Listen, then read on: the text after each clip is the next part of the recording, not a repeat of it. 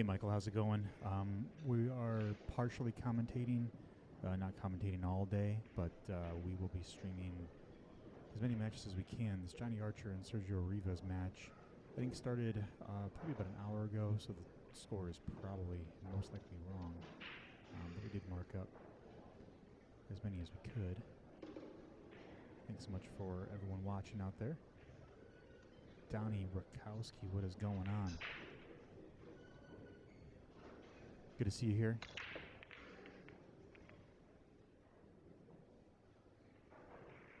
I am back in Tulsa land.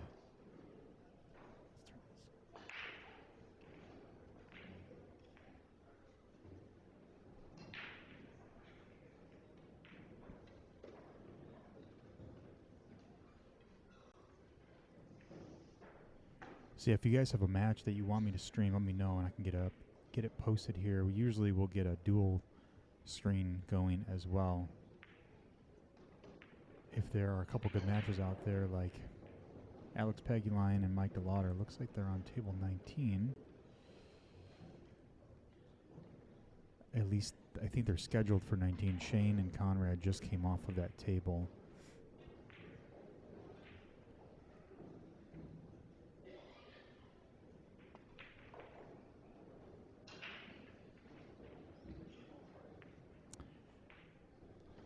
Don Rakowski says, Johnny Archer was the first pro player I ever met and had the opportunity to actually chat with. Great guy. How long ago was that, Donnie? Was that when Johnny was actually playing, like before his retirement? I know he's coming back this year to try to make the Mosconi Cup team.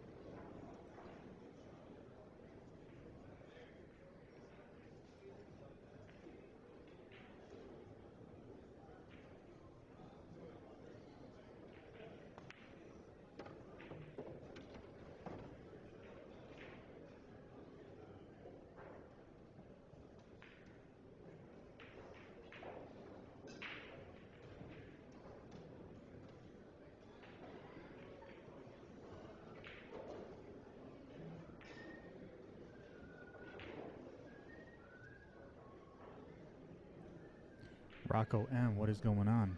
This is Jimmy. Chief will be playing a match tomorrow, and I'll be streaming that match. He's playing against Tree out there in Manteno, Illinois. I think they're playing it Chalk It Up.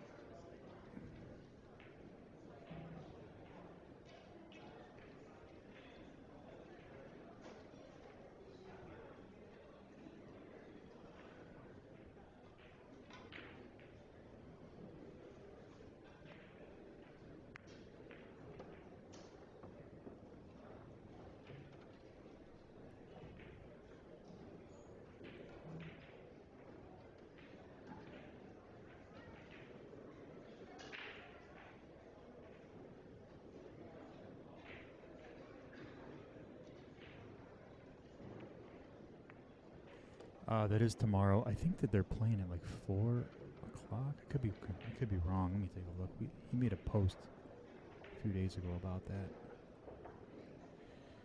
Let me take a look and confirm.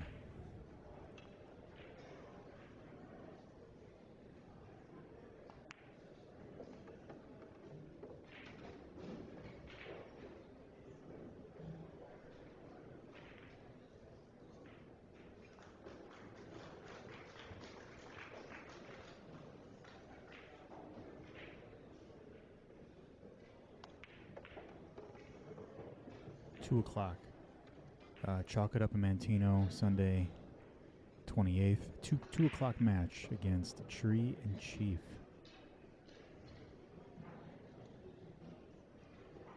ACS rules 8-ball in a race to 10. They're also looking for an encore match to follow them up at about 4 o'clock. I'm not sure if they found someone else to follow them up with, but we'll find out. Rocco, yes, it will be live streamed.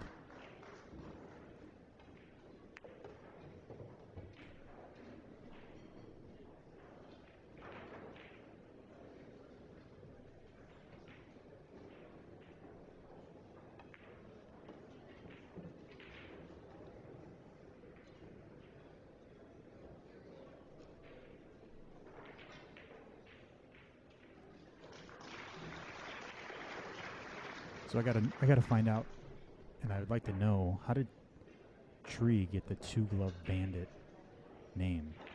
Kyle was trying to get a game after. I need a backer to play Kyle. I think, Donnie, you'd be a good matchup against Kyle. I think that you should take him on.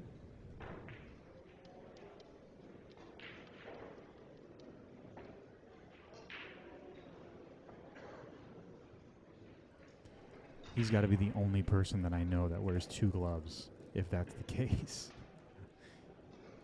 Do you know why he wears 2 gloves? There's got to be a reason behind it.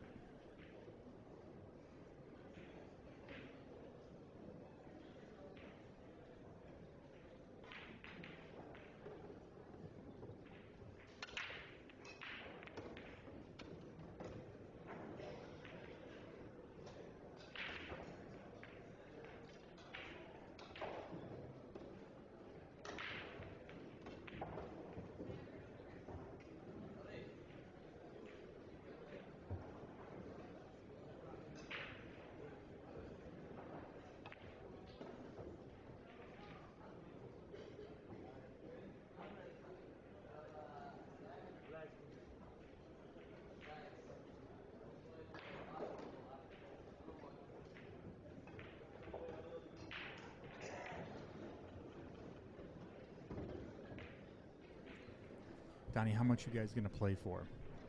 Or what is Kyle saying that he wants to play for? I may actually want to back you in that match, honestly. Rocco says to keep his hands warm. You know, Rocco, that might just be why. You know, who knows? It's a secret.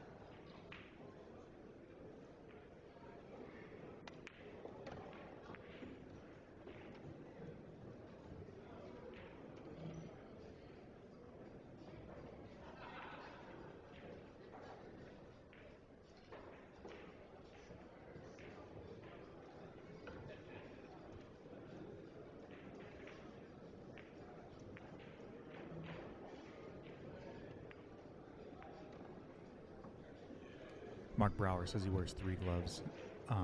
Well, if so, you're the first person I know that wears 3 gloves. And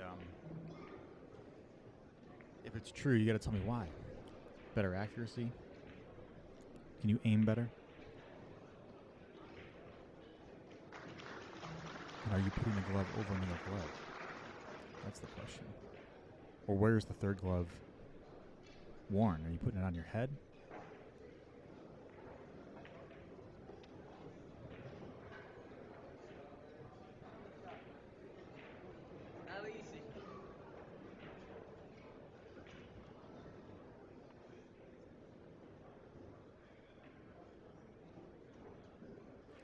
Oh, that makes sense. The love glove.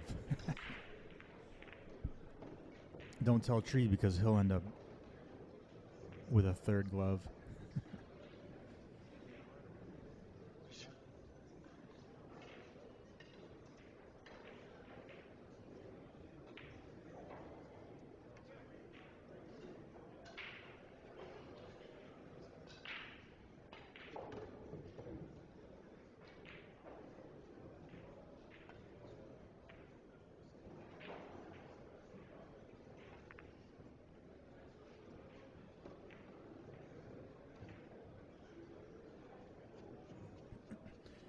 You know, I used to hate them too, and then I started wearing one, and I mean, I'll be honest, I mean, it did help with my accuracy and my follow-through and whatnot, especially when, like, the conditions are, I guess, a little humid in the pool room where I was playing at, but now I've stopped wearing them because I feel I shoot with a carbon fiber shaft, and I feel it's enough to where it doesn't get, like, sticky if it's humid and whatnot, but I'm with you, like, I don't really care for them either, but I will wear one if I have to.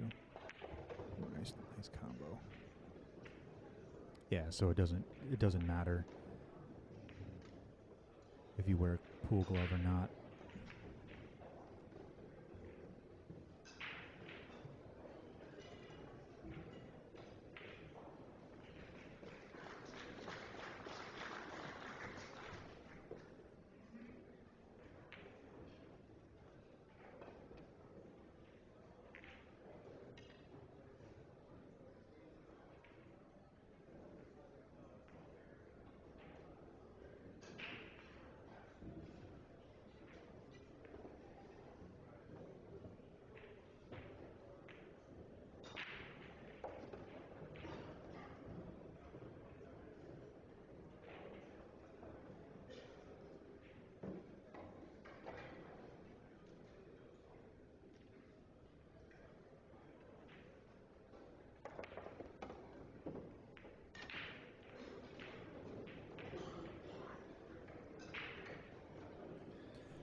Nice 5-ball shot there by Johnny. Looks like he's going to come back for the 6. He's got to shoot over the 9. Not a tough shot. Does have a slight angle. Probably should put a bit of bottom left on this ball so that he throws that ball in the pocket just by a hair, and then he can control that ball and leave it sit where the 6 ball is at. It might drift over a little bit slightly to the right. But as long as he doesn't get behind the 8, he's fine. Yeah, see, that's a little rough there. You don't want to don't want to be in front of the 8 either. You want to be on the left side of that 8 ball. Hit that ball with a bit too firm. Just needed to slow roll that ball in, let that ball drift over just slightly. And this is tough because I think they're playing on 9-foot tables.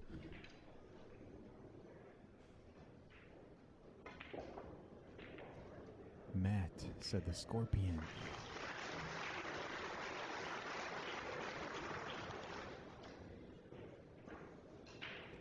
It's gonna be a long stretch here. He's got to shoot over this 8 ball, hoping that he doesn't move the 8 ball. Oh yeah, see, that was tough. He tried forcing that ball in. He didn't like the shape of where he was at, but he didn't need to hit it that hard either. He just follow through and just make the ball. That cue ball comes out 2 rails, and he can cut that 8 ball on the side to come back around for the 9. Really tried forcing that shot there. Sergio just needs to cut the 7 ball in, come around 2 rails. This is a natural shot to come back for the 8 ball. He can be completely on the other end of the table in the bottom half here. I need to be okay. I don't know if he's putting gear on this. I almost would just put top right on this ball. Just let it spin to the right, come off 2 rails, come back out. 8 ball on the side. He's got the 9 ball in the corner. As long as he makes the 7 ball, he should be okay. And again, guys, if there are any matches that you guys would like me to stream, just let me know. Put it in the chat. We could do a side-by-side view, or I can put it as the main feed as well. John Morra is playing on table 7. We have Max Eberle playing Mark Estiola.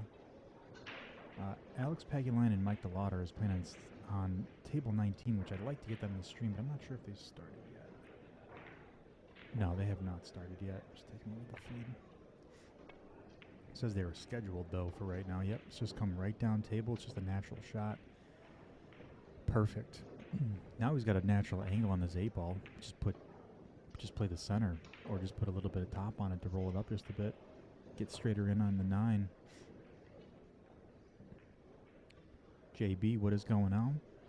It was a really nice shot. It's natural. As long as he made the 7 ball, it just naturally drifts down table. Gives him this lead. This leave. Yep, natural shot for the 8 ball in the side. Mark Brower asks if this is the 5th round. I think this is the 7th round. Just taking a look. Yeah, this is round 7. You know what? Thanks for reminding me. I got to post that up here. So round 7, where's the 9?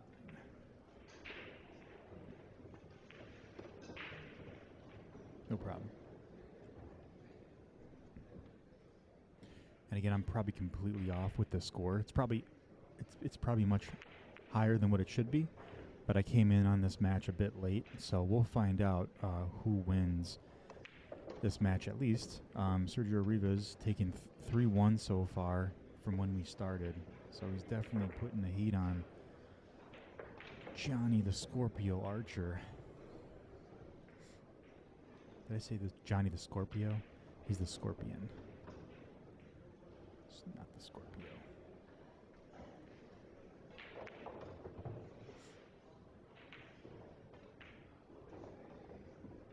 Is there anybody else out there that wears 2 gloves when they play? I gotta see if this is a thing, or if Tree's just making this up. Anyone out there, if you do or have wore 2 gloves while you play, just post in the chat. Let me know if it's a thing. Maybe it's a new thing.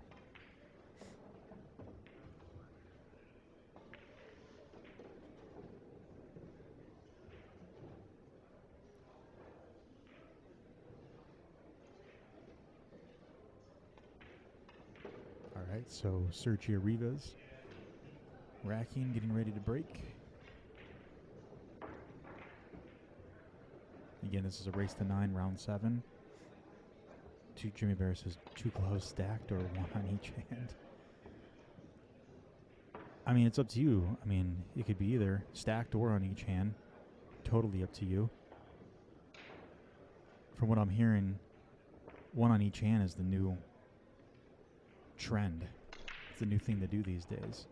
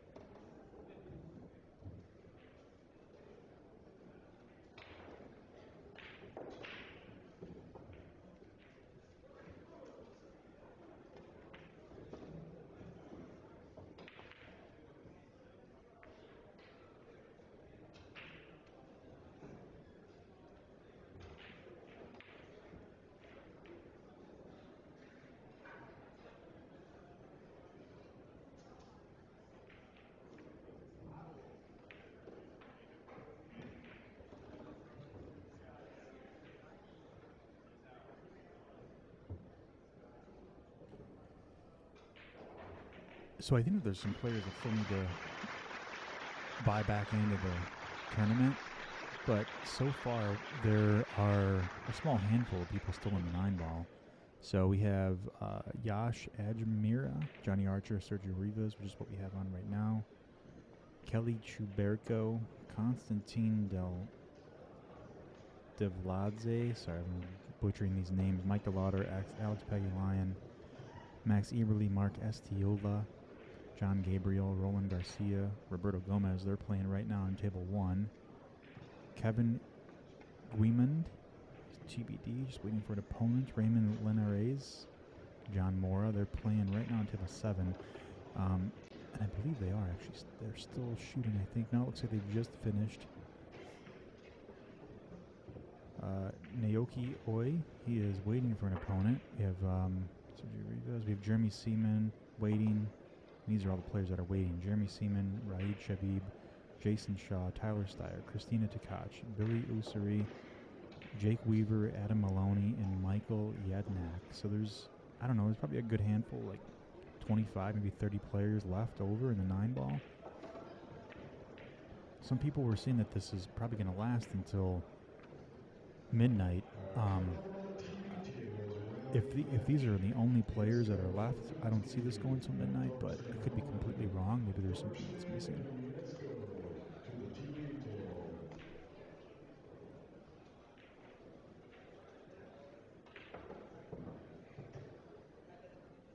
I know that the one pocket finals are due for this evening. 9 o'clock Eastern Standard Time will be the one pocket finals.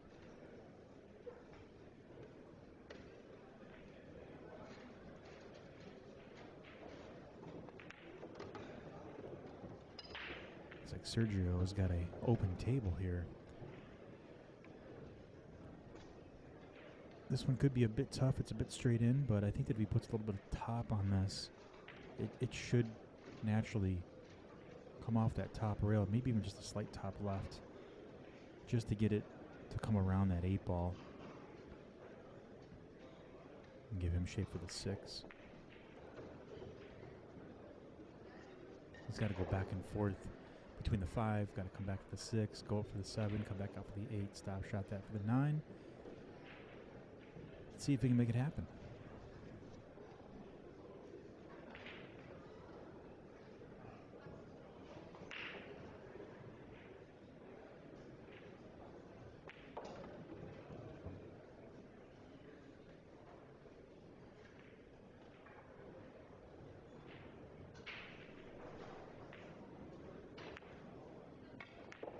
Drew that ball back. Look at this. Beautiful shot. I mean, to have that control is just unbelievable. Draw shots are usually harder to control than follow shots, and the fact that he was able to draw that almost like half the table back to get perfect shape for the 6 is pretty impressive. You could either stop shot this or just roll this up a little bit just to give him an angle on the 7. Comes off the rail, and I don't know if that's the angle that he wanted, but I think it still works. Just back cut the 7-ball, come back out for the 8. Puts a bit of top right on that, comes back around between in the back of the 9 and the 8, comes back around for the 8-ball. Should naturally set up for position for the 8.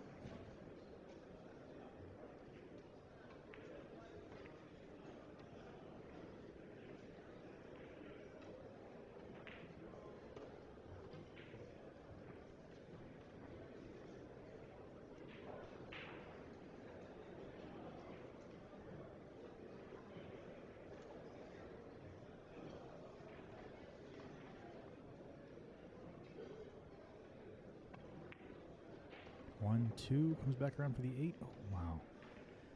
Got an unfortunate nudge there. See, and I think that he might have just put top on that, so it straightened the angle, and it was just a natural shot. But I think that if he put a little bit of left English on that, it would have passed that 8-ball. Probably wouldn't have gotten the straight-in shape that he wanted, but at least he wouldn't have hit that 8-ball if he put top right on that ball. I think he's forced now to take this 8-9 combo. Not friendly. He's got a bit of a cut on the 8-ball, unless he's going to play safe. He might just play safe on this 8. Roll the cue ball up on the 9, leave the 8-ball up on the rail. It will give Johnny the potential to kick at this ball, though. He did make a really nice kick shot and hit the ball solid and made the ball earlier in this match. Paul Shoney said, what happened to Johnny's match? Which match are you referring to? On table 7, Raymond, Shabib, and Jayson Shaw. Shabib and Shaw on table 7. Table 9, Joshua Filler and Skylar Woodward. Filler and Woodward on 9. Let's see, does he go for the combo? Does he play safe? You know, he can also bank this 8-ball all the way back. I mean, all these options are just not really friendly. I think that the safe play is the safest shot. Table 12, Scott Frost and John Morra. Frost and Morra on 12. Table 13 is Kevin Goodman. I can make it, I'm gonna scratch. Childress. Goodman and Childress. Maybe I can jump it with a full cue. Table 15, Vitaliy and Kelly Chidurko. Table 16, Yednak and John Gabriel. Table 17, David Alcaide and Fedor.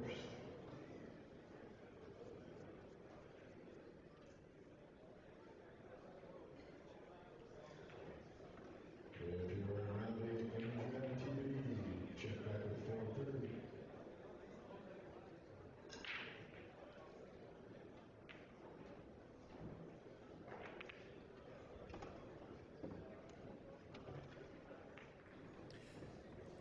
Tom Gonzalez says John's match quickly became Sergio's match. So, Tom, do you by chance know the score, the accurate score? Because when we came into this, Sergio ran a rack and he was up 1-0. Johnny won one match, but I'm wondering if Johnny has, I'm assuming, more than one win.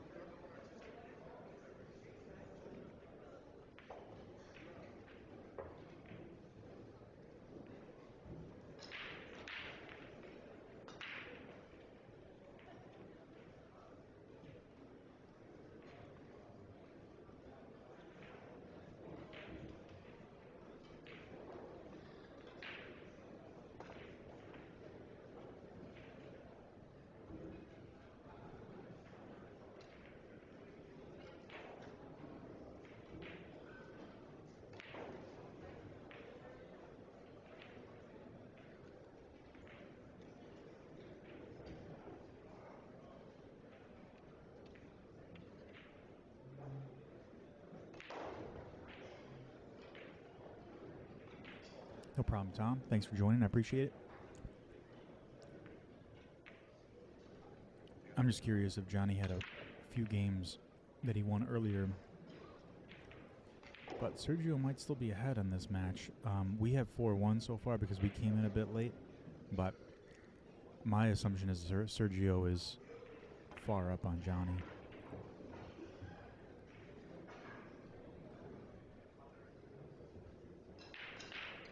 And it looks like both players do have their. They do have. Actually, you know what? I think that both players may have their buyback.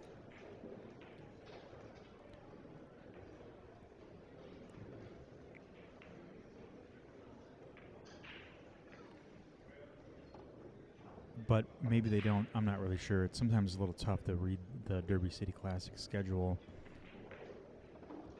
It has a 1 next to both of their names. I'm assuming that means that either they use their buyback or they have a buyback available.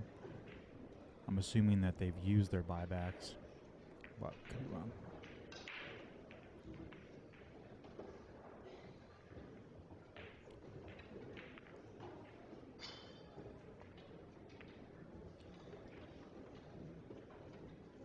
Oh, nice shot, but hit that 5 unintentionally. I know he wanted to roll all the way up with that 2-ball on the side. Had an unfortunate roll on that 5-ball. Places the cue ball next to the 4. He's got to shoot over the 4. Oh, Alan Wong says is it 1 loss if there's a 1 next to their name?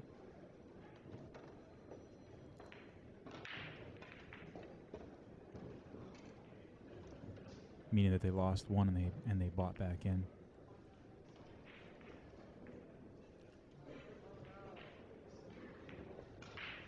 Got it. Thanks for confirming that, Alan. Appreciate it. So both players have lost one, and they've bought back into the tournament. So either player that loses this gets knocked out.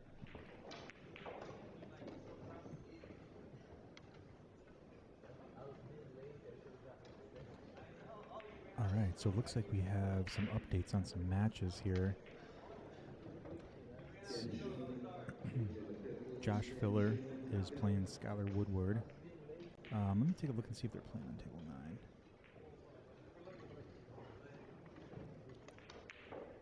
They're not playing yet, but it looks like Josh Filler is on table 9 practicing, so we'll probably get that match on. Scott Frost will be playing John Morra on table 12.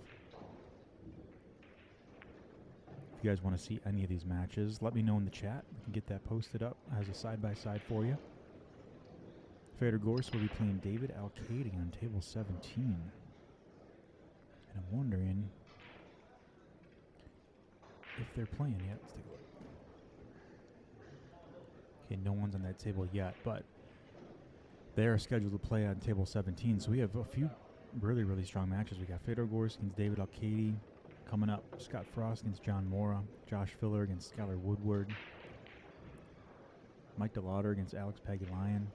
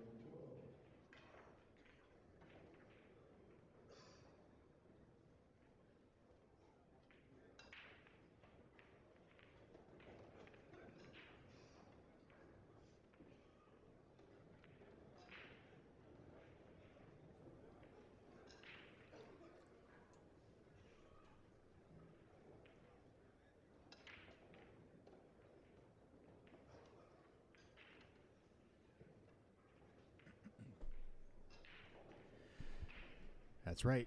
Carrie, we got Sky and Josh. They just started, so he came in at the perfect time. We're going to start scoring that match as well. There's a lot of great matches coming up. So we have Fedor, Gorst, and David Alcaide playing right now as well. So once the Sergio Rivas and Johnny Archer match is complete, we'll move that match to a different table. Shane Wolford and Conrad are both playing right now as well.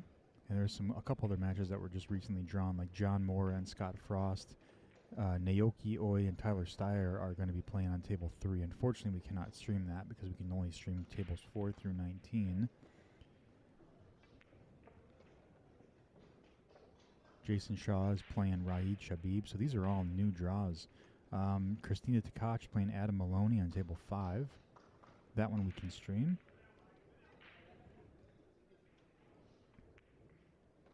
Carrie Ann says, keep both.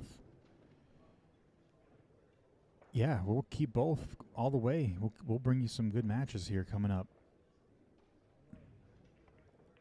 Lots of great matches were just drawn. So once the Sergio Rivas and Johnny Archer match completes, we'll put another match over there on the left for you all.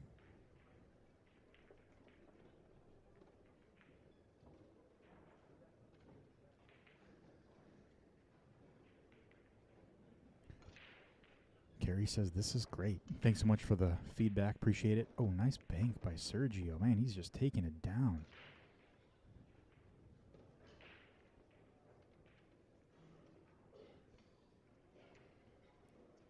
Matt Verveal said, this is awesome. Race to 9. Yeah, so this is all, let's see here, round 7 for Johnny Archer and Sergio, but round 8 for Josh Filler and Sky Woodward. All a race to 9.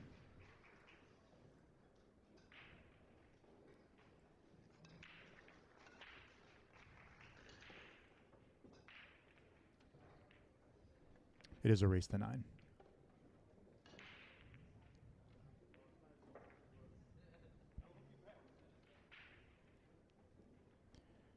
Well, that was a quick out there by Sky Woodward, taking it down, getting the first win on the board. Sky up 1-0 against Josh Filler.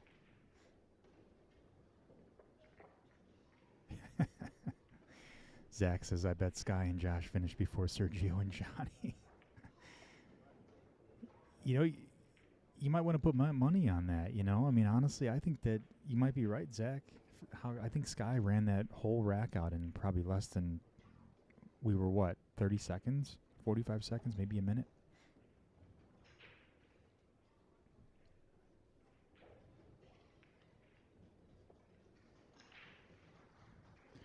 By the time Sergio figures out how to use the magic rack, I think Sky's going to run this out.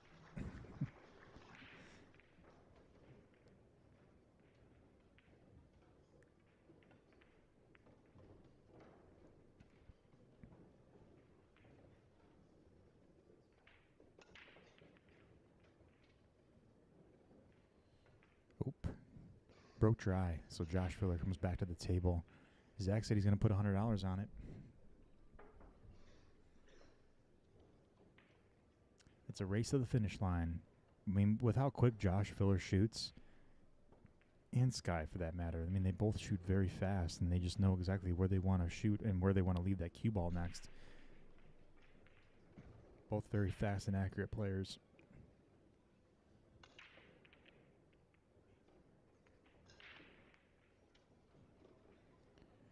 Carrie says, if Johnny catches a win, I'll bet on him. Sky's match will be shorter than the time it takes to put 2 gloves on. Yeah, I think it'd be odd. If you're right-handed, it'd be odd to put a left-hand glove on. I think it would take some time to do that. I'm assuming the score is correct, 5-1. So, Zach, the score is not correct. We came into that match a little late. That is what we got so far. I do not know what the score is outside of that. I'm assuming that Sergio's probably up on Johnny, but Johnny could have caught win in the beginning of that match, and he could be up. Maybe he's got more than 5 games won, but could be completely wrong. I mean, look at how fast Josh is shooting, man. He's already down to the 7 ball, and I don't think Sergio has shot his first shot yet.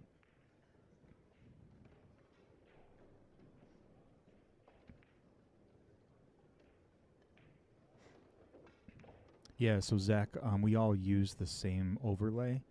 I think Post Up is streaming the same match, and they're just taking that overlay. I created that overlay. They're just using that overlay. So anytime that I have to update the score, it'll also update the score on their side as well.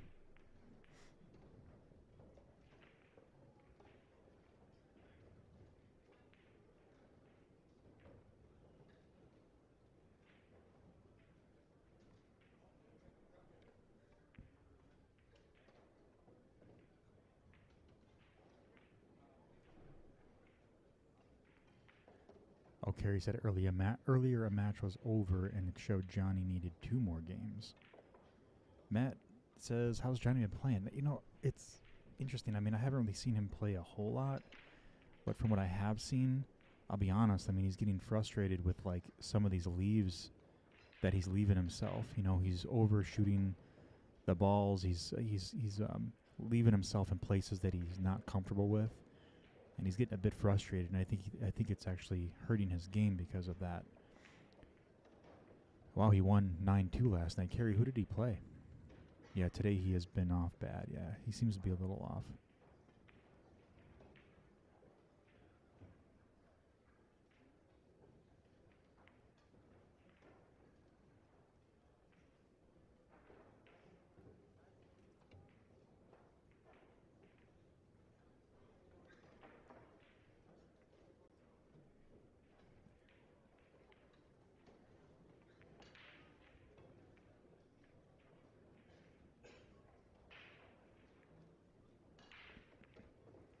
Oh, it was in an action room.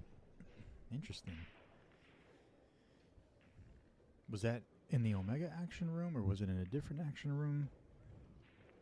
Steve B says, does Johnny play with a Predator Q like most of the pros? That is a good question, Steve. I'll have to find out. I am honestly not sure what he shoots with these days. Carrie says Johnny was mad that they had him playing a match in an action. Oh, that's right. He was in an action room playing his match up there. You know, I did see that post, and I thought it was kind of odd that he posted that.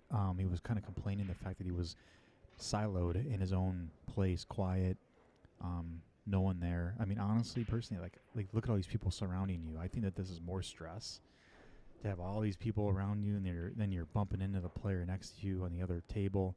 I would prefer just being in an area that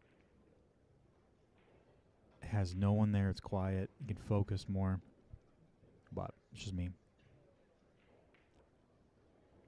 No, he does not play with a Predator. I will ask what he is playing with here.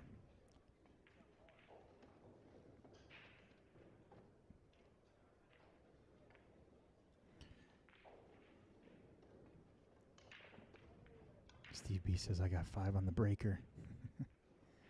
Oh, look at this. 9 ball. Oh, almost. All right, well, it's the battle of who can make this 9 ball early. Is Josh Fuller going to try to slide this over and make the 9 ball early? Is he going to combo this? No? Okay. Okay, so now, okay, I got it. So he made the combo. He's probably going to make this 3 ball 9 combo next.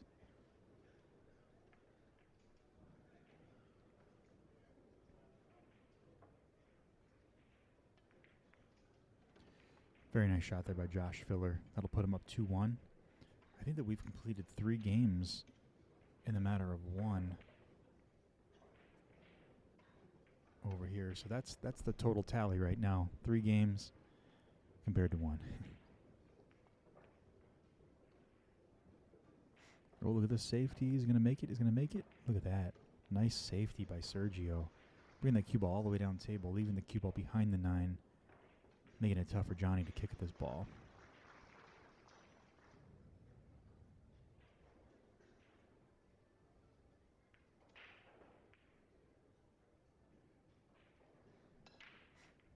Look at this 9 ball already.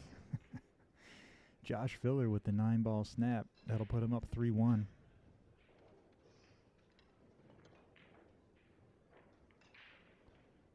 Zach says those carom shots are not easy to avoid. Following in with a scratch, he made that look easy.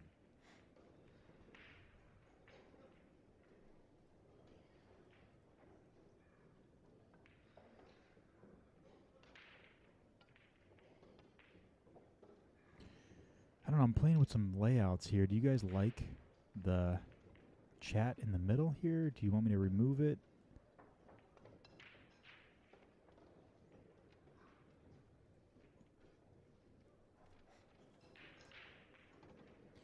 Earl Strickland shoots with a flagpole.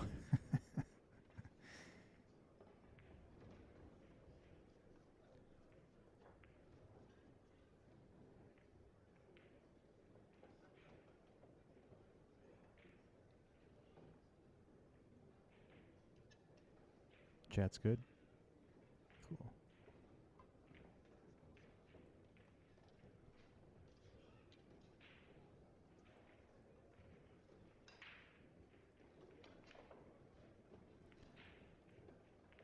I just don't want to.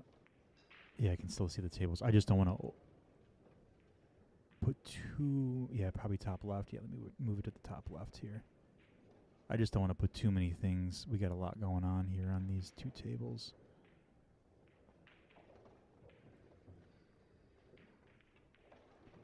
There we go. Matt says Johnny. Yeah, Wambra says, or push up to the top. Yeah, I just pushed it up off to the left there. Matt Verveal says, Johnny seems mad. Well, you know, cool. Thanks, Matt. Appreciate it. Yeah, you know, I mean, when you're down like that, you know, Johnny's got some bad. Johnny had some bad leaves. You know, he was really frustrated with that, and I think it's getting to his mind a little bit. Sergio is not letting it bother him, and Sergio's taking advantage of those misses and those bad leaves that Johnny's making. And I think it's only getting inside of Johnny's head further. Yeah, he's in shutdown mode. He zones when he's frustrated. Really clear stream, Mark says. Appreciate it. Try to bring the most clear stream possible. And there is a score for Sky Woodward. Sky on the board with 2 games, 3.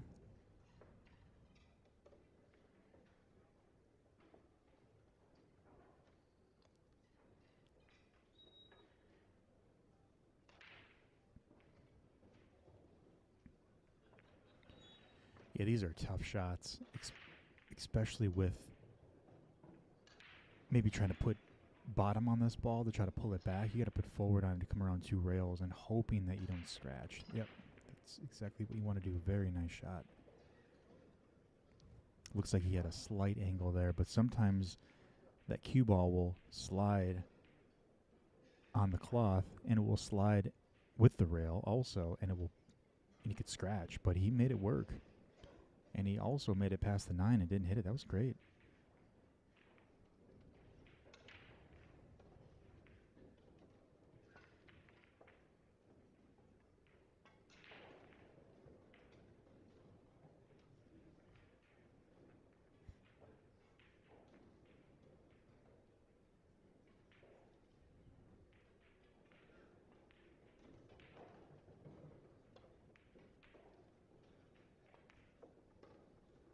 Nice control by Sergio. Really nice last 3 shots there. Get to the 6, makes the 6, and then comes back out for the 7.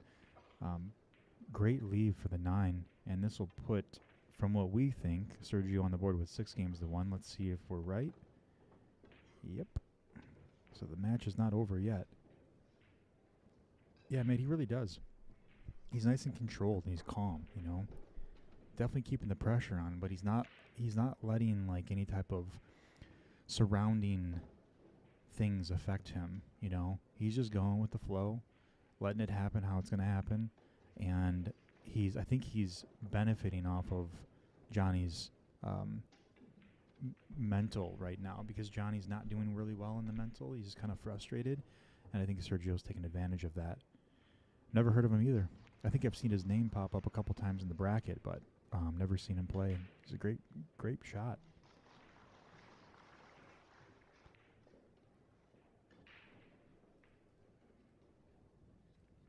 Definitely feeding off of that for sure. You know, I watched a great player named Mike Bandy shoot 1 pocket and 9 ball this tournament, and the really interesting thing that Mike does is that he just doesn't really let a whole lot of things bother him. You know, he knows he's going to get out of shape sometimes. He knows he's probably going to miss a ball sometimes, but he doesn't let it bother him. And I think that makes for a great player, someone that can just wipe off the issues that occur. You know, just let it happen, not be bothered by it, because it just detriments your game. Kerry said, at least good for him. If he does get a win off a big name, he will get some confidence. So important to stay level. That's right. Womber says, is this Archer's secret aiming system?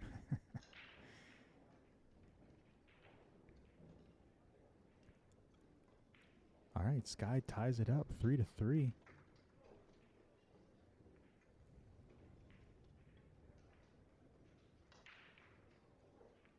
TKO knows him. He's from Wisconsin near Milwaukee. Grew up in the Carom Room in Beloit. Never been to the Carom Room, but I heard a lot of great things about it. What other sport in the world can you put up $100 and get to play with one of the top players in the world? Gotta love pool. Steve, yeah, I mean, they say that if you haven't been to Derby City, it's something that you have to do at least once in your lifetime because of this opportunity. You can put up $100 and go play some of the best players, and actually the best players in the world.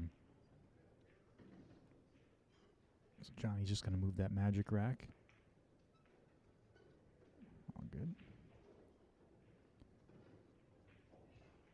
I don't know. I think that was a little risque there. I think Johnny tried moving that 9 ball off to the right. Just saying.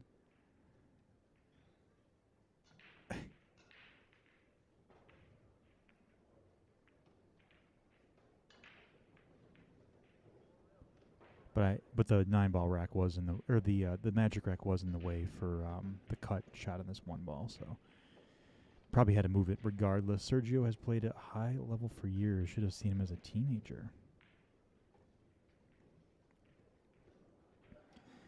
Yeah, you know, I think that I saw his Fargo when I was posting up this score. And if I remember correctly, he had a pretty high Fargo.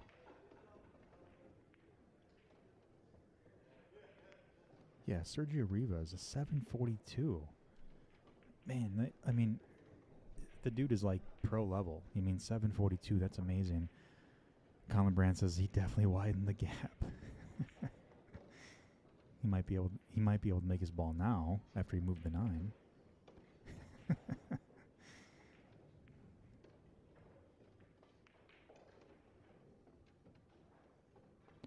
David Cole's Carom Room, one of the finest pool halls you've ever seen in the U.S. Yeah, I have to go check it out. I've not been to that pool hall yet. Steve said I played Rafsuke years ago at the Derby. I won the first 2 games and lost 3 in a row. Man, that sucks. Don't you hate that? Colin Brent said he should not have been able to do that. What a cheat. You know, well, I mean, the players can do it. I mean, I've watched the players move the magic rack all week. Obviously with the opponent's consent, making sure that, hey, like, let's make sure that nothing moves. But Johnny kind of looked at his opponent and he said, is it okay? So he got the consent from his opponent, but it's just funny that the aim was in between the 4 and the 9 of where he needed to move that. Sergio came through CIU a few years ago in Russ's tournaments and plays like an absolute champ in the bar box. Yeah, so that's cool. Sergio came through, chalk it up.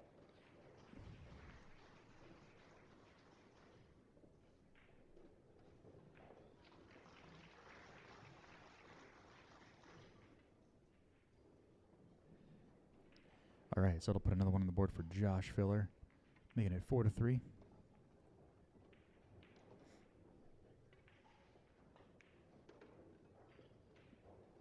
Oh, yeah, it's true, Matt. You are probably 100% right there. You might actually make them both. Although the 4 ball looks like it's a little further ahead of the 9. Puts a little bit of bottom on this. He might be able to pop that in. No, yeah. So it's a good attempt. You know, you just go for the 4, make it, and hope that the 9 ball goes in. If it doesn't, well, you keep it going. That 9 might be high. Yeah, it was a little high. X Dwordy says, is it Josh Filler is your idol?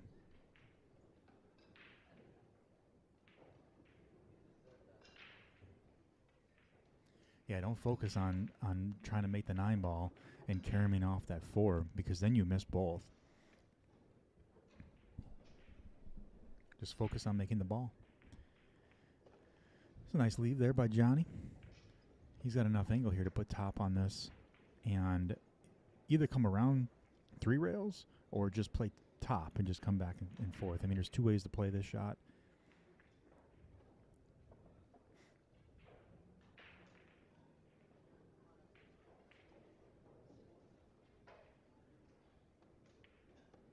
Yep.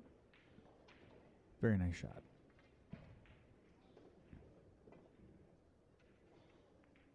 Nice and easy. All right, so that'll put Johnny on the board with 2 games for what we know, and he's cheering there. Finally got a game off.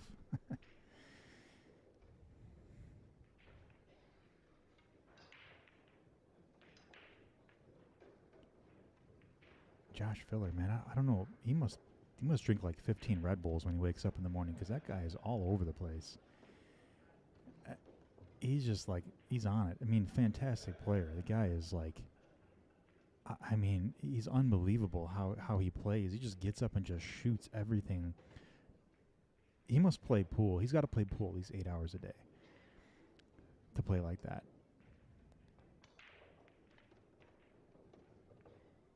I mean, a lot of players will get up and they have to, like, you know, diagnose the shot. You know, you look at it, make sure your leave is going to be okay. Josh, yeah, like Matt said, he's just a natural. He just gets up, looks at that angle, and he just knows exactly where that cue ball is going to end up. And, I mean, he's okay with a shot like this. You know, some players would say, oh, you know, like that's going to be, there's a little bit of an angle there. You know, I want it to be straight in. But he just gets up and he's like, nope, I know how to shoot this.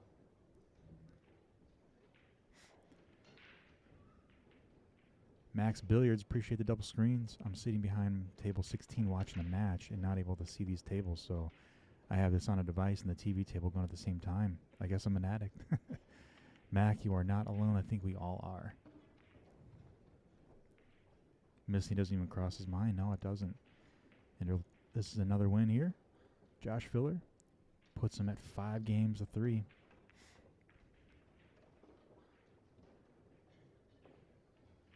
Jeff Long says definitely the best in the world right now.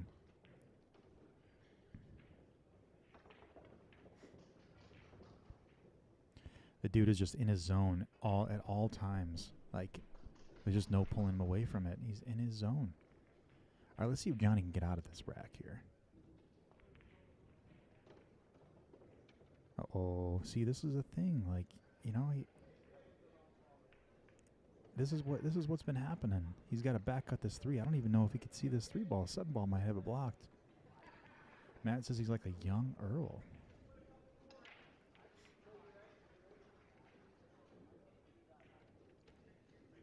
I don't think I've ever seen Josh get mad like Earl has gotten in the past.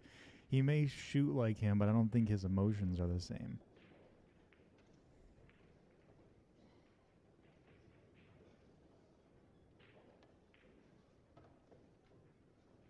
Colin Brandt says pool gods always come around. Well, we'll see if they're here.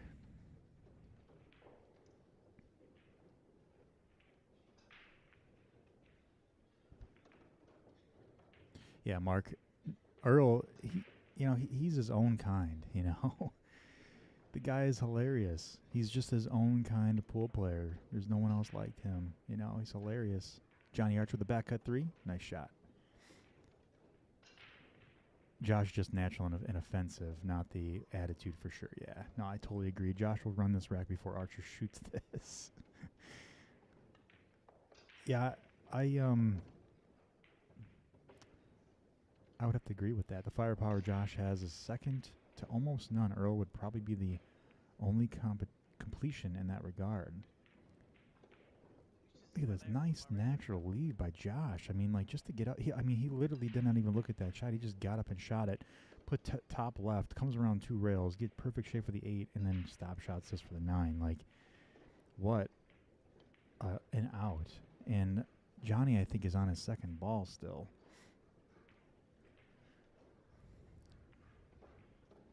This guy is all hopped up on Mountain Dew. Nervous habit, maybe. Nervous habit. Maybe. Oh, competition. That's what I thought you said, Jeff.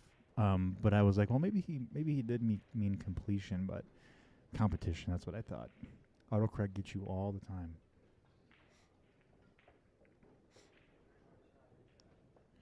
Oh, Max Eberle said before this match, I had Josh and Pia autograph a McDonald's gift card for me. I gave them one to have with money on it. You'll get it if you ever watched Roy's Basement while they stayed there a couple years back. Huh.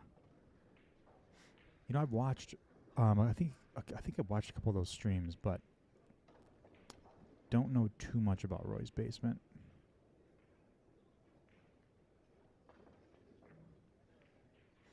Oh my God, look at this long table cut shot on the one ball. To leave him shape for the two, look at this. Oh my gosh, this is just unbelievable. He's playing out of his mind.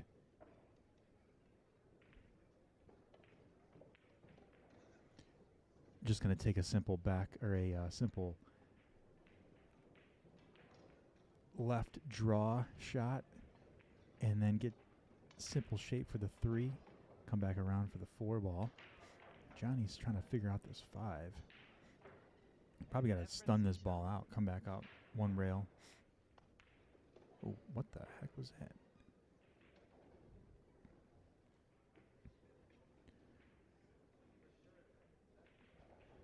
Johnny needs to wear the giant Flava Flav shot clock around his neck.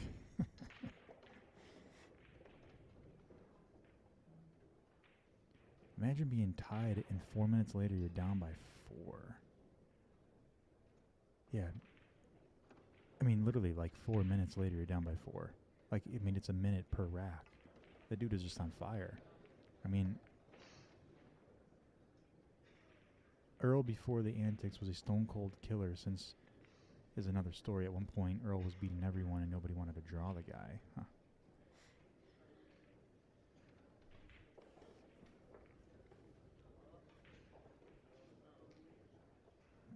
Brutal.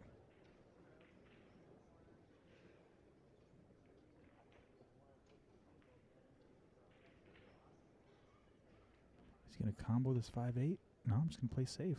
Oh, don't let that ball roll up too much. Oh, okay. I think it's okay. No, actually, no. I think Johnny's got a shot.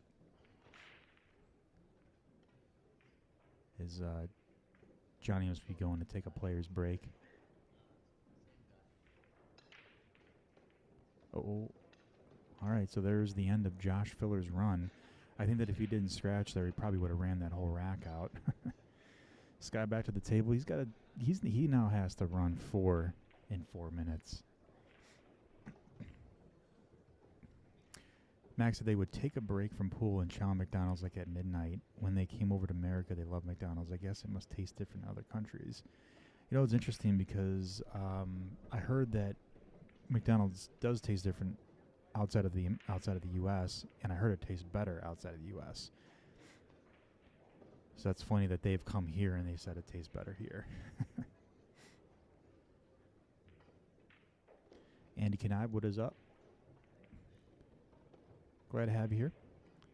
If you guys haven't liked, shared the stream, or subscribed to our YouTube channel, go ahead and do that now. Appreciate all the support. And as you can see, we have almost hit our goal for our Derby City Facebook star goal.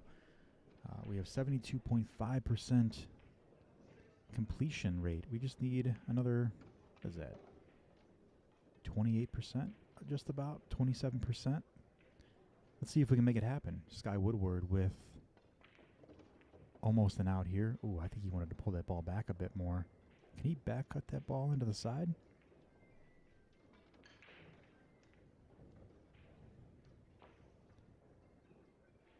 I think he can cut this in the side. A lot of top, just cut the ball, no problem. Sky Woodward on the board with 4 games to 7.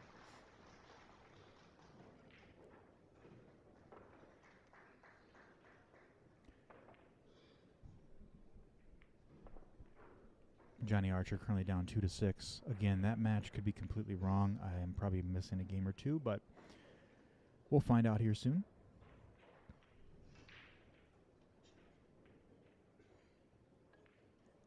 Johnny Archer with a break. Just took a quick break here.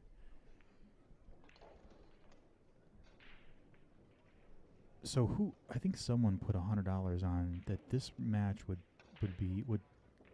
finish quicker than Johnny's match, and no one accepted that bet because they probably all felt the same. James Stribble says Sky is determined. I think he will get him. Yeah, when Sky is on his run, there is no stopping him. That bet looking pretty damn good. He's got to make something here. Nope. Brings Josh back to the table. Jeff says, does anyone know if they are playing 1 on the spot or 9 on the spot? From where the rack looks, it looks like it's 9 on the spot. He's going to cut this in? Pff, no problem.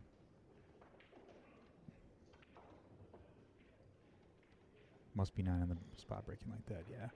Yeah, it looks like where the magic rack is at right now, it's lined up right where the 9 ball would be on the spot, so. But these players have figured that break out so quick.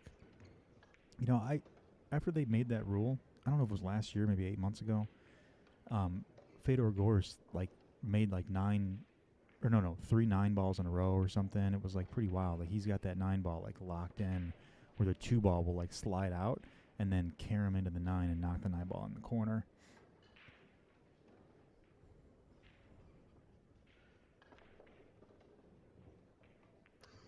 Mark Brower, betcha a hundy or more. He doesn't. Uh-oh, got some action. Here's Josh, about to get to the hill. You know, you got to make a ball on the break. You know, that's the number one thing that they say to practice is your break. You can go up to the table and practice 100 breaks before your match. Timothy Craig said they cut break. Okay. So that's the strategy, huh? Look at this. Perfect shape, no problem. I'm just going to run this rack out in 30 seconds. Oh, he's got to get that thing out of there.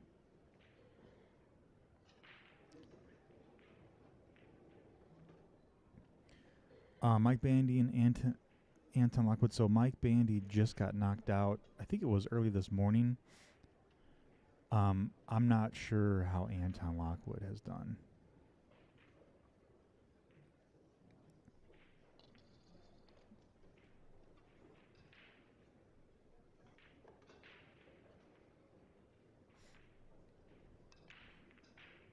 All right, so this is going to put Josh Filler on the hill. Josh Filler's on the hill. It's a race to 9, both sides. Let me see. We're just going to update this here real quick. Just going to this race to 9. I'm going to put this right in the middle. I have never heard of the Sardo rack before, but the Magic rack is environmentally friendly. I have no clue, honestly. The Magic rack is pretty thin. I would say that's probably the most environmental friendly rack there is. Watch where they aim when they break. All right, so let's see. So he's aiming on the right, the right side of the 1 ball. So it is the cut break. John, I think that Archer is, maybe he did fall in, but I think he's trying to slow his player down.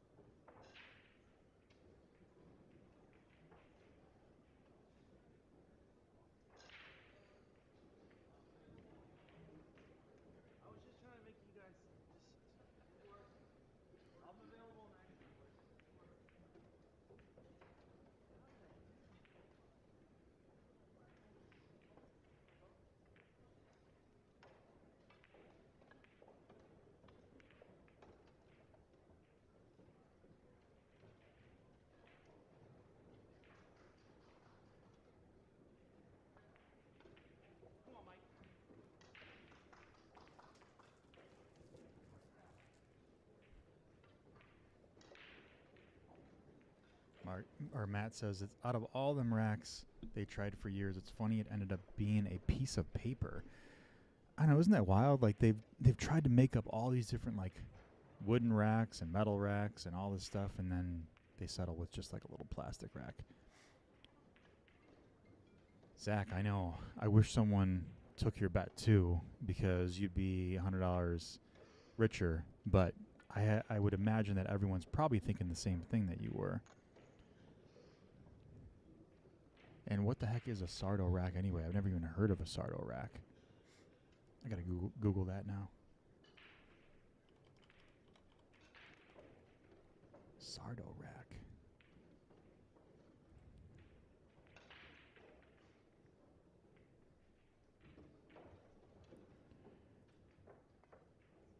What the heck is that thing?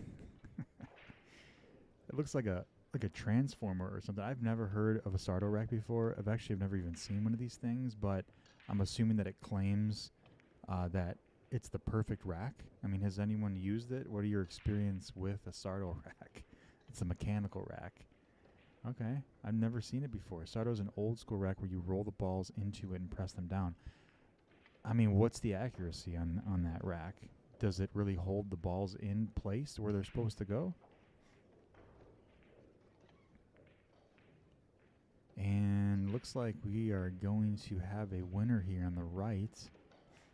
Josh Filler running this rack like it's no problem.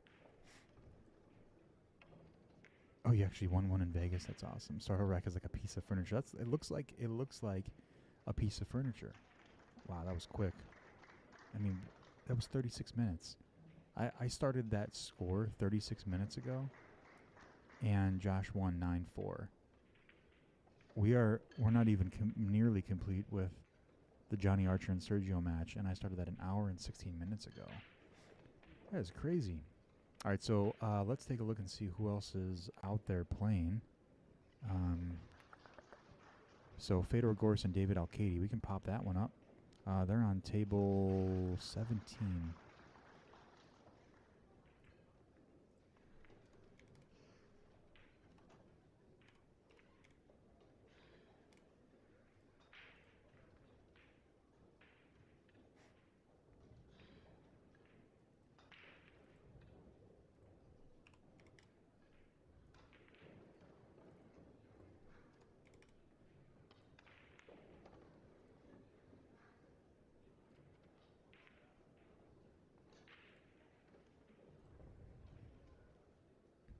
Now, what are the odds Fedor, Gorst, and David Alcaide's match finishes before the Johnny Archer and Sergio match?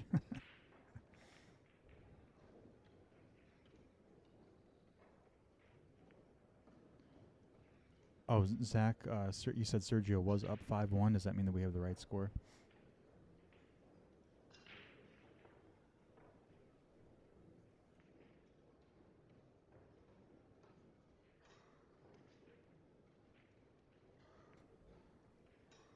Chris Terrell, did Johnny Archer pay his entry fee?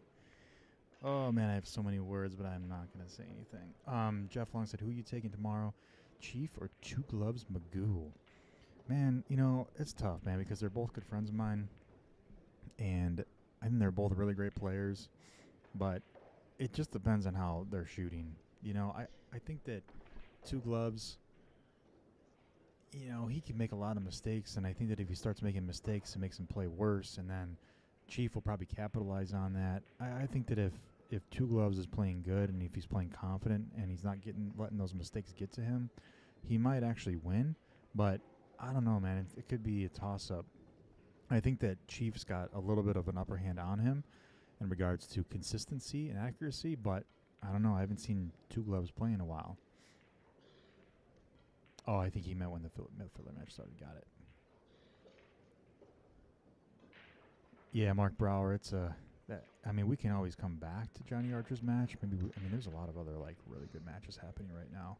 Let me refresh and see what else we got going on out there. I mean, if anyone else contests, I mean, I can put on a different match. We have Christina Tkach against Adam Maloney. Shane Wolford. Let's see, is that match? Oh, Jason Shaw and Raed Shabib. Table 12, Scott Frost and John Morra. Heard from someone at the Derby, it looks like it's actually 7-3 Sergio. Got it. I'll mark that up. I figured I probably missed a couple matches there. So what do you guys want to see? I can put in the John Morra and Scott Frost match. They're shooting right now.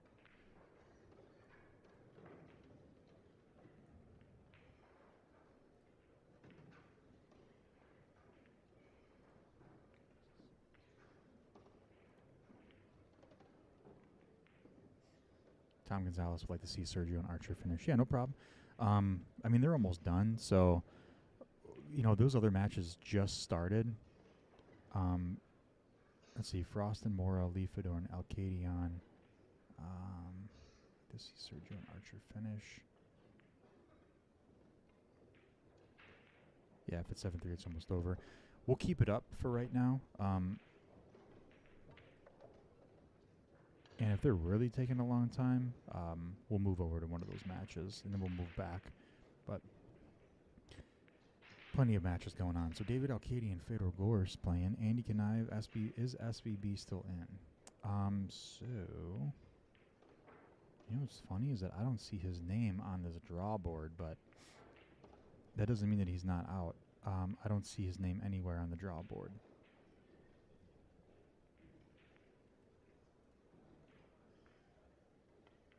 Kirk Bowers says, finish what you started. All right, no problem.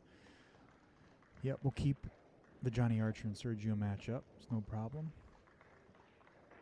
Oh, Alan Wong says SVB is out.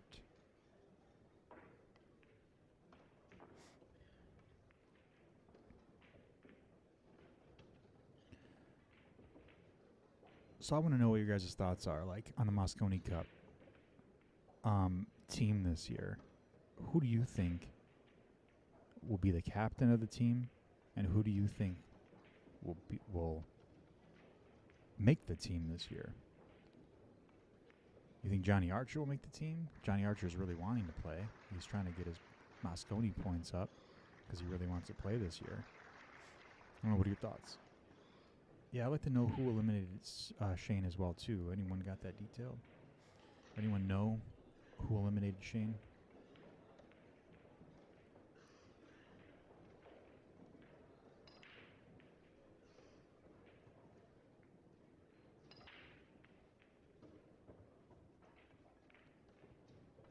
All right, so you're seeing SVB, Fedor on the team for sure. Interesting. Yeah, Shane's been on the team for how many years now? He's been playing for a really, really long time. Johnny's not good enough at this time to play Mosconi. Yeah, I wouldn't mind seeing Thorpe. I wouldn't mind seeing Thorpe on the team either. He's been out for quite some time, but I would like he brings that that hype, you know, that the team needs. Like last year, I noticed that the team really didn't have that like hype guy, you know, like they didn't really get the team going.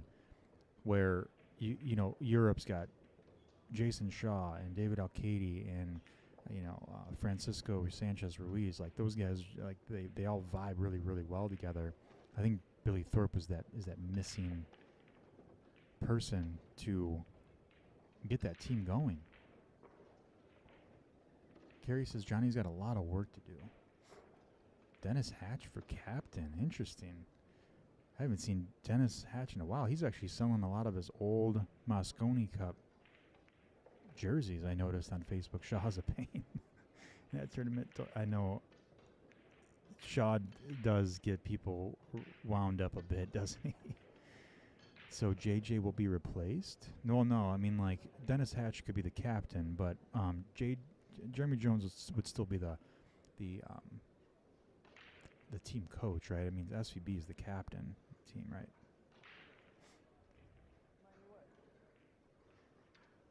Where's Iron Mike Davis? Yeah, like Mike DeShane, too. Like, where has he been? No chance for Johnny as a player. Maybe a coach. Won't happen this year, though. Too much drama. Yeah, I totally agree. Lots of drama going on there. I'd love to see JJ replaced. How many years can you lose before you get fired? It's not all his fault, but we need a change. Yeah, I agree with that too. I don't. Has JJ been the longest coach? Has he been the coach the longest in the Mosconi Cup? Because I know Mark Wilson did it for a few years. Oh, the ball's got to slow down.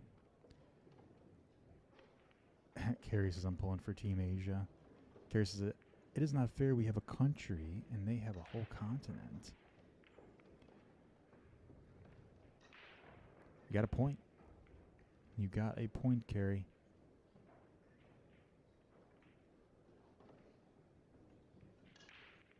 Oh, JJ was vice captain or Johan for a few years. Got it. All right, so there's another win for Johnny Archer, making it 4-7.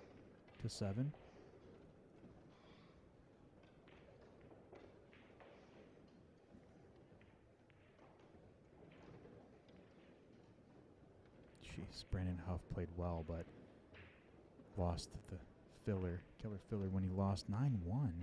Less than 36 minutes, he just beat Sky. That's insane. I think JJ has been captain for 3 years. We should at least get Canada. I mean, honestly, just bring Mexico with us too, you know?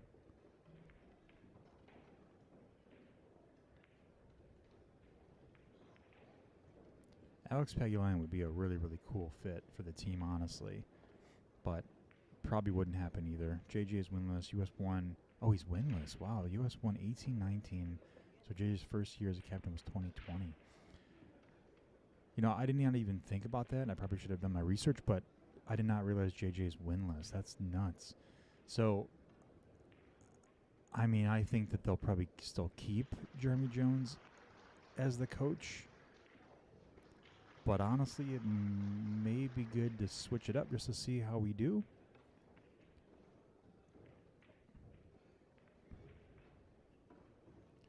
Yes, we need a new captain, Carrie says.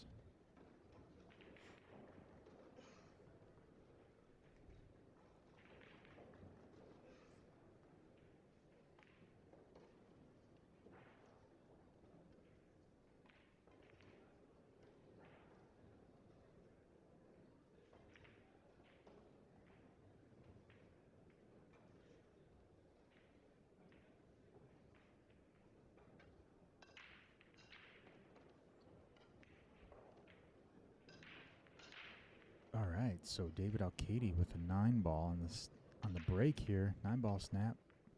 Johnny Archer just broke. CJ Wiley for captain.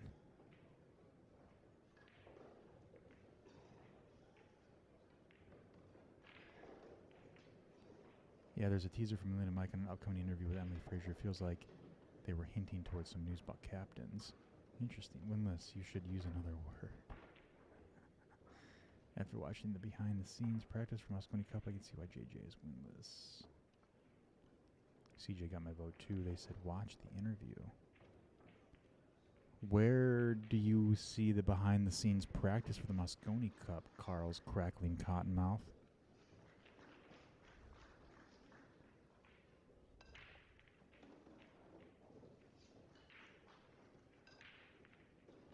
Because I remember when I talked to Mark Wilson a couple years back, he was telling me how he would train and practice with the Mosconi Cup players. And he was really intense with those players. Made sure that they arrived on time. Justin Bergman is also another player that we have not seen in a long time. And I think that he's a really great asset to the team. It'd be nice to see Billy Thorpe and Justin Bergman to come back. Bothers me he had them practicing in complete silence. He should have had a crowd full of morons yelling, get them ready for Europe. Dogging It podcast was showing some behind the scenes of Mosconi practice this year. Okay, cool. That's where you got it. Yeah, I mean, you're right. Like, it's like sometimes we're playing on these leagues and we're playing on these valley bar tables that have spilled salad dressing on them, and there's stains and whatnot, where I'm practicing on a 9-foot diamond at the house, and it's not comparable to what I'm actually playing with, at these leagues. So you're right. There should have been like morons yelling in the crowd, to get them focused. and get them prepared for that. You know, like the extensions that they yell, put the Moscone Cup on a bar table, and that would be the even fields.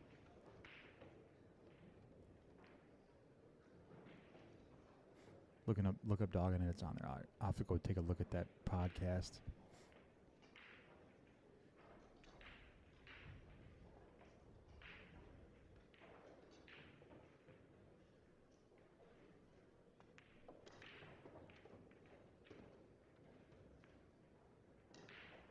So it's currently tied 4-4 with Fedor and David Alcaide.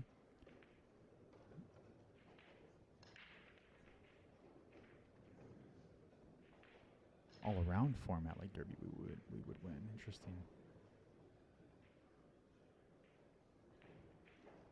Yeah, I think that would be interesting to see, honestly. All around format.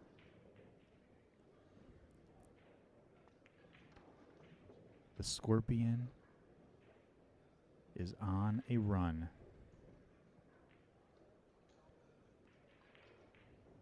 He's got to cut this 8 ball, come back and forth, get shape for the 9.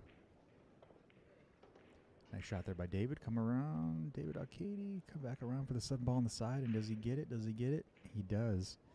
Great shape for the 7 ball. Now he's got to figure out this 8. I think he may have wanted a little bit of an angle on that 7 ball, but it looks like he's pretty straight. Wondering what he's going to do to get back on that 8 ball. He did that fist thing he does and has not lost since.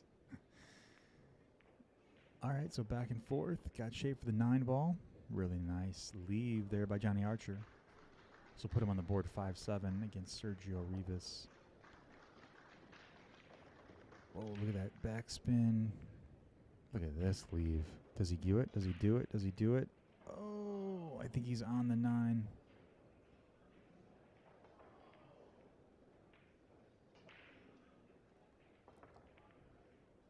Go, Johnny Bravo.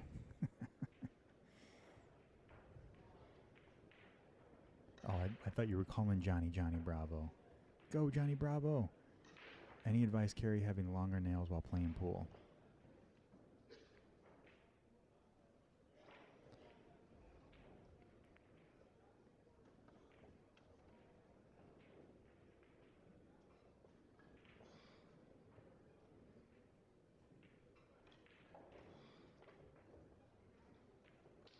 Oh my God, what a shot by David Alcaide.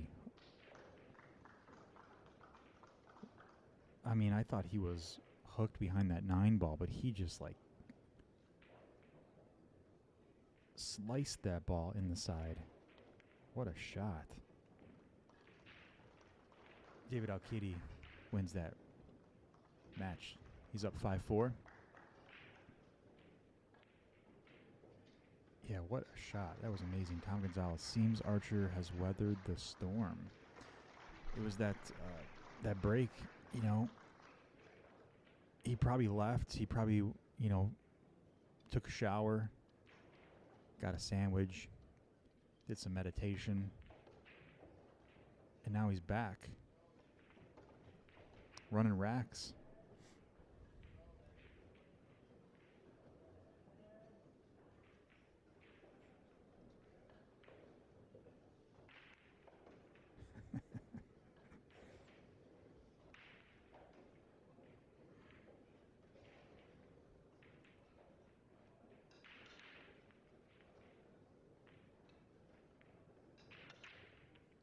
Blasted it. He's got 2 balls, almost 3 balls, 2 balls in the break. He probably did. I mean, we finished an entire, you know, I don't know how many games was that, like 12 games? We finished like 12 games on that Sky and Josh Filler match and finished it by the time Johnny got back.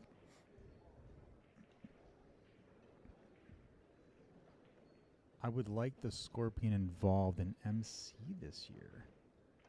Interesting. What is MC? Matt, thanks so much. This is the best coverage I've seen. Do you cover other tournaments as well? So this is the first time we're covering any type of like AccuStats matches. I'm glad that they've done this for the first time. We usually cover like local tournaments in like the Midwest area, like Iowa, We'll be at IOMA, the tournament up there. It's a local tournament up in Waterloo, Iowa. We'll be streaming that. And then we also have a Quincy ACS Illinois State tournament that we're providing coverage for as well. So we kind of bounce around the Midwest area. But we're trying to expand our reach. Oh, Moscone Cup. We were just talking about the Moscone Cup earlier, and a lot of people think that the Scorpion isn't ready for the Moscone Cup, but, you know, honestly, it's like one of those Earl situations. I don't think that Earl was really fit to play in the Moscone Cup either, but it was a great marketing mechanism for people to come in and watch. So who knows? Maybe they might put him on the Moscone Cup for just the marketing coverage. Carl's Crackling Cottonmouth. I just got to keep saying that name. Can someone please explain the draw and buyback format to me? How do they draw, and is it every round? All players have one buyback. Ben, kid's got a sledgehammer break. Oh, wait, he's not a kid anymore. Color and money. Matt Larson, yes, we're going to be in Quincy. And actually, I just booked my Airbnb, so I'm going to be out there 100% for sure. We'll be there, so we'll see you there if you'll be there. Andy, can you promote the ad of the new app on here? That's coming out very soon, or no? Yeah, we'll be. That's a good idea. I probably should market that. I will post up a video of that here shortly. Sarah White, Justin Burtman needs to play more. He's one of the best. Yeah, you know, I'm surprised that we haven't seen Justin in a long time. You know, I've seen him play a few times, but we need to see him back. All right, so he's going to get back on this 2-ball. Mike DeLauder in the way. Oh, it gets right behind the 5. That is Johnny Bravo Archer's luck. Have you seen the John Daly video? I lost Vitaliy a million gambling, sporting the red, white, and blue like Johnny. For everyone that hates America, you are living in the best country in the world. You are 100% right, Steve. Cottonmouth, this is a tournament. Oh, a lot of chats coming through here. This tournament is so hard to follow. There's no bracket. Each player has an option for one buyback in each discipline. It is a bit hard to follow.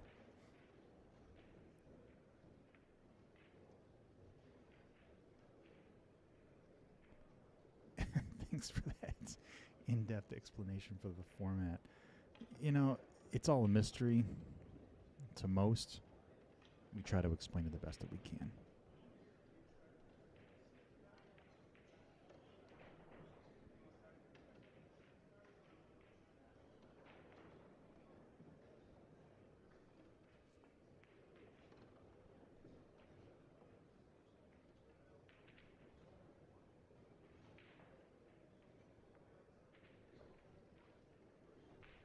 SVB and Sky had nightmare draws. I know, you know, it's just it's tough. Matt says it's a nightmare to keep up with the results. It's a Derby City tradition. So maybe that's what it is, Matt. Maybe that's the answer for everyone's question as to why they haven't updated it, and it's because it's just a Derby tradition. Like, it's stuck in the 90s, and that's what makes it fun. Billy got Fedor and Shaw. Pretty unlucky draw. Yeah, it's pretty unlucky for sure. DeLauder might be a good fit for the Moscone Cup, but he would have bear down more for sure, yeah. Oh, yeah, we got a sense of humor here. Not taking anything serious ever. Johnny Archer with the bridge, trying to kick at this 2. Does he get it? Oh, my God, kind of way off. Where was he going?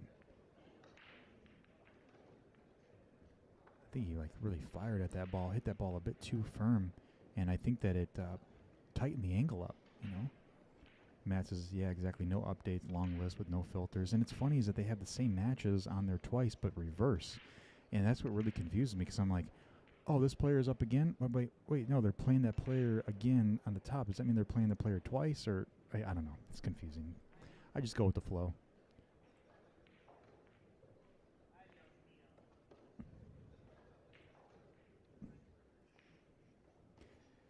That's what makes it fun, I guess. You know, you got to try to weed through all the 1990s website formats to really dial into a match. And then it's funny because there's times where like these matches are scheduled, like John Morra and Scott Frost is on table 12.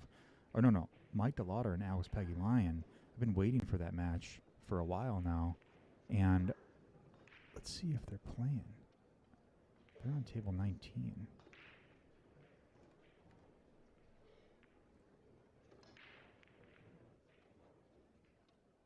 Oops, sorry, I just moved that. So that is Alex Pagulayan's match over there on table 19. We're gonna move that back to 17 real quick.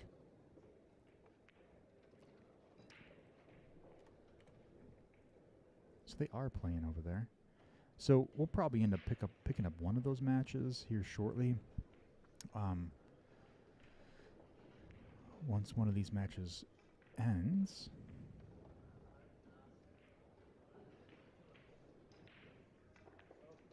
Yeah, Matt, I did see that you played Alex. Didn't you have a crazy draw last year too? But I thought you played well against Alex. No? Matt said, let's see how the Sergio responds to the Johnny comeback. Yeah, I mean, he's been iced in that seat for a long time.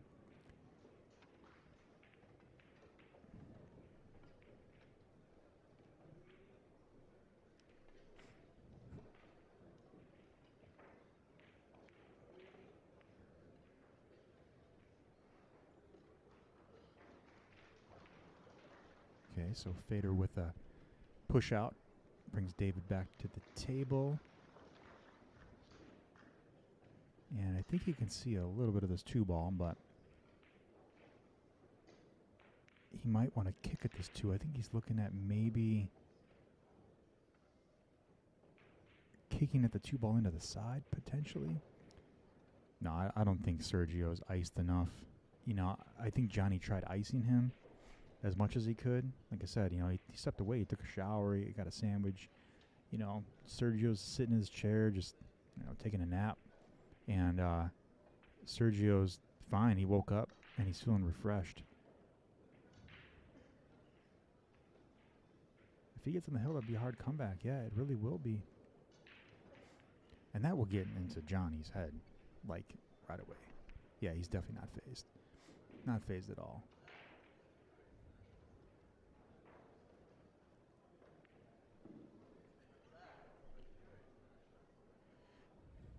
You know, it was funny. I was watching the Corey Duel match. I think it was Corey Duel match. I forget who he was playing. Corey Duel, I don't know if he ordered DoorDash or something, but he had this massive sub sandwich in his hand. And it was his turn to shoot. And he gets his sub sandwich, and he's walking around with his plate. And he's eating the sub sandwich while he's walking around looking at the table before he's shooting. And then he just left. I think he went and just ate it. He just had lunch. You have to take a look at that. It's in one of our streams. It's hilarious. Sergio is always calm and cool when he plays. Definitely noticed that, Tim. Definitely is a calm player, and that's going to win you matches. What Fargo should I get up to before entering this tournament? I would say, yeah, probably 550 is probably a good start. There you go. Sergio Rivas on the hill.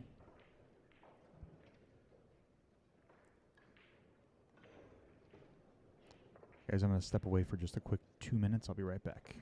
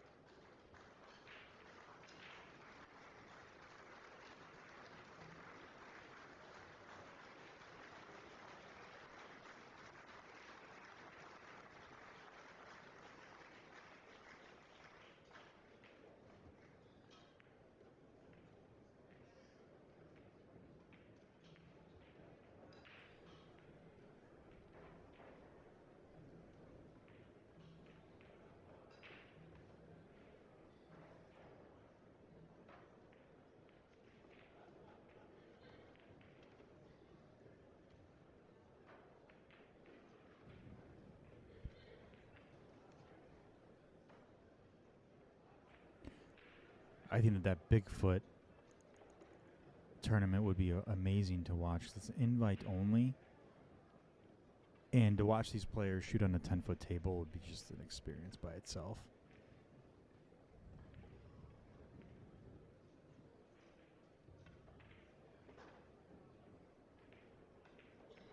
Whoa, look at that shot. Nice cut. Look at this. It's going to give him shape for the 2-ball. Oh, wow. What a shot. Oh, in an interview earlier, wasn't going to play. Corey Duell says he wasn't going to play. Well, he was there. He definitely played. Obviously, he's knocked out now, but I can imagine. I mean, last year, those players were playing like 22 hours, I think, 24 hours almost. It's pretty brutal. I'm a 7 and 8 ball APA and a 99 ball. Do you think I could win a match? If you're a 7 and 8 ball and a 99 ball, you should. It depends on your draw. I think it depends on who you draw. I think that you're well within the range of winning a match for sure, but you probably would win maybe your first 2, like win 2 matches, maybe lose, buy back. Yeah, Matt, like I said, yeah, it just depends on who you draw. I think that you have every chance to win a match, though, depending on who you draw.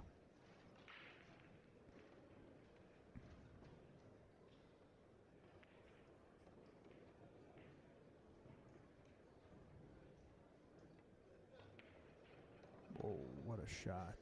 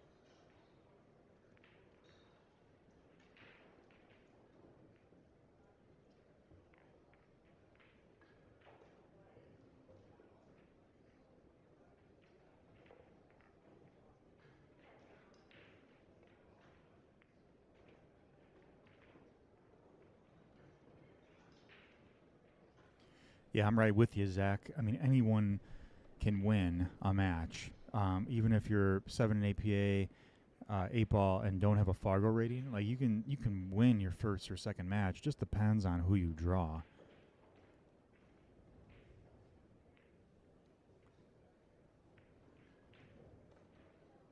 All right, so Sergio, I think he's lining up the 7-9. If he makes this, he'll knock out Johnny the Scorpion Archer.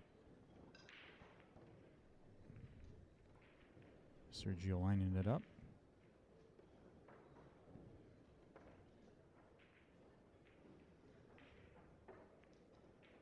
Yeah, it's just being there. I mean, playing, I think, is a plus. But I think just being there is an experience of its own, and that's something that I think everyone should experience at least once in their lifetime. All right, so Sergio with the win, but are they not done? Okay, well, they're not done yet, so maybe Sergio's on the hill now. So we'll just keep the score at 8-5.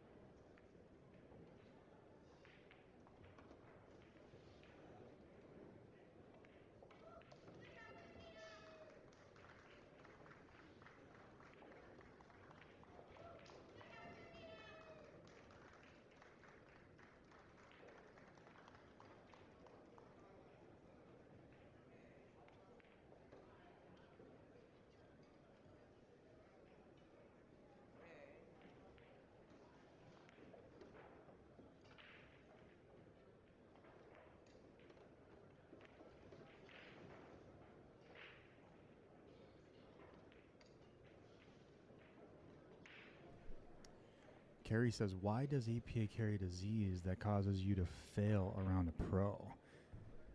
Well, because after you become a 7, you start realizing that APA is more for those, beginner players, and you don't really see a whole lot of pros, well, any pros play APA. And then they're focused on their Fargos, and they move on to like ACS, BCA. And if you stick around APA, you're not going to get that pro level experience because you're not playing anyone above a 7. And I know it sounds odd, like no one can be above a 7, but once you get past a 7, you then start focusing on your Fargo. Doyle Brunson, rest in peace. His bio is unbelievable. If you like action on pool, cards, golf, basketball, he did it all. Interesting.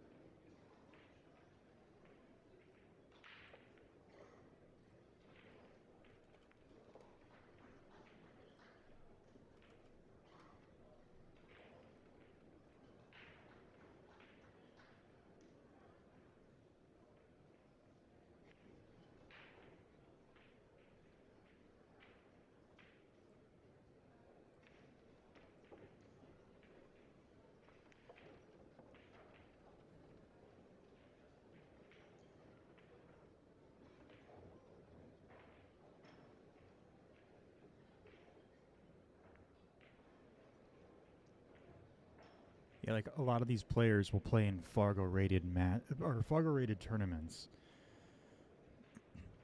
And the Fargo is what you want to focus on because that's what all the pros base their experience and their level of play at, right? I mean, the best player of the world, they say, is an 8-something Fargo. I'm not sure where it's at right now, but big difference in USAPL and BCA compared to APA. USAPL is interesting. I think USAPL is a really great format as well. Carrie said she saw some money matches you would have played in last night.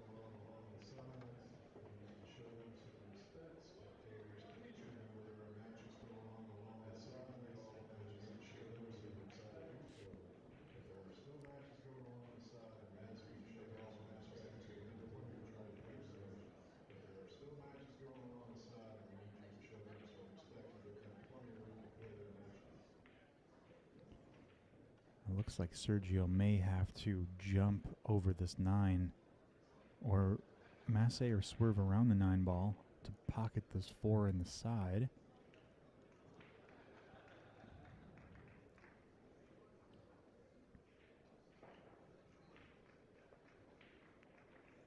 Oh, wow, look at that shot. Oh, my gosh, Fedor, of course, with the 2 ball cut, the 3 ball in. Amazing. David Alcaide currently up 8-5. David Alcaide on the hill.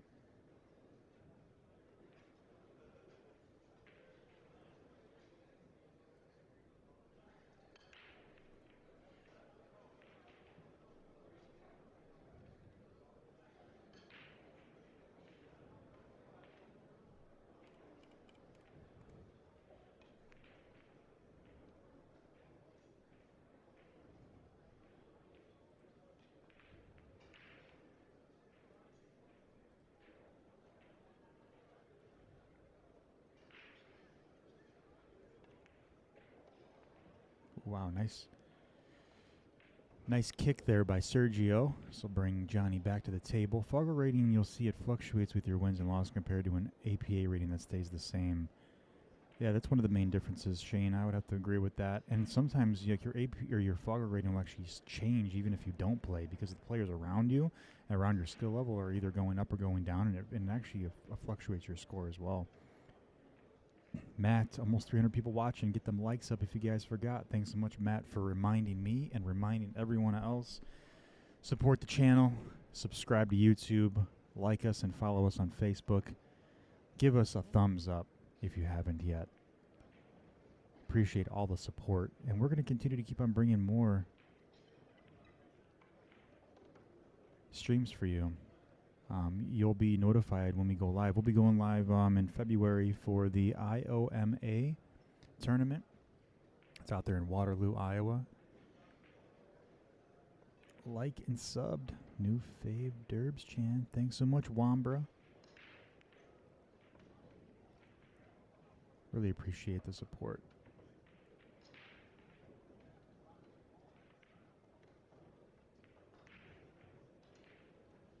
We try to do things different. I mess around with like layouts and formats and really try to give what the viewers want.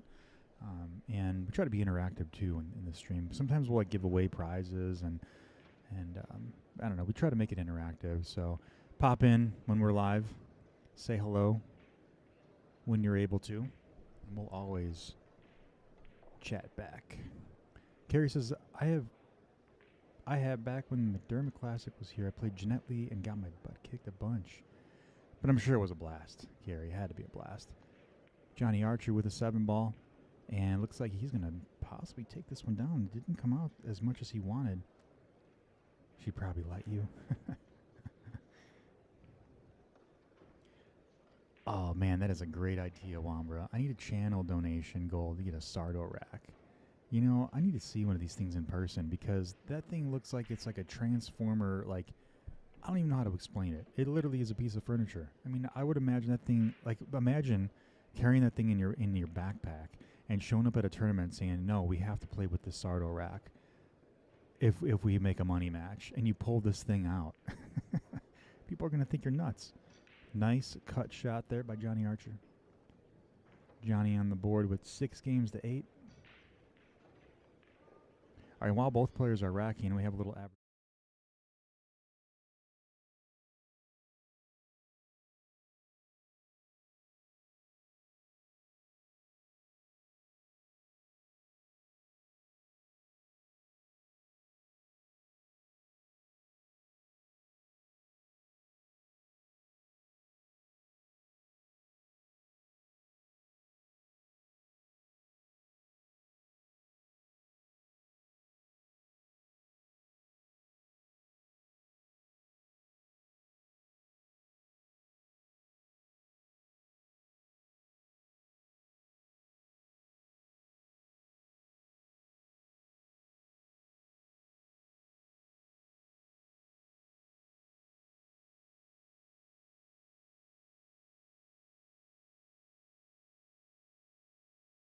Give away some swag for the people that sign up. Hop on over there to the link that's posted in the chat, and you'll get your name on the list, and you'll have early access to that app, and you'll also be invited to our launch party for the app as well. The app is called Q Connect, and it is our tournament finder app for pool players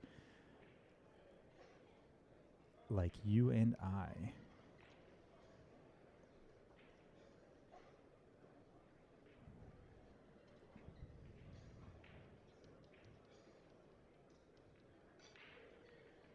We're really excited to launch that app. It's been about 6 months or so, maybe 8 months now in the making, and we're hoping to get it launched late February or early March. And it's an app, if you're a pool player that travels, you want to go find a tournament down in Florida, tournament director posted that tournament, you'll get a notification and you can go and play an RSVP in that tournament through the app. So looking forward to that launch.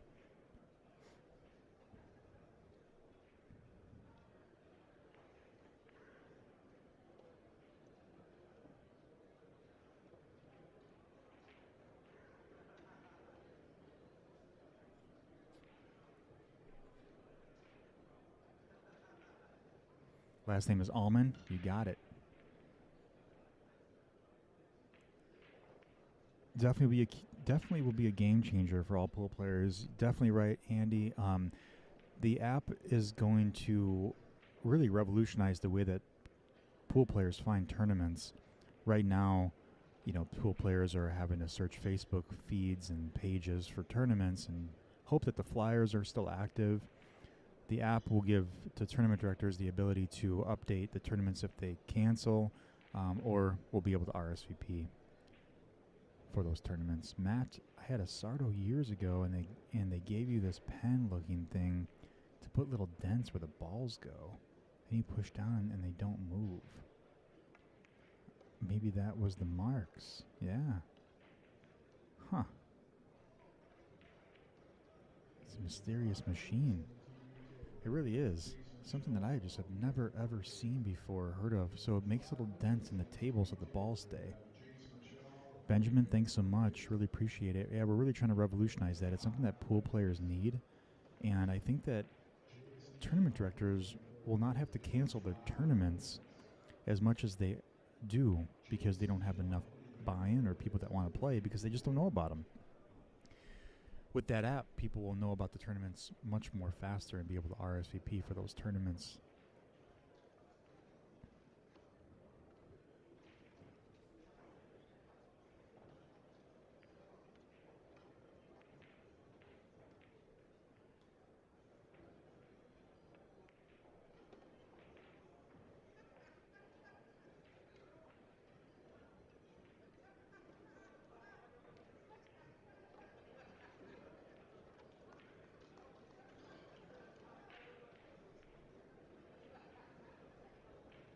All right, so Fedor Gorst 7-8.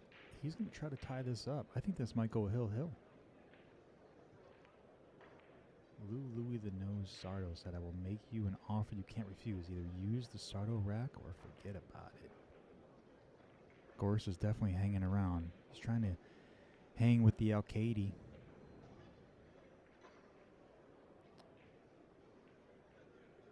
Makes it 7-8.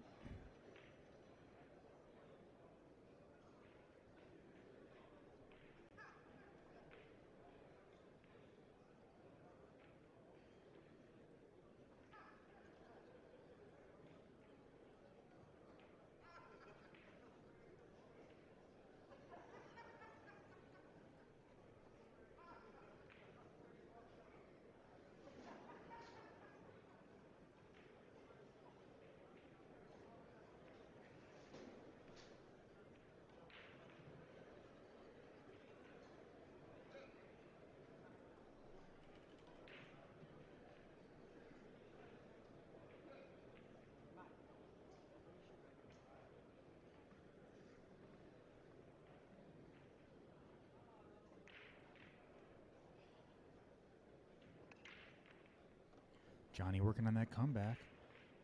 Matt's starter was so slow, but did it actually work, though? Like, did it actually keep the balls in place where you had a good break every time, or did it not work?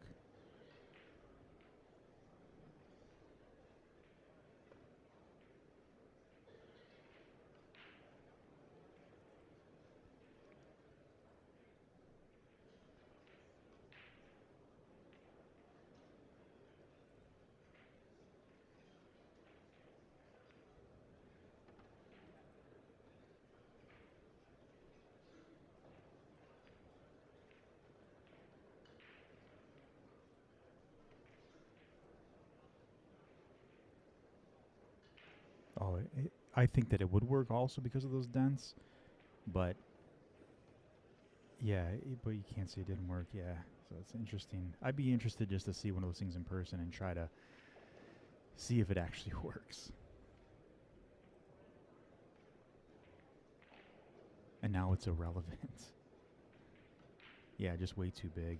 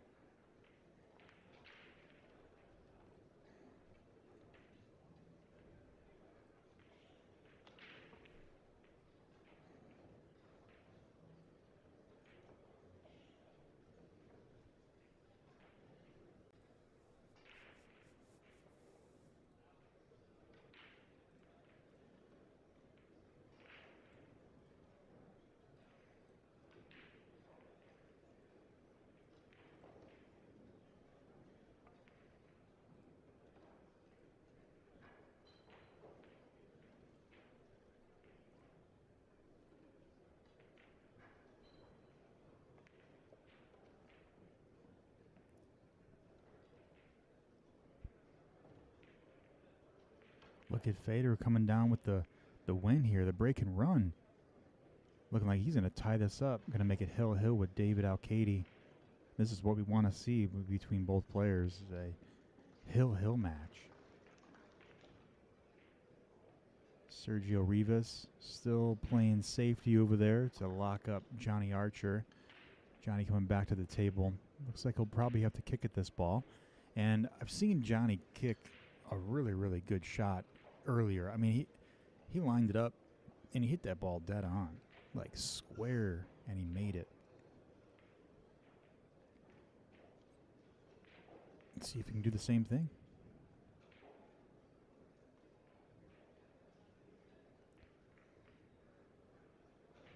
Bomber says, I don't know why that challenge and variation of the play style was so frowned upon when within the rules. It was exciting and different for once. Corey was a genius of the rack. You know, he would break his break shots or his breaks down like crazy. You know, I think it was the 10-ball break that he hit soft, and every time he would do that, he'd make one ball, and he'd be able to then get a nice spread and probably run out. But Steve says, be a man and crush the break. See, I like a powerful break, but Corey Duell, I've seen him soft break, and it's worked out in his favor too. It just depends on the player. But there have been some players out there that soft break as a safety mechanism. You know, if they're down, like for example, like Johnny Archer's down, let's say, you know, he's losing like 5 games, you know, and he's got to slow the other player down. Like, you know, he could soft break that player. And I've seen that happen before. Oh, wow, look at this. Leaves a perfect shot for Sergio to come back to.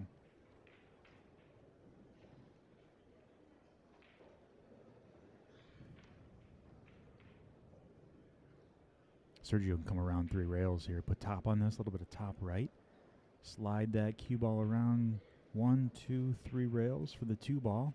Should be natural.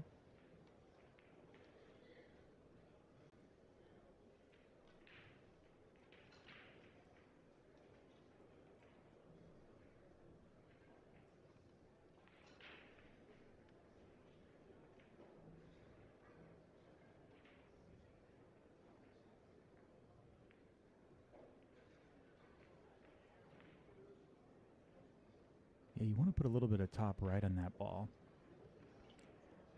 Come around 3 rails. Nice and easy. He didn't put enough right English on that ball.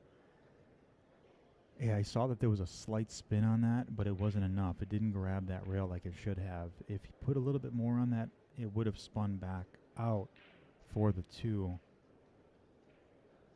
Not sure he wants 3 rails, maybe just 2. Yeah, I mean, maybe he just wanted 2. And I just think that I would have liked it to be a little bit straighter for that 2 ball, because your next shot is the 4. And if you're straight, you could pull that ball back and then get shape on the 4 to make the 4 ball. Matt says, no way Fedor don't get out here.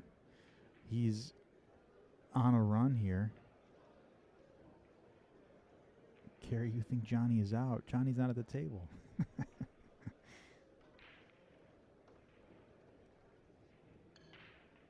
Look at Fedor. Let's see what he's got. Yeah, definitely he got out of position. I just think he didn't want to risk the scratch. Yeah, that's true. Julie Soria, hello, how are you? Yeah, you know, he was probably not wanting to scratch, and he probably just wanted to go 2 rails. You're probably completely right. I was just thinking that, you know, he probably could have came around 3 rails and pulled that ball back for the 4. I mean, he can still get shape for the 4 ball, but it's going to be tough.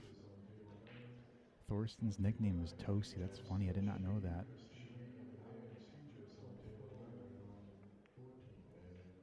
Oh, nice shot.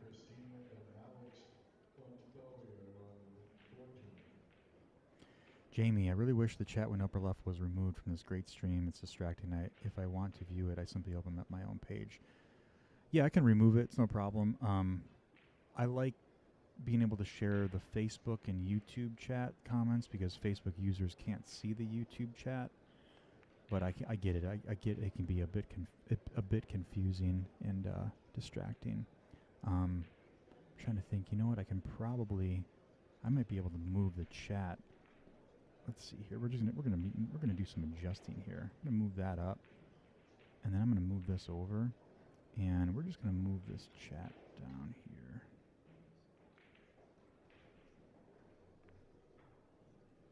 And I'm gonna move this.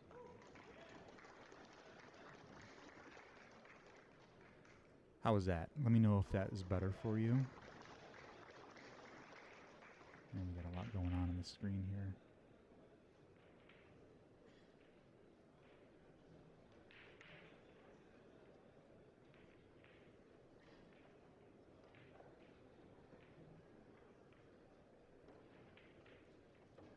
What percent of people who complain donate?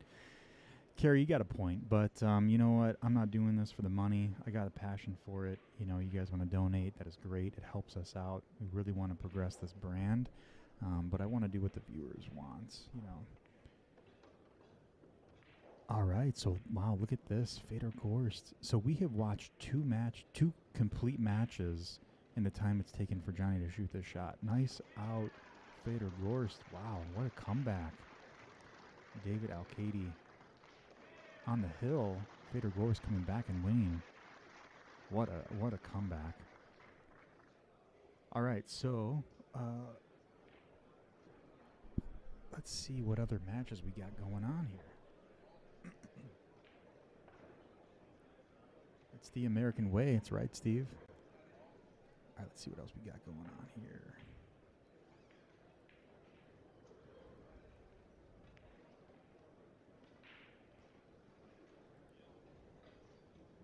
No, I totally understand. You know, Zach, I've been asking that same question this entire match, and I still have no idea why.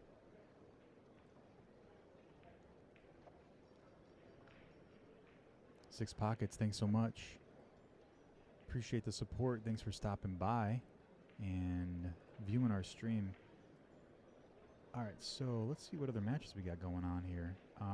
We have Vitaliy Patsura.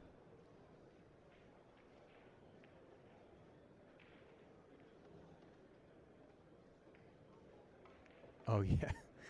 You know, Scott's, there's sometimes I do have a window of me, but I've kind of steered away from that. It just kind of takes up some real estate on the screen, you know. Scott Frost and John Morra should still be playing on table 12, but oh, they are still playing. We could pop over to the John Morra and Scott Frost match if you guys would like. They are playing right now. I don't know what the score is, but they're on table 12.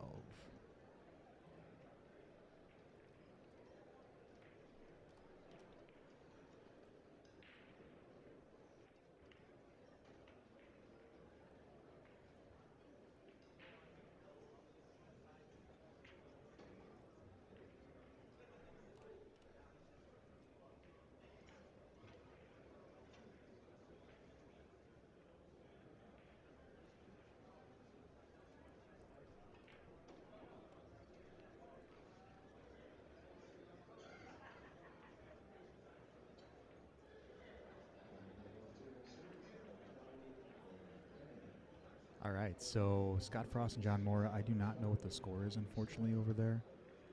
If anyone does know the score, or you have someone there, let me know. We can get that updated. Rick Shirt says, great finish for Gorst. Yeah, what a finish. Came back, and he was down. I think he was down like 3 or 4 games.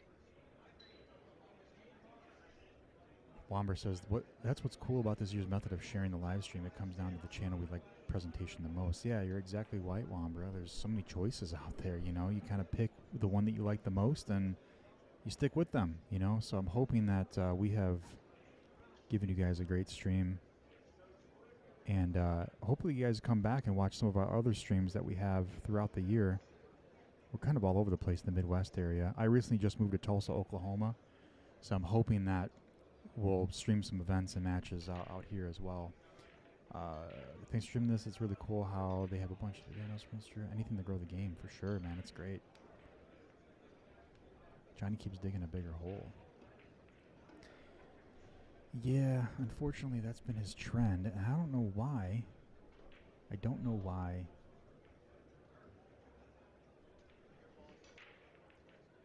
He's doing that. Cannot get in line, that's for sure.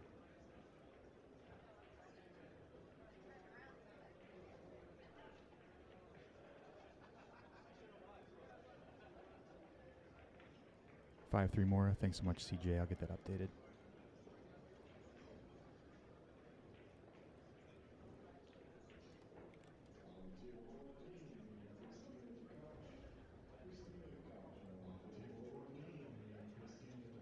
Scotzer says, is the Tulsa Billiard Palace still open? You know what? I have not heard about that. Robert said no. So there you go. There you have it. No, it's not open anymore. I've played at Magoo's, and I know that Greg Hogue is out here. He doesn't live far from me. I got to meet up with him eventually. Brad says it doesn't do any good to have a split screen when you have one covered up with all the chat. No, I totally agree. We had a discussion earlier today about where I should put that chat at, and I had it up in the left and it was fine, but I can understand why it gets in the way a little bit.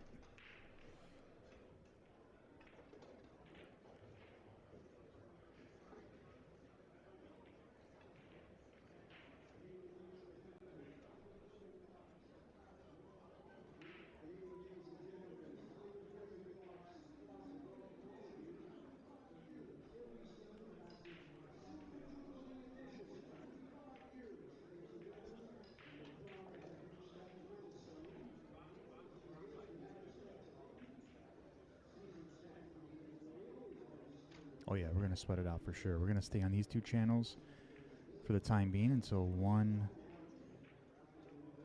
person wins, and then we'll move on to the next.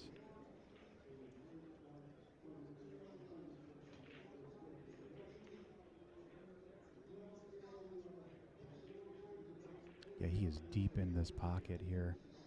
Not an easy shot for sure. It looks like he's going to place this 6 ball in the side pocket. And the problem here is getting shape for that 7 ball. He just needs to slow roll this up. Make the 6 ball in the side. Oh, nice try there by Scott Frost. Could not make that happen. Rattled the 5 ball. Brings John Morra back to the table. Womber says, is this literally the fourth match? It's almost completely completed. You know, we've been on, this is the third match that's almost completed so far. So we're moving on to 4. We'll be at 4 slowly.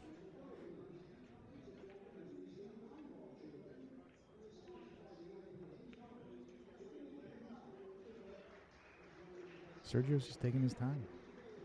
He's just really, really focusing. And he's probably like, you know, I don't know what it is. Sometimes you get that like feeling when you're on the hill and you're like, oh my God, like I'm on the hill, like I'm going to win. And then all of a sudden the other player like comes back and now they're on the hill and they beat you. And it could just be pent up like nervousness or some sort of adrenaline rushing. And yeah, he's probably just overthinking since he's on the hill.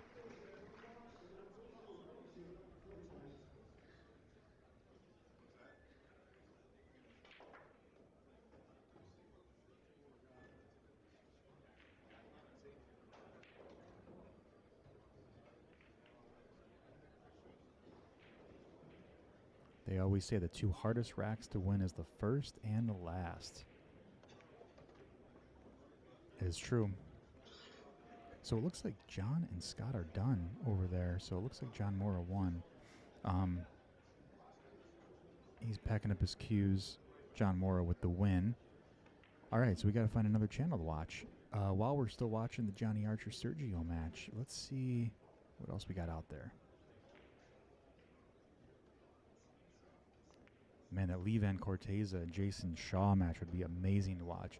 They're on table 1. If you guys want to go check that out, they're at the AccuStats table. We can't stream that one, unfortunately. Pijus and Raed Shabib are on table 9 right now. Christina Tkach and Alex Montpellier are playing right now on table 14. We have Alex Pagulayan on table 7. Let's see. It looks like that's about it. You could grow mushrooms on a table after an Archer match. Chris Olas, yeah, no kidding. We watched part of the Scott and John Morra match just now, and we finished a full set of the filler match and Gorst match, and we're still here. But Johnny Archer made the 9-ball, and he is moving on closer to getting on the hill. We are getting there, folks. 8-7, Johnny Archer. Just at home watching 2 great pool matches doesn't get better than this. That's right. It's why we have the split screen. But we're trying to find a second match for the one on the right, and I'm just trying to browse through. Let me take a look and see what else we got out there. That's not playing. John Gabriel and Michael Yednak are, I think they're playing right now. Let's see. Okay, so table 7. Alex Pagulayan is currently playing right now against Michael Yednak on table 7. We could move to that one.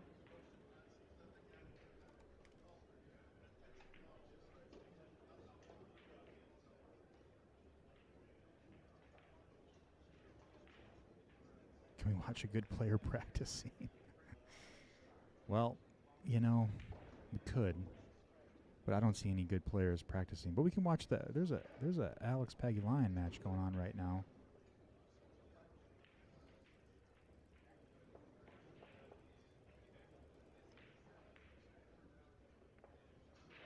John Francisco says Pijus match is a good one.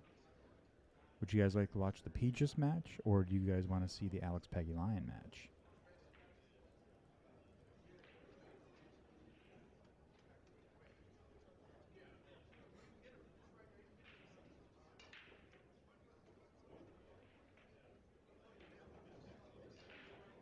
Lion match. All right, Alex. All right, whoever can send us some Facebook stars, or send us some tips on YouTube.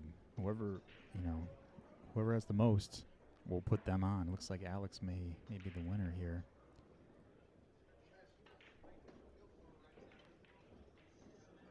The pack of lions.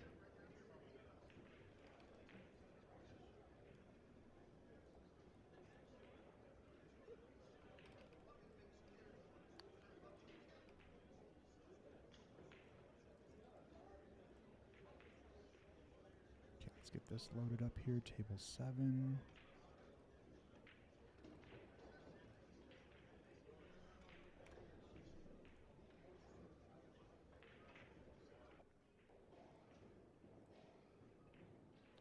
Sorry, I'm just getting things loaded up here. Just give me 1 sec.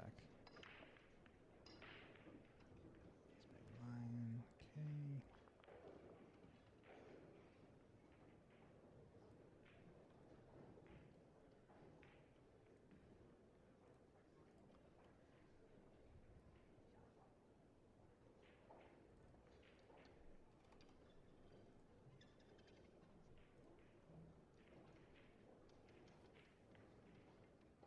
Oh, Alex is on the Shark Stream fan club. Got it. Do you know what the score is, John, over there? I can probably go take a look.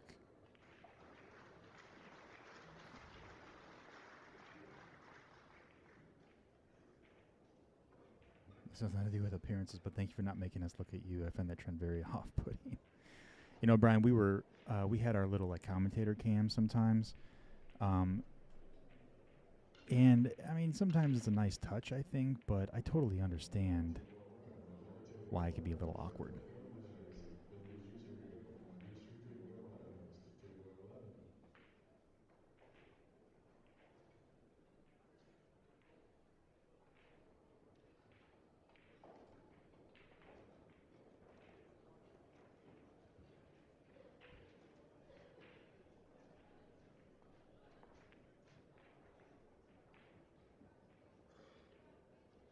Yeah, Jason, I thought that I missed a match there with how slow that the rack was, and I'm like, wait a minute, no, that was just the 7th win. Oh, it looks like they're getting a ref to move this now. Sergio's like, no, I don't want Johnny to move that. He's going to move that 9 ball. Johnny somehow gave himself a slug rack with a magic rack. Oh, man.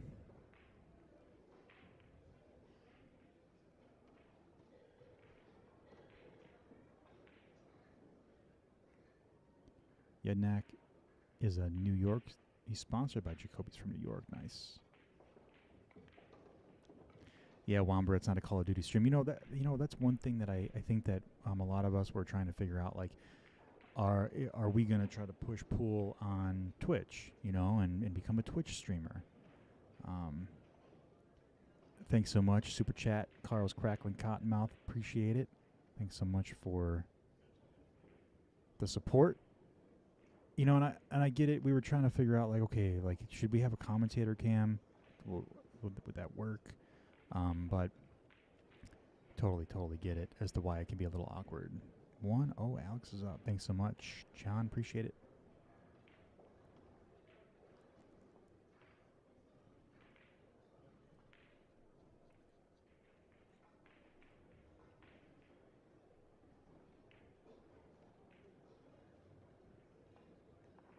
Oh, what a shot. Oh, my gosh. This is the reason why. And I get it, John, that the match is already going on the Shark stream right now, but this is the reason why we want to watch Alex.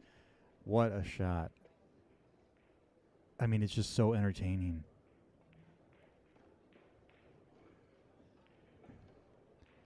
But we'll put on that Pijus match. Well, hopefully we'll have time. Once Johnny Archer and Sergio match ends, we'll put in that Pijus match on the left.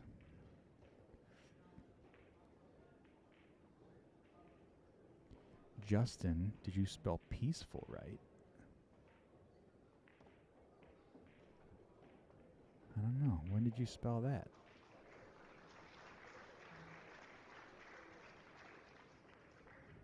Come on, Johnny, show some legend stuff here and finish off this comeback. I mean, I don't know. Sergio has definitely changed his momentum here a bit. He's definitely slowing down a little bit, and I don't know. It's changed. Oh, I live and stream in Twitch and tell a bunch of channel pools still untapped there and it has everything else imaginable now, but I agree with the opinion that pool demographic won't be feeling that the Twitch platform overload. Yeah, I totally agree. It's like one of those things. Twitch is more aimed for those, gaming streamers, and I think that pool, as us streamers, we tried to tap into that a little bit by using that commentator cam, but it's just, it takes up too much real estate, especially when you have multiple matches going on. Like, we like doing this this dual format. Sometimes we've also had 3 tables at one time, so even though it's the best for streaming. Yeah, Twitch I think is the best for streaming, but you know, I think YouTube is actually becoming better. I think YouTube is actually becoming a lot better to stream at. Johnny didn't make anything on break and still shot. Huh, Mike, I'll have to go back and take a look at that. You can actually go back in YouTube, so if you want to go back and take a look and see if that was the case, I'm going to go back myself and just take a look.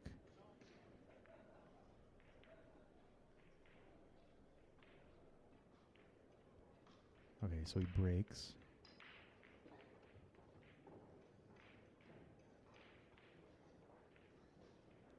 Okay, he's got 3, 4, 5, 6, 7, 8, 9 balls on the table.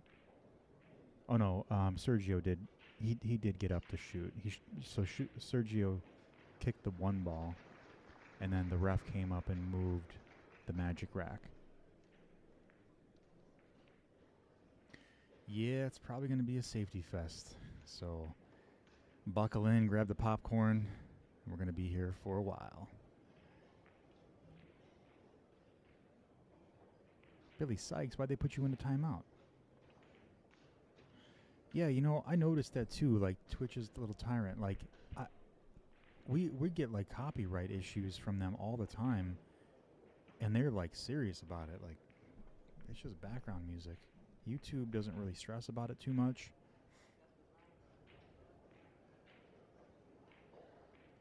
Jason Baker, come on, Sergio, make Milwaukee proud. See if you can kick at this.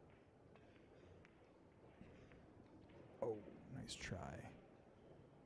Thanks so much, Scottster. You have one of the nicest overlay layouts I've seen all week. Appreciate the support. Make sure you subscribe, like us on Facebook, follow us on Facebook, subscribe on YouTube, and anywhere else that we're at in this social media land. Follow us, get the notifications when we go live. We're going to be live out there in Iowa, Waterloo, Iowa, coming up here in February. We have some state tournaments that we're streaming. Militaries can also multi-stream. Pool chains have that going for them, but I think it's detrimental to split the stream over. Yeah, I get it.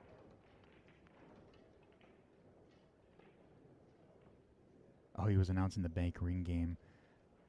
I was the only one that got in trouble.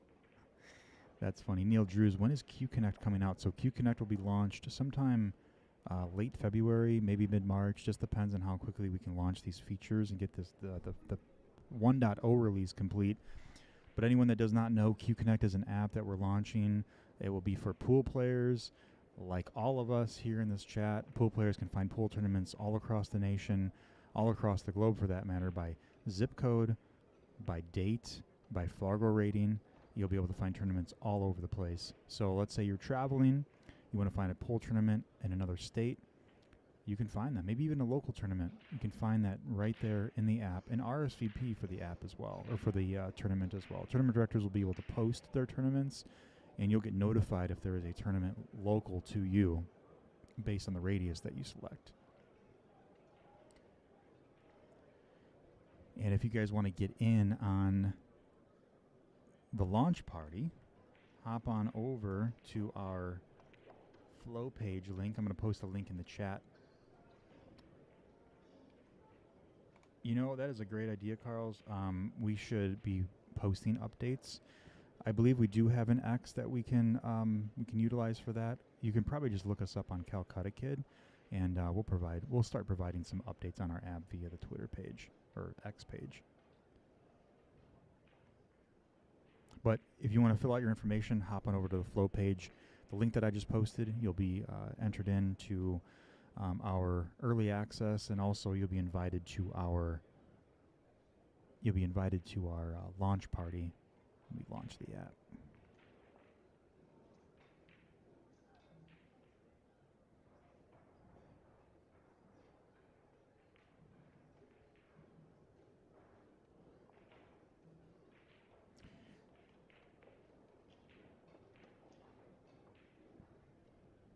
That 6-7 looks like it's pretty wired. Or is it the 4 ball? That actually looks like it might be the 4 ball.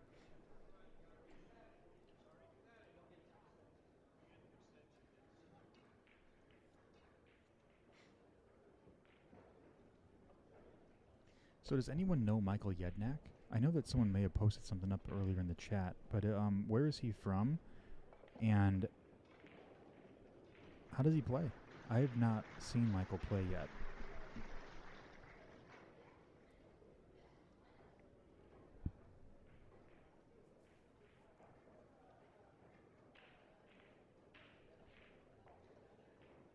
Oh, he's from. Oh, that's right. He's from New York. He's from New York. It's like a 700. Wow.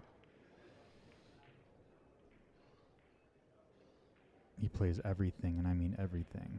So, everything does he play? Like one pocket, he plays, you know, straight pool, 10 ball, 9 ball, plays it all.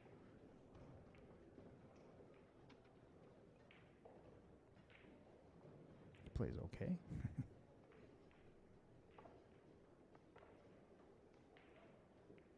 Nice shot there by Johnny. Man, he might tie this up. Oh, man, Sergio, see, and this is not putting the heat on Sergio. I'm surprised. Johnny really kept his composure here. I mean, maybe he needed that break. You know, he stepped away for a little bit and came back.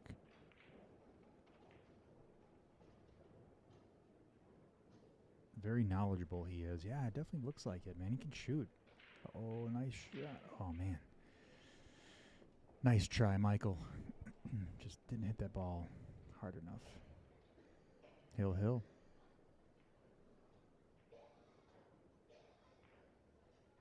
Oh, no, he's losing 8-7, yeah. He steps away after every shot. He does take a little bit of time. He steps away, looks at things. You know, the complete opposite player to Johnny Archer is Josh Filler. Josh Filler is like, you know, before Johnny can even decide to shoot at a ball, Josh Filler already has the rack ran. And we witnessed that earlier today. Yeah, it looks like Johnny Archer is going to take this one down and make it hill. What a comeback, too, you know? Nice shot. All right, that puts him hill. Johnny Archer against Sergio Rivas. Alex Pagulayan on the 8-ball. Nice shot. J.A. needs a break and run. Alex Pagulayan taking down 3-0. Very nice shot. Very nice out. I know that Michael did give him that out, though, because Michael did miss that 5-ball. I think that if Michael made the 5-ball, he probably would have been out. Nerves probably getting to him, you know. Who knows?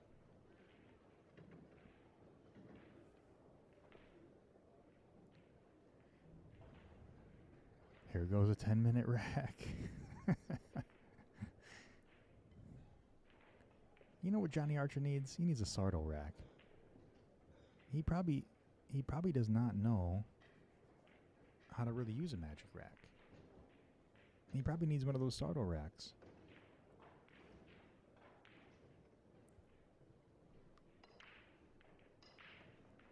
Let's get this man a Sardo rack. For anyone that doesn't know what a Sardo rack is, I actually just learned about it earlier today. A Sardo rack, if you look it up, it's this contraption that I guess puts dents in the table so that the balls lock in the table, and it looks like some sort of like transformer device. It's pretty wild. Oh yeah, Matt Sardo. Sardo was popular when he was playing. I don't know. Maybe it needs to come back. Maybe it's on a comeback. Chad says a lot of buffering. The stream looks like it's good on my side. Brian says not here. You might want to check your settings, make sure that it's maybe not in like 1080p or maybe lower the quality. We have this at we're blasting this stream at you at full 1080p. Jack Sherrill just found you today. You were a Cadillac. Everyone else is a Pinto. Well, I guess it depends on the type of Pinto though, because there are some pretty cool Pintos out there.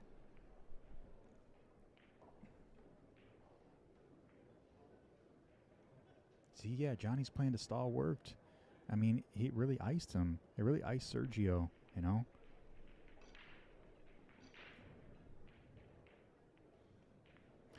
Does it put dents in the table, or isn't there a start of the mat that goes under the balls, I thought? You know, honestly, I have no idea. I just learned about this thing today. heard that it puts dents in the table, and I'm assuming that it puts dents in the table for the balls to sit in so that it's a perfect rack every time, but I have no idea about a mat. I got to go and get one of these things. You know, I'm going to put together a donation pool for a Sardo rack, and we're going to go buy one with everyone's donation, and we're going to test this thing out. I'll make a video of it, and we're just going to like figure out how to use this thing. Maybe the Sardo is on a comeback.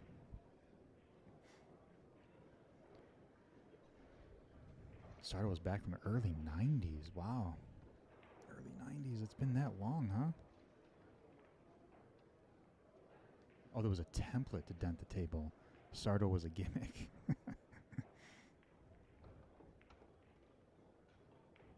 Yeah, I don't think I would want dents in my table either, but I guess if it gives you a good rack. But then, you know, what if you have like balls that roll over, you know, while you're playing, and the balls roll over to those dents? Now they fall into the dents, and now it leaves you bad shape. It's just, I don't know.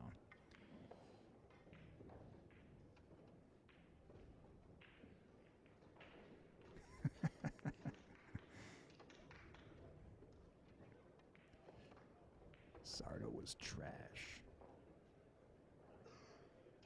I don't know. Maybe they've reinvented it. Maybe it's on a comeback. Alex Pagulayan up 4-0.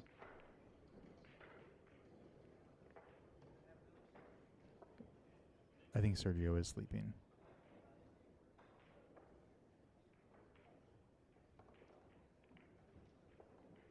Dreamcatcher, that's a good question. I have no clue. We could take a look at the bracket or the draw board here real quick. Let's see. They both have a number 1 next to their name. I would imagine that they both have bought in.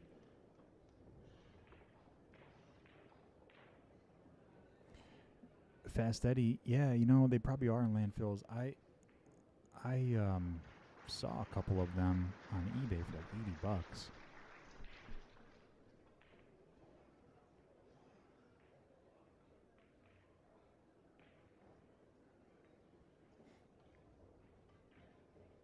$2-9 combo. I think he's looking at it, yeah. Zach with the call out here. 2-9 combo. Let's see if he's going to keep Sergio in his chair. Oh, no, I guess he didn't. Oh, what the heck was he doing? I think he was maybe just playing safe, just trying to lock up the cue ball behind the 5-3. Wow, John Hall with the comment there. They gave a perfect rack every time, but he actually had one in 2005. So I'm wondering if the Sardo changed after the 90s to 2005, and maybe, I don't know, maybe they upgraded it. All right, Sergio, let's see if he has woken up. He can easily get out of this rack. He's got to make this 2-ball come around 2 rails. Nice shot. Oh, hit that a little firm. Oh, hit the 3-ball. Oh, no. Oh, man, he hit that a bit firm. Perfect rack every time was their motto.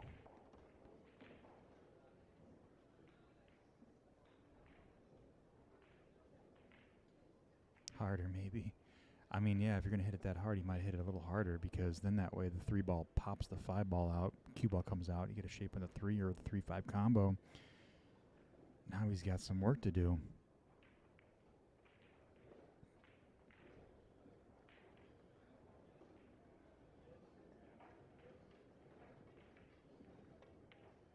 Oh, no, don't scratch.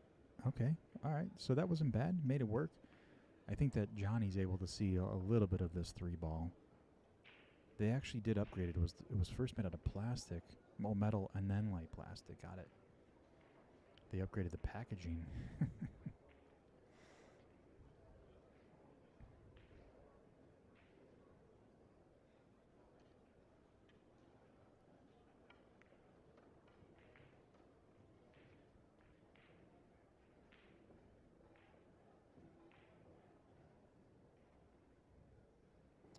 So looks like he's 2-rail kicking this. 2 rails? Oh, he hit the 4-ball first. Uh-oh. Well, let's see if Sergio can capitalize on this. Morra versus Frost. Morra won. I don't know what the score was. It might have been 8-3. but I'm not sure. Morra did win. Definitely a bad hit.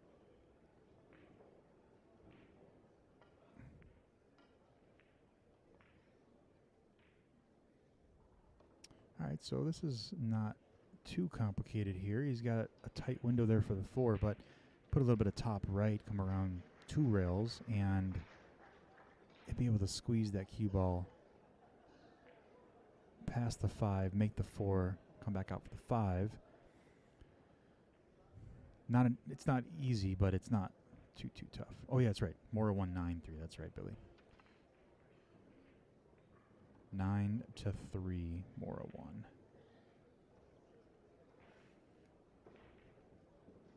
Johnny's rolling bad juju. Yeah, he's been in a bit of a funk. He was down like 4 games, 4 or 5 games. I forget how much it was, but you know, he came back, tied it up. Sergio's got to get around. Okay, so that's the 7 ball there. Okay, 5, 7, 8. That ball kind of looks like it's the 4.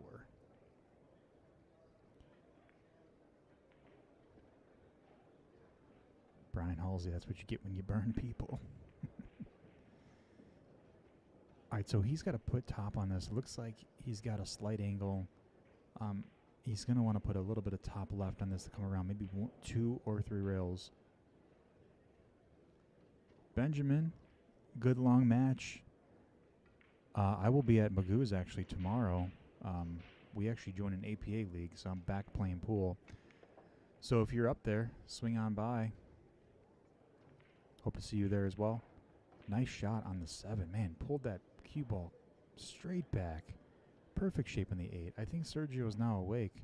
And Johnny Archer just sipping on that water, knowing that he's probably going to lose now.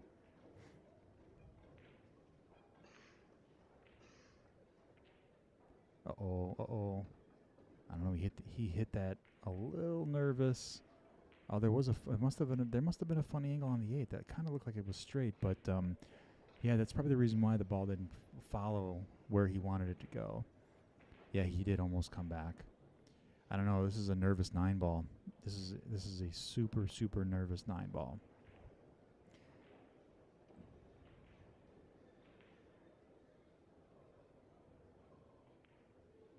Let's see if he's got it. Sergio with 9 ball for the win. Oh, and he's got it. That ball almost rolled off there a little bit and almost clipped that end rail. Oh, man, I think we were all holding our breath, honestly. All right, Sergio Rivas with the win. Taking it down against Johnny Archer, 9-8. What a great match. What a great match. All right, so that was a really nice long match there. Great action. Johnny almost came back to win. Came back, tied it up, made it hill. Sergio comes back with the win. Wins 9-8.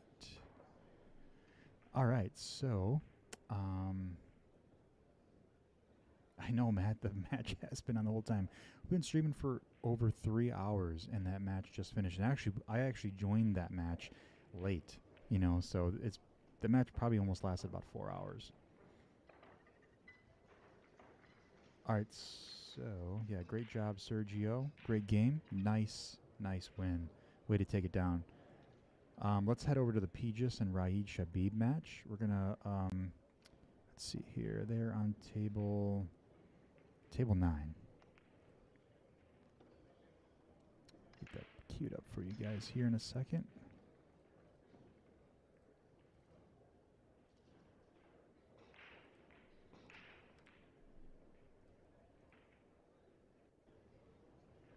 Yeah, why would Sergio be mad?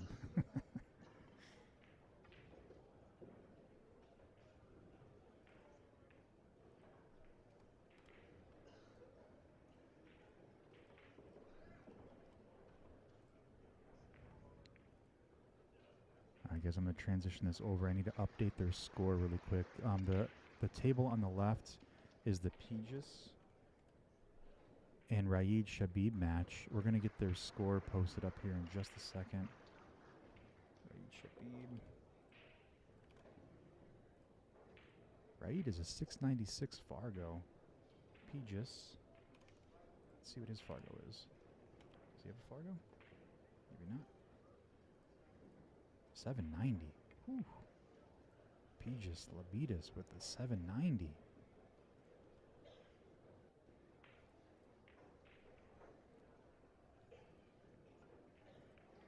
I will refresh that.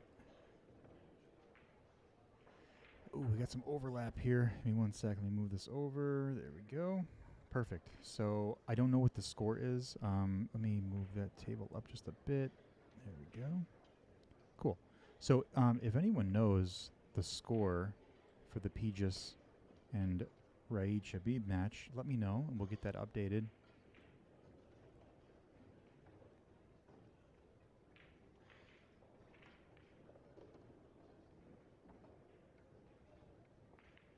Rick Stanley, yes. Sergio did win. He took that down, went hill with Johnny Archer. Johnny Archer was down 4 or 5 games. Johnny came back, tied it up. Sergio took it down. Oh, nice hit there by Michael. He was doing 10-minute Rex. Yeah, it's about right.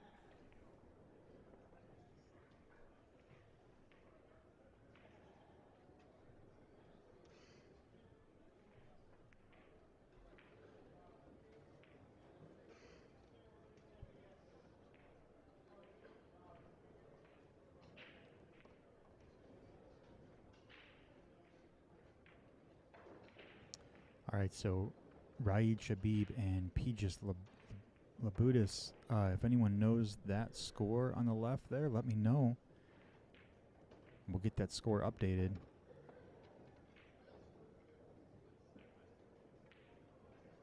Yednak used that ponytail power on that kick shots. Yeah, Wambra, no kidding. He did. He went, dude, I'm telling you, he went, he left, took a shower, went and got DoorDash, stopped off at his local gas station, came back, Sergio's sleeping, and then tied it up. You don't know the Shabib score, the Labutis score.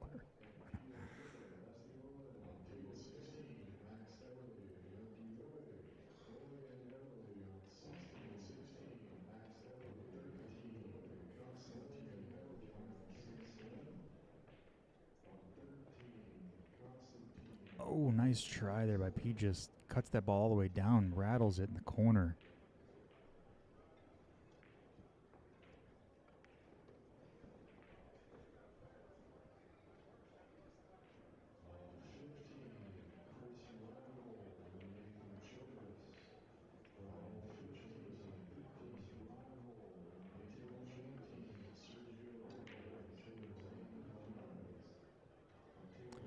Shabib? You know, that's a good question. I have no idea.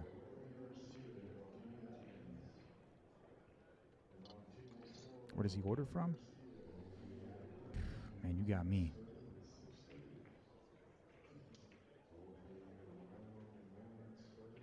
Lou M says, what city? Nice shot there by Alex Pagulayan. Yeah, Billy, we don't want to get any timeouts here. Hope all these adult bullies do not have kids. No bullying in the chat now, all right? Everyone gets caught up the herd mentality bandwagon these days.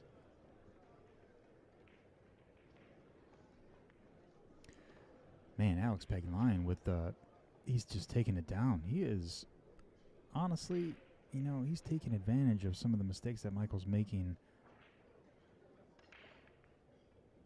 Oh, watching my phone using the YouTube Zoom feature. Nice. Very nice shot there by Alex. Coming around table for the 8-ball. This is just a natural shot here. You put a little bit of top on this. Come off one rail. 9-ball in the side pocket. And we got Raed Shabib. Very nice out there by Alex.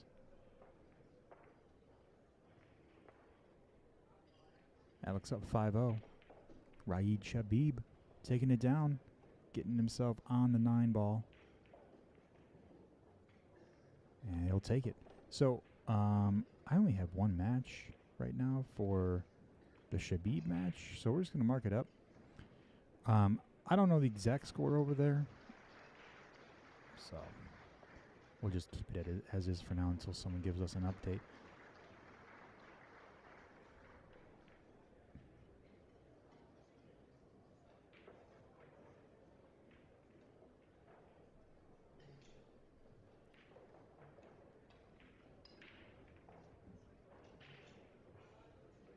Pagulayan with the break. Oh no, he's in a scratch. Got a bad kick off of that 9 ball.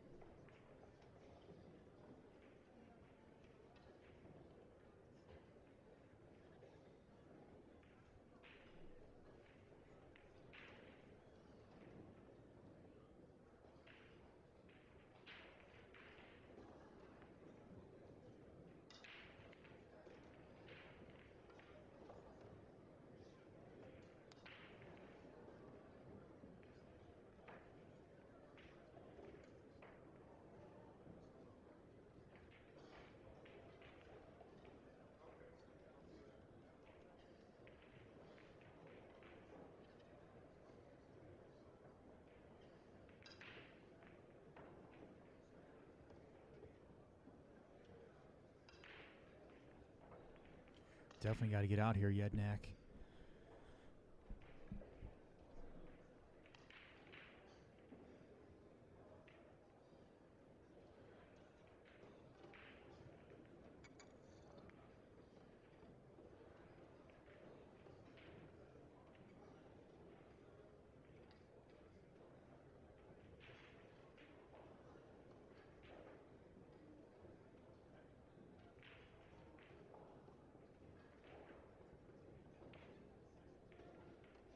Nice shot there by Pijus, coming back out there for the 2 ball. Got a nice little nudge on the 7 to push that away to get shape for the 2. Nice speed. Put a little bit of bottom left on this ball and should be able to swing out for the 3.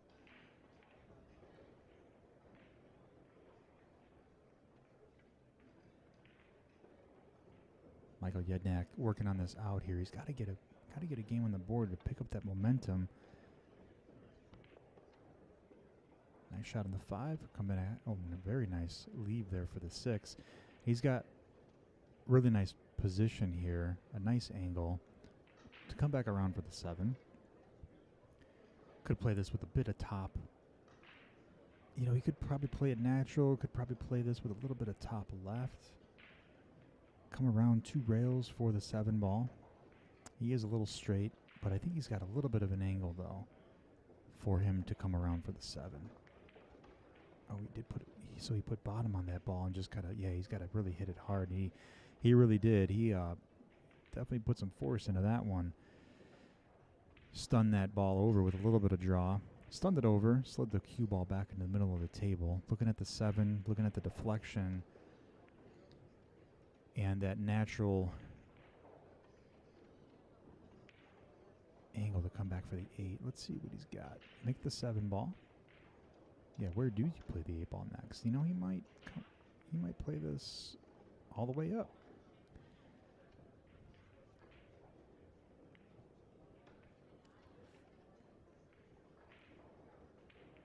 Eight inside, yeah. I think that's what he was trying to do, is just like smooth roll that. Hit that ball with a bit too much force there. Hit it a bit too firm. Came out little off angle there for the 8, but not terrible.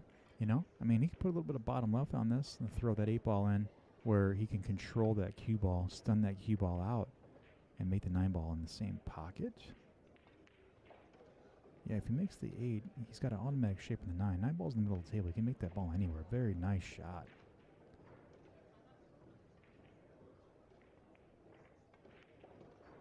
Yeah, but to be down 5-0 and have that pressure on you to just make that 8 ball like that, that's an amazing shot there. Beautiful. Gets a game on the board. Michael Yednak, 1 game to Alex Pagulayan's 5. Pijus with a win.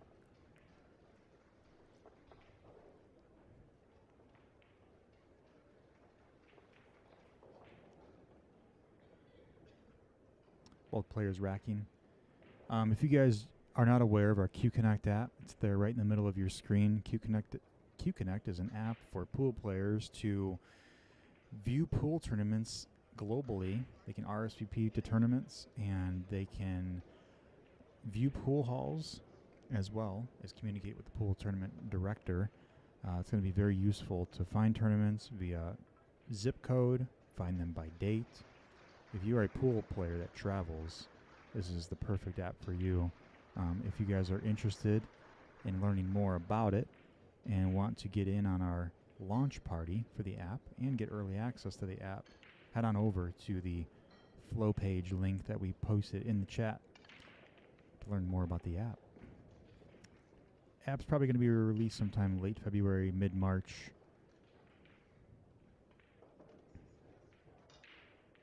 What kind of bird is on Yednak's jersey? Is it a falcon? Is that a raven?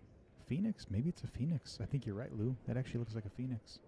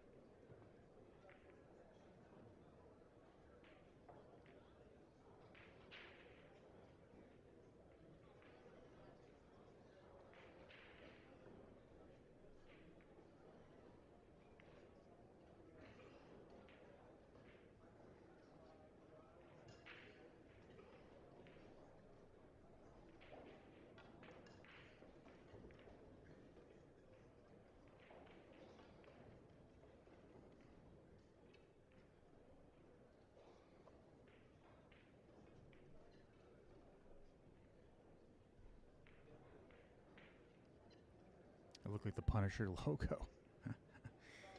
Yeah, it did. I was trying to make that out too.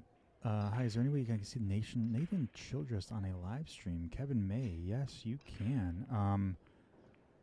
We can do that. You know, I can probably bounce back and forth between the Nathan Childress on a live stream, or I can put it up in replace of the Raed Shabib match. You know, you guys let me know what you guys want. I can make that happen. I did see those guys playing earlier. Let's see, what table are they on? Yeah, so they're playing on table 13. If you guys are not opposed, I don't think I'll have room to put 3 matches in the stream. I mean, we could probably do it, but it's going to get it really, really small. We can replace the Raed Shabib match with that Nathan Childress match if you guys would like.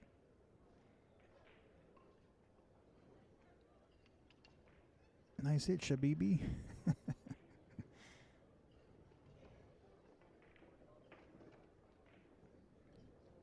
And it looks like the Nathan Childress match, I think a player is taking a break right now.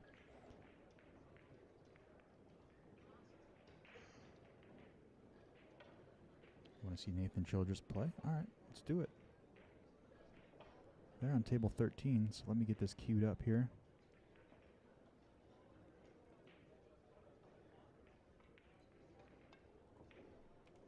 Just give me 1 sec.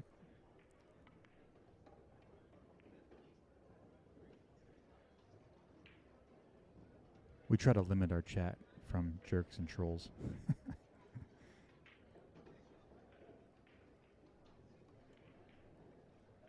Let's see if that updates.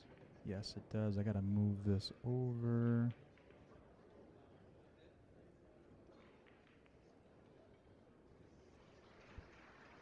There we go. I gotta make sure that this video is also in a good spot. There we go.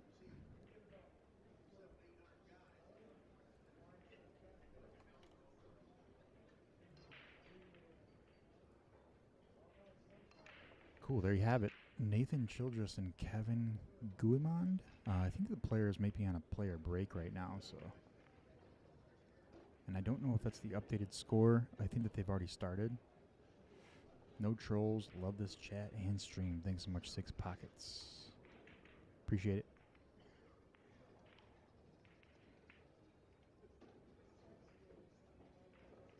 Love this Chan knows the difference. So Kevin Guimond is from Louisiana. Where's Nathan from?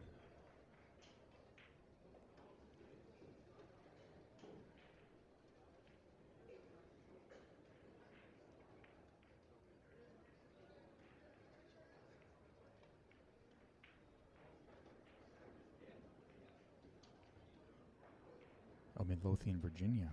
Cool. Do you know their Fargo ratings by chance? I thought I saw one of them. And tell me, because I don't know the players, but who is in the orange shirt?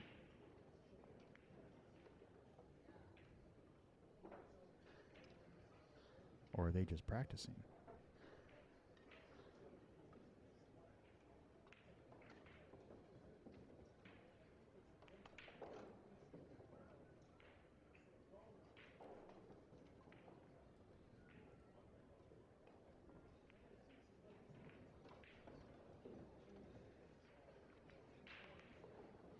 Matt, Johnny did use his rebuy from what I saw, so he is knocked out. But don't quote me on that because the draw page is a bit tough to read, so you may want to confirm that, but I'm pretty positive that he uses buy-in already.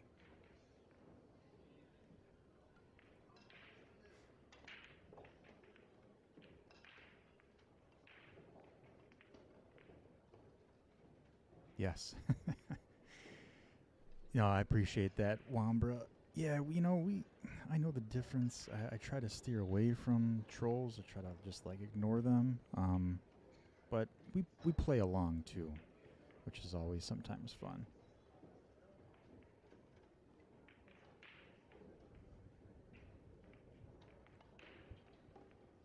Yeah, it is hard to deal with, that's for sure. Oh yeah, so I guess these guys have just started. So wait a minute. Oh, the guy in the orange shirt is Can Salim. So is this a different match that just started? Let's take a look. Can Salim is playing Constantine on 13. So unfortunately, Childress and Guimond have finished their match. We are now on the Can Salim match. We can keep it on this. I can update the score if you'd like. Or we can move it. Naoyuki Oi is playing Max Eberle on table 16. We can stream that. Pia Filler is playing Mark Estiola on table 18. We can stream that one. Actually, you know what? Nathan Childress is playing Chris Reinhold on table 15. Let's take a look at that. Yeah, so they're playing right now, actually. All right, so let's get this updated. Nathan Childress is currently playing Chris Reinhold. Table 15.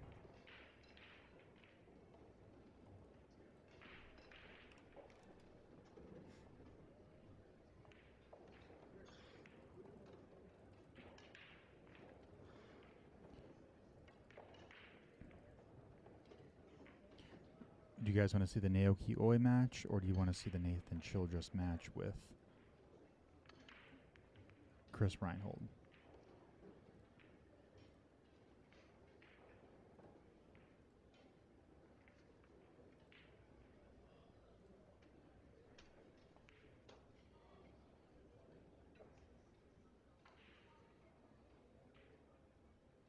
No, Wambra, that match is finished. Table 15 is Chris Reinhold now. You good? All right. Just refresh this 9-ball. You want to play? All right, we'll put it. I mean, we can watch Naoyuki Oi play on the big screen since he's a pro player, but we have not seen Nathan Childress yet, so we're gonna put him up. He's a 719 out of Virginia. Wow. We're gonna we're gonna put this match up. All right, so 15. Let's update this.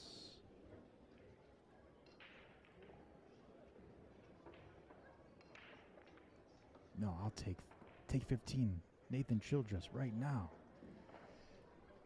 Kevin May with the demands. I like it. It's okay. We're going to update this here in a sec.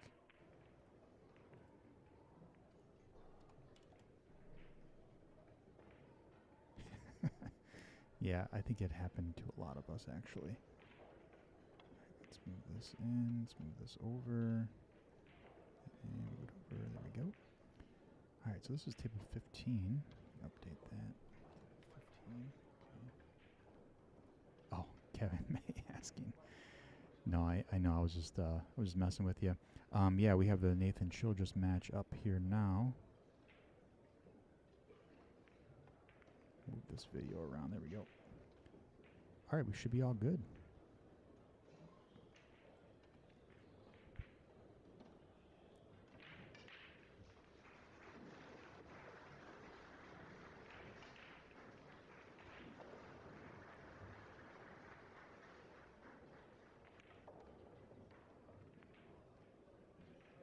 All right, guys, I'm just going to take a quick 5-minute break. Kevin May, hey, streamer man, do we know each other? Kevin May? I think that we may have just met virtually. I don't think I know you, but I think we know each other now. Thanks for popping in and supporting the channel. Really appreciate it. Matt, you guys will hold it down. Awesome. Just keep that chat blowing up. Keep it going. I'm going to come back, and I hope that we have a long list of chats. And if you guys haven't yet, subscribe, like, follow us on Facebook, YouTube. Kid says, what the F is wrong with the screen? Why does it keep moving? So these cameras, where they're located, they're actually on the light that's next to the table in front of them. So the camera is actually sitting right on top of the light that's either on table 14 or whatever table's in front of them. And when someone knocks the table or knocks into that light, it then moves all over the place. So I have no control over that, unfortunately.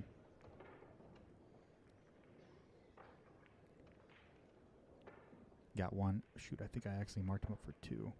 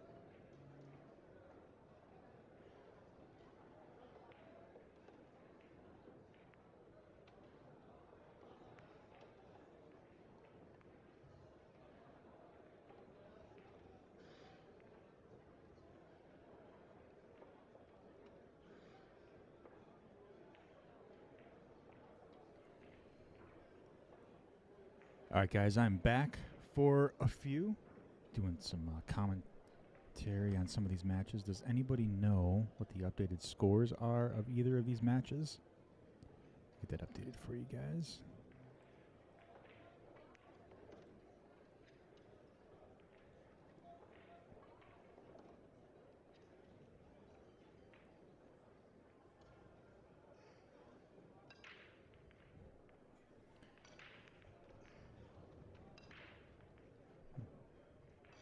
Nathan Childress with the break.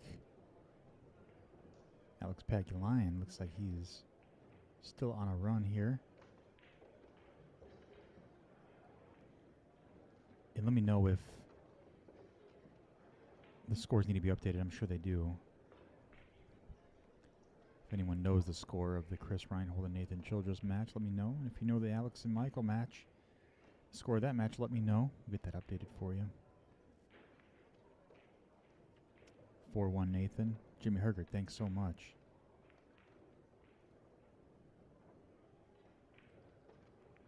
Wow, so Nathan putting the hurt on Chris, huh? 4-1 so far. Chris was in the action room last night. I'm pretty sure. I'm not sure who he was playing, though, and I'm not sure what the outcome was. Alex Pagulayan. Alex is 5-3. Jimmy Hergert again coming in with the clutch score here. Thanks so much. We'll get that marked up. 5-3. Nathan's so hot.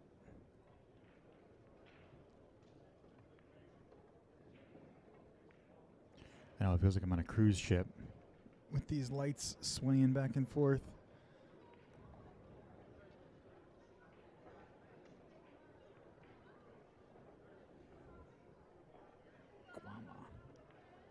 Matt Verville, good to see you in the chat still. Alex Pagulayan with the win. That'll make it 6-3 against Michael Yednak. Chris Reinhold at the table, trying to tighten up this deficit. It's on the 3, got to pull it back for the 4.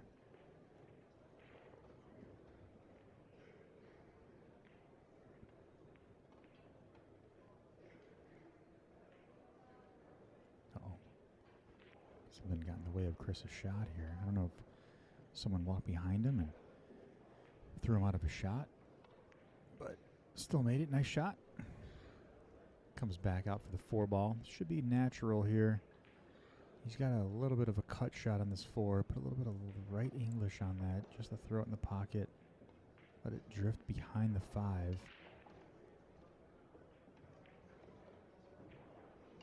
Hoping that he doesn't run into it, though.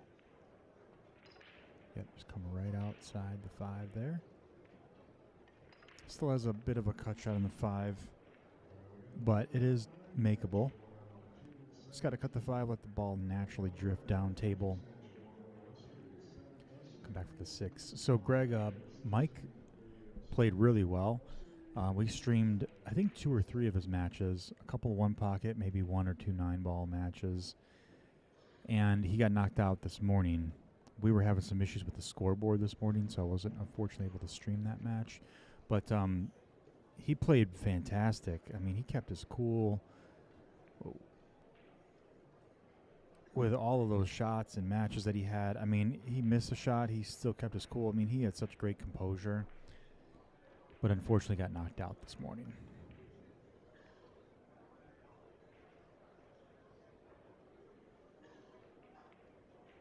Nice shot. Chris cutting that ball, the 6 ball on the side. Leaves himself some shape for the 8 in the side. Now he can play this with a little bit of top.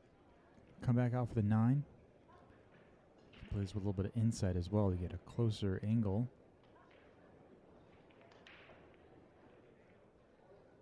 Uh-oh. Okay. I think he thought he was going to scratch.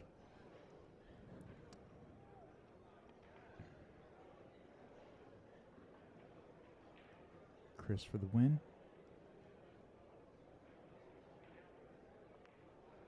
Nice out. Chris Reinhold on the board with 2 games to 4 against Nathan Childress. Greg, I didn't know it was his first time playing that tournament format. That's pretty awesome. So first time at Derby City, huh? Oh, Bruce Childress is at 5-4. So does that mean that Chris is on the board with 5 games to 4?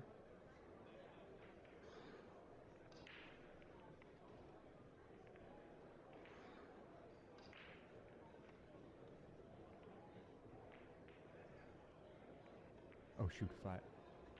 Nathan's up 5-4. Got it. 5-4 Nathan. Get that marked up here. Thanks for the scoring updates. Appreciate it.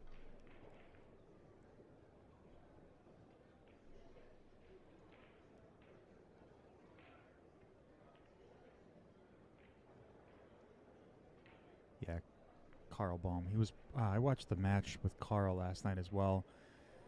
It was George and Carl against Scooter and someone else. Brighton, I think his name was. It was like a match for 20K each, like 40K in the middle.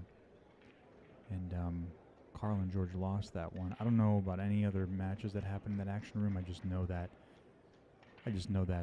Chris was over there playing on the 9-foot table. Oh, sweet.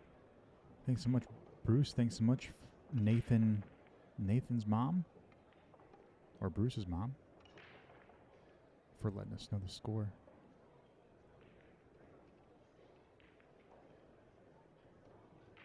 So Benjamin, what was the level of Chris's play in 2017 compared to now? Are you saying that his game jumped 8 gears from 2017 till now?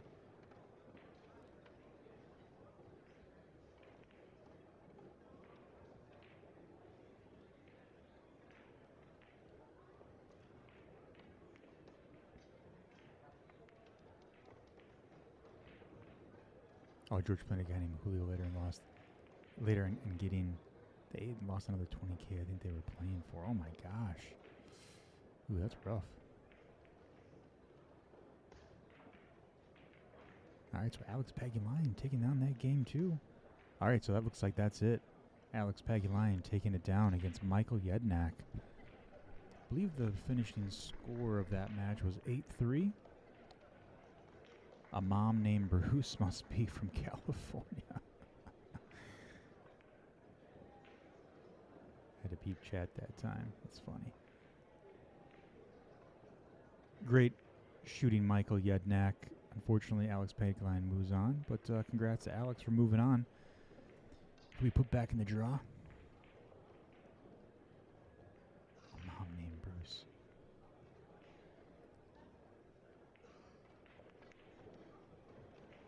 At everything. Just tell everybody. Everything, everyone. Just let everyone know. Everything know. Just get it out there. Would you just look at it? All right, so D. Adkins and Roland Garcia are playing on table 4. Naoyuki Oi, Max Eberle is still playing. I don't know what you guys want to watch. We got a few more matches here. Vitaliy Patsura playing Kevin Guimond. Let's see. Shane Wolford playing Danny Olson. D. Adkins. Let's see what table is he on. D. Adkins and Roland Garcia, table 4. Oh man. Greg wants to see Max. Lou wants to see D.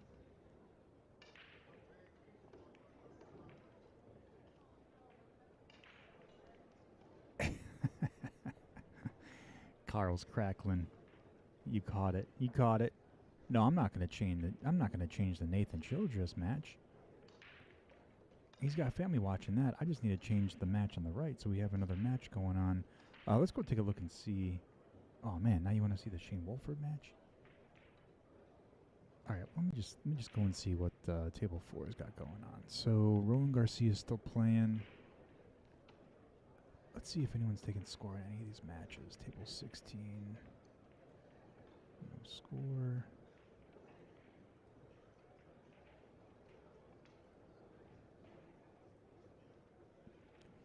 Matt is just down for whatever. He is just ready to go. Going with the flow.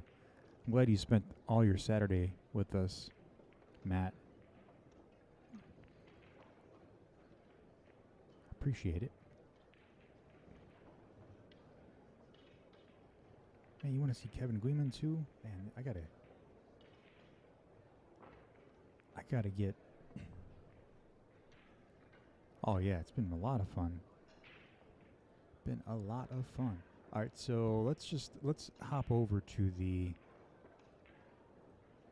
Roland Garcia match, and if there's not anything exciting happening, yeah, we could do that. You could switch to like the Adkins, Roland Garcia for a couple games, and then move over. They're playing on table 4, so let's get this marked up here.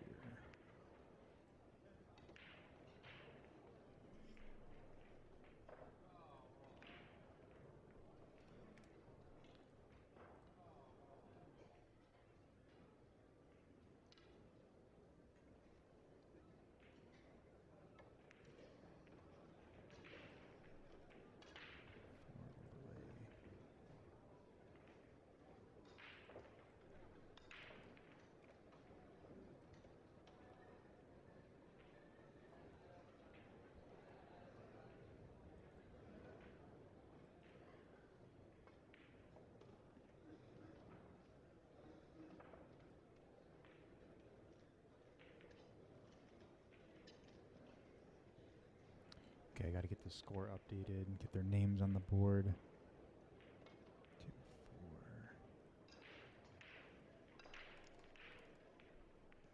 Bruce, no problem. We're glad that we were able to bring this to you guys. Glad that there's family in the chat watching the match here. Appreciate it.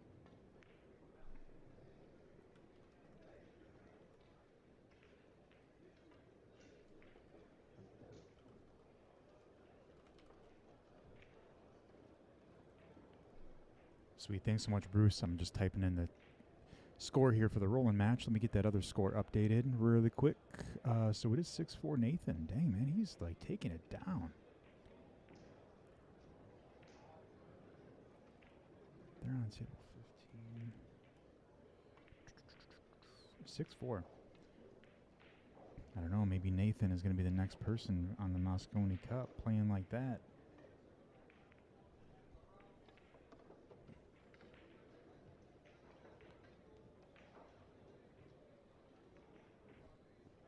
Bruce, what is Nathan's plans? What is his future? Like, what is he trying? Is he trying to play in the Mosconi Cup? What is his ultimate goal for the game of pool?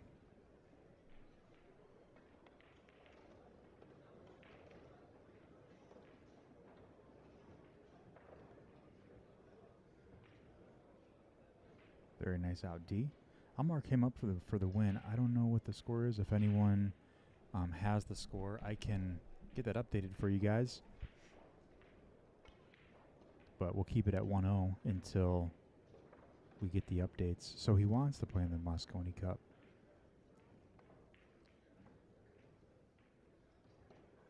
Ooh, nice try. Is going to lock up. Okay, not bad. Not a bad leave. He might be able to bank this 2 balls straight down, but he plays pool full time. Wow. That's awesome. So he's got a really great passion for the game. And, I mean, the fact that he's playing against Chris and he's up 6-4 tells me that he's got every ability to play on the Mosconi Cup team and definitely play with a lot of higher 700 Fargo rating players. So what is Nathan Childress' Fargo rating? I could probably look it up real quick, but if you guys know offhand, it'd be interesting to know. Is he in 700? He's got to be what? I'm guessing he's probably like 630, or I'm sorry, 730, 740. Oh yeah, Chris can play, man. 719. Wow.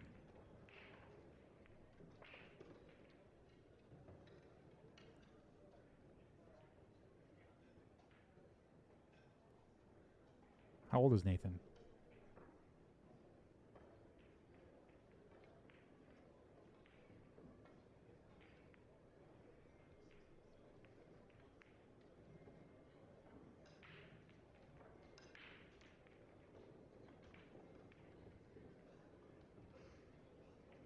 Jackson said tables are so slow. You know, tables are probably really slow because of all the play that they've had on them all week, you know. I think that it's brand new cloth, but with all the play, it definitely probably slows it down. All the chalk getting buried in. Lou, are they pulling a Johnny Archer? No. Sorry, I had to. It was just one point in Johnny Archer's match where he took a long time to come back. Greg says, Nate plays good. I'd like to see him play Sergio.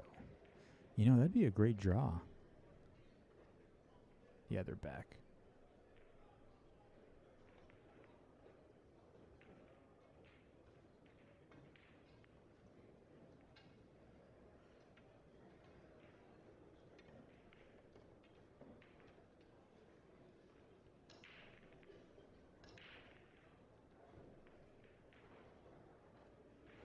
Wambra has 1,000 followers on Twitch. Dang, Wambra. What games do you play?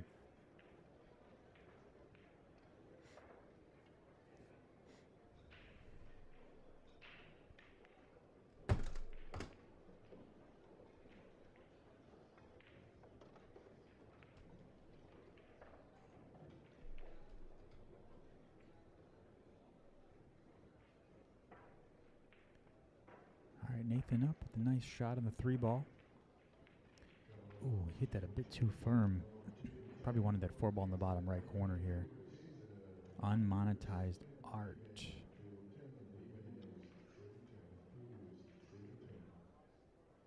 Never heard of it.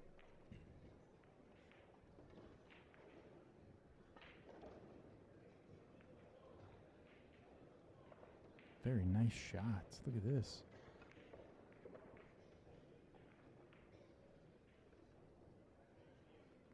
I know, Ben. Isn't that crazy? 5,000 viewers for gamers and like 500 viewers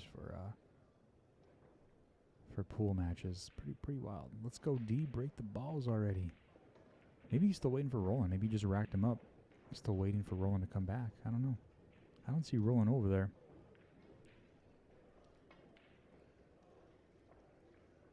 Let's see, move this down. I don't see Roland over there anywhere.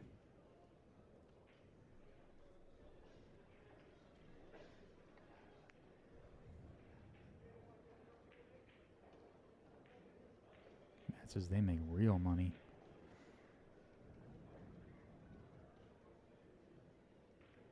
Pinch it off. Burning a loaf. All right, Chris is back up. Nathan did play. He tried playing a nice safety here, and fortunately, Chris is able to then see this cue ball in between the 9 and the 7. I don't know if he's going to try to cut this or bank it. So he's trying to bank it, and he's a bit off. Oh, wow, this will set up a really nice shot for Nathan to come back to him.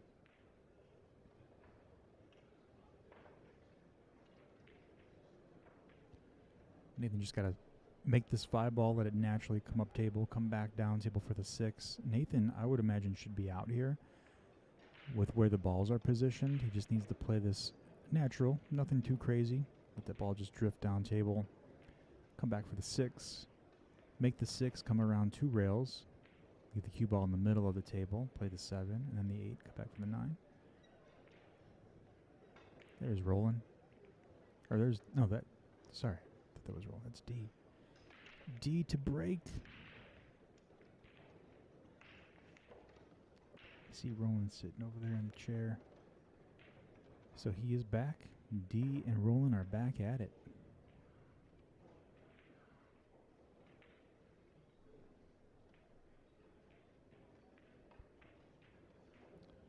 All right, Nathan with the 7-ball.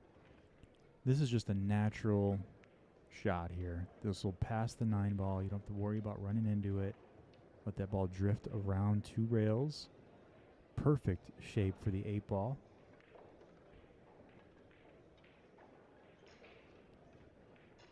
It's very moist there.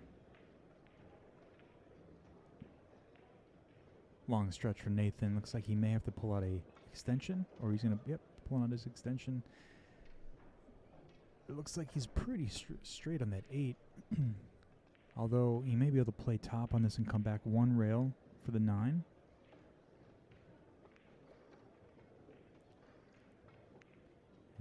naturally set up for the 9-ball. Oh, it looks like Chris gave him that. So Nathan Childress up 7-4 against Chris. One more win, and he's on the hill.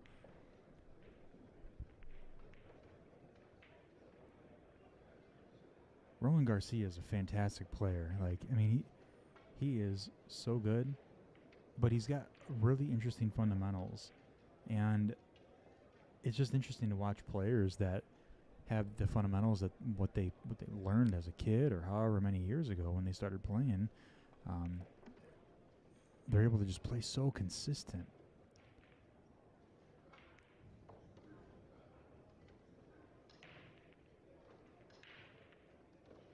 Nice shot.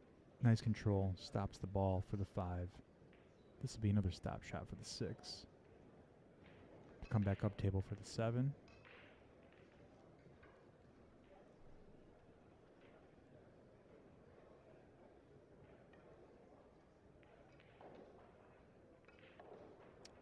So, Gerald, to answer your question, SVB is knocked out. Skylar, I think, is also knocked out. He got knocked out by Josh Filler.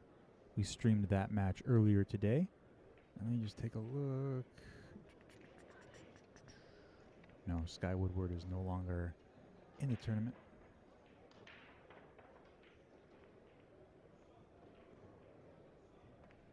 Improvised electronic music.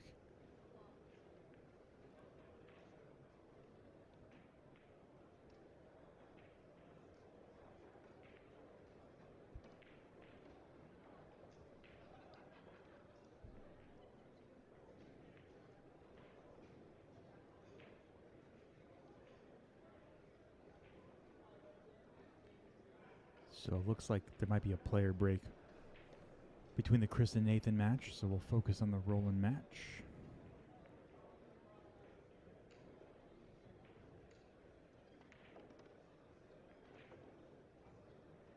Very nice shot. Hit that one really well. Pulled that ball all the way back with just a touch of right English to give him great shape for the 7. Comes back up table for the 9-ball in the side. And my score is probably completely off, but we're going to mark it up anyway.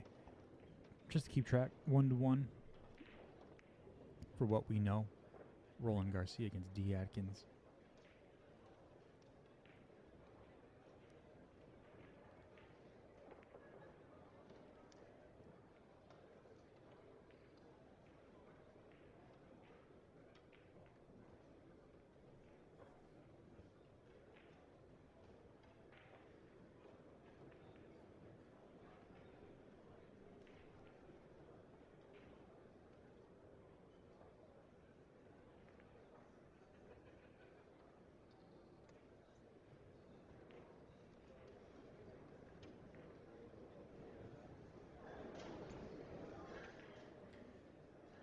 He said pool is all luck.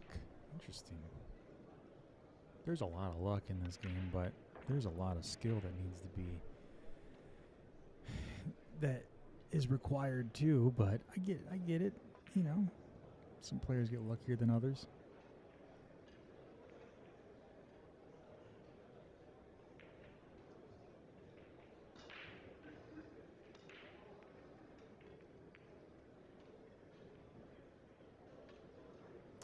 All right, Nathan getting up to break. And he's got a chance here to break and run this to put himself on the hill. See what he's got. Makes the 7 in the side.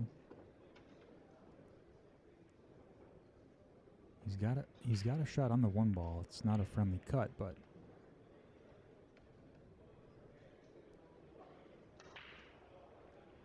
should be able to get pretty good shape on the 2-ball. Cut this 1-ball in. It's going to run up table. Let's see where it lands.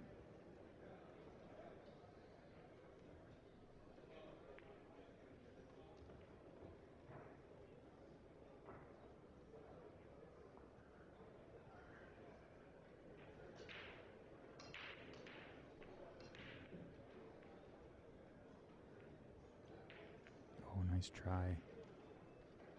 He got really, really great shape on that 2 ball, but just unfortunately missed the 1.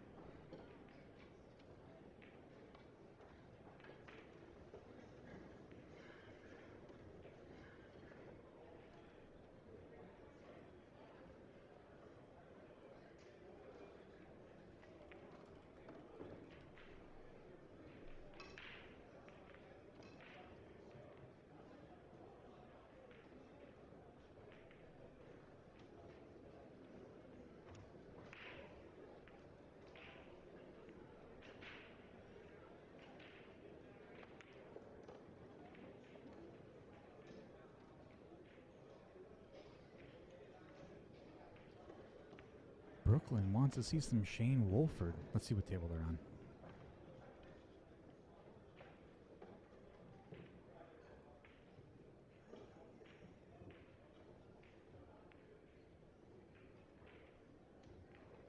Table 8.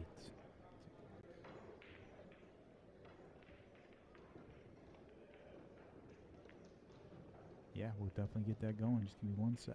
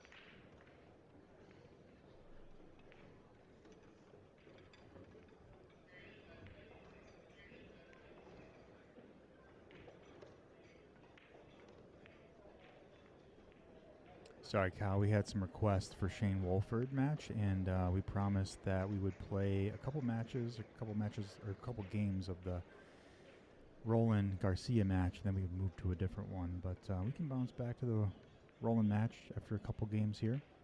So Danny, looks like he won that.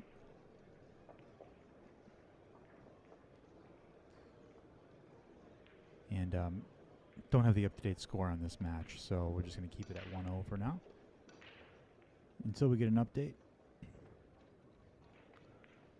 All right, so Chris Reinhold taking this one down, preventing Nathan from getting to the hill. Chris Reinhold, 5 games to 7.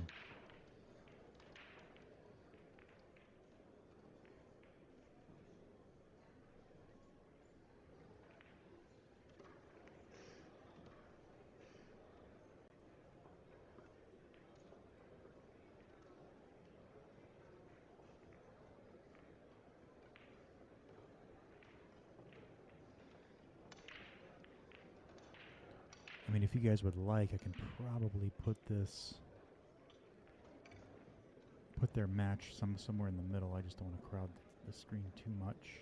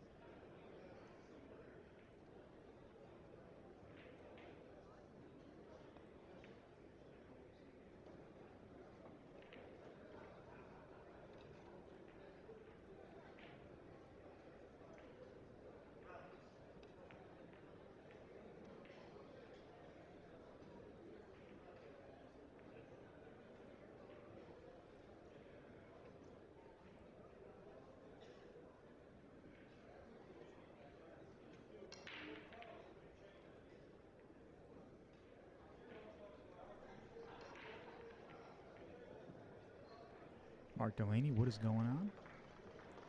Alright, so we're going to try something real crazy here. I have to take this video source. This one.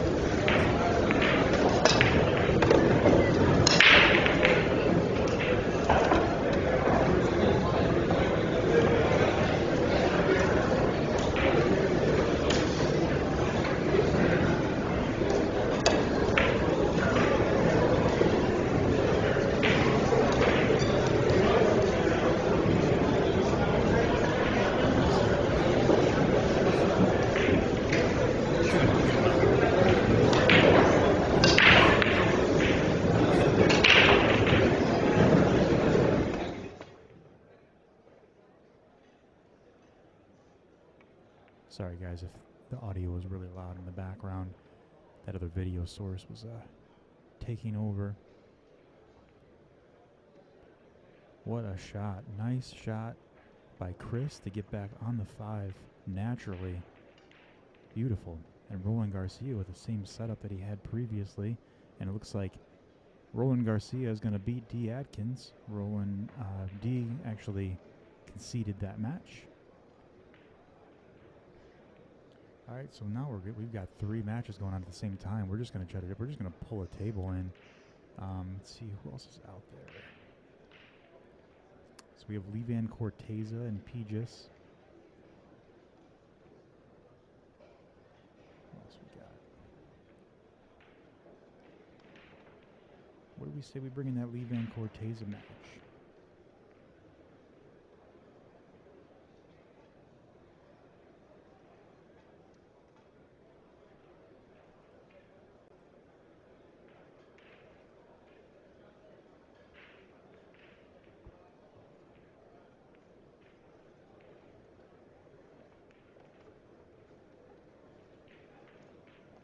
Yeah, Stacy, we had the audio was overriding our voice. We got that figured out.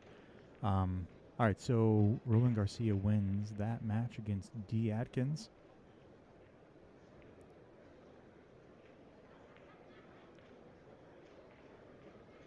Same here, Scott. Definitely want to see juniors moving up as well.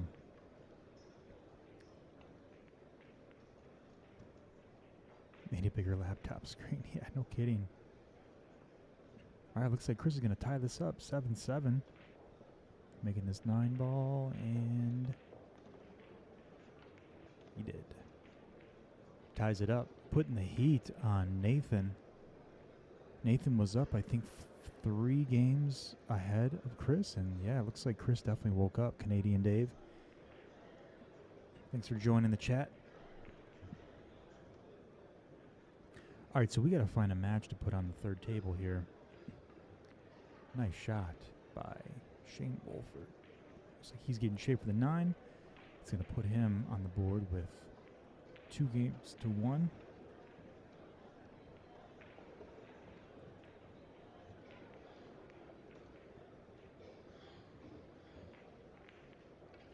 Nice shot.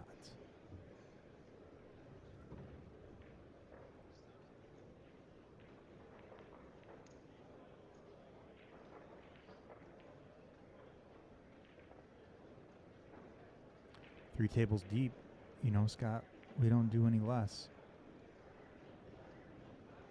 Got a lot of matches, lots of pool to come up and stream. So we have Naoyuki Oi playing Max Eberle. Still looks like they're on table 16. Robin Cross, the score for Shane Wolford's match is not correct. We came into that match a bit late, and that's what we have so far. So if you know anyone that's there that can give us an update on that score, we'll be more than happy to get that updated in the stream.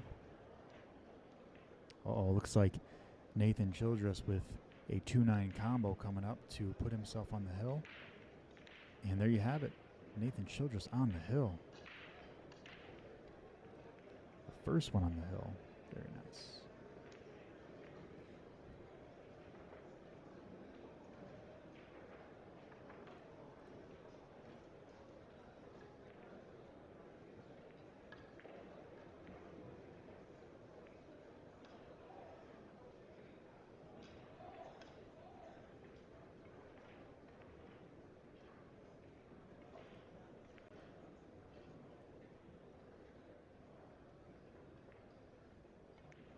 Sam Henderson definitely will, Greg, and he had his last ACS Midwest tournament that he was playing in this past week. He just bumped up to a 723 Fargo. Pretty impressive, you know?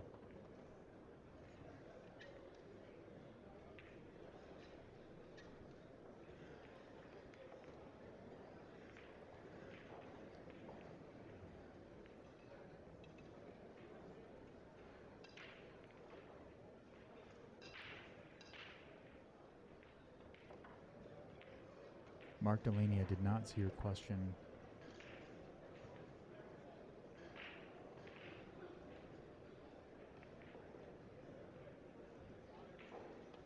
Oh, here we go. I see it. Hey, question. What do you think of the number of USTB players at the Derby as well as their performance? USTB? I guess, what does USTB stand for?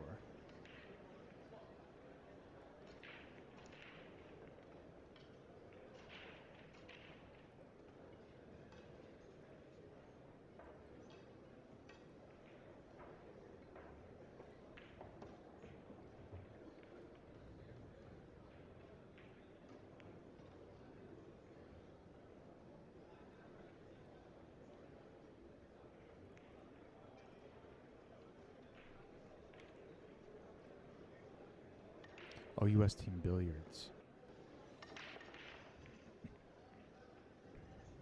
So I know that the US Team Billiards is ran by Mark Wilson, if I'm not mistaken. Is that correct?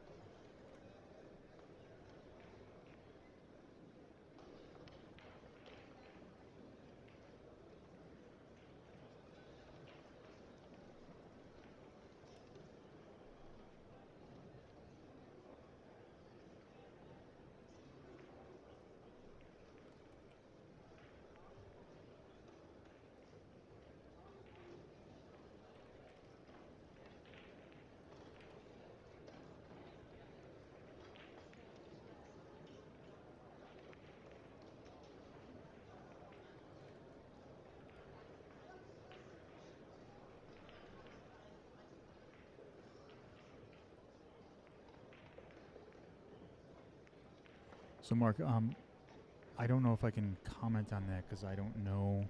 I didn't see the post. I am in the U.S.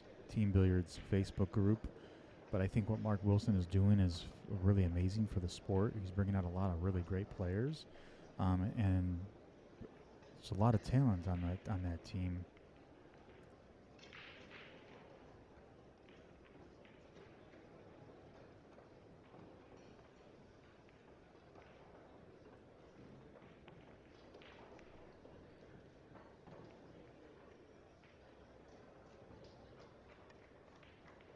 Danny Olson taking down another win. And it looks like Chris Reinhold's got the ball back in his court. He's taking this 7 ball all the way up to get shape for the 8 ball. Oh, I don't know if he wanted that shape, though. He's got to cut this 8 ball in. It's going to be a tough shot. Makeable.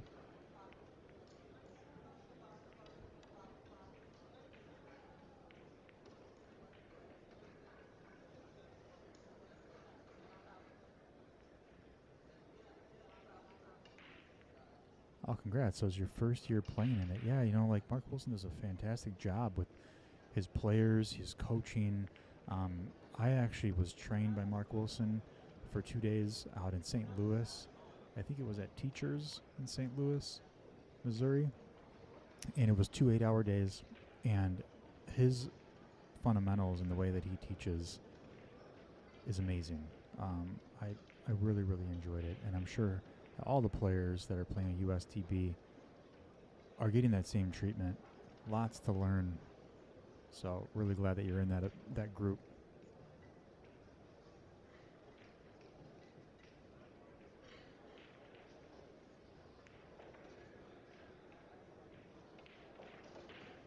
Kevin May said, if there's a way to donate 2050 to the calls, I will. What you mean?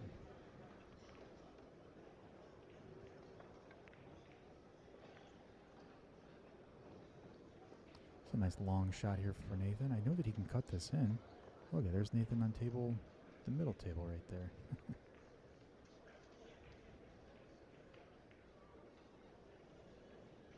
6 pockets, Adkins lost. We took that stream down because it's finished. Roland Garcia won.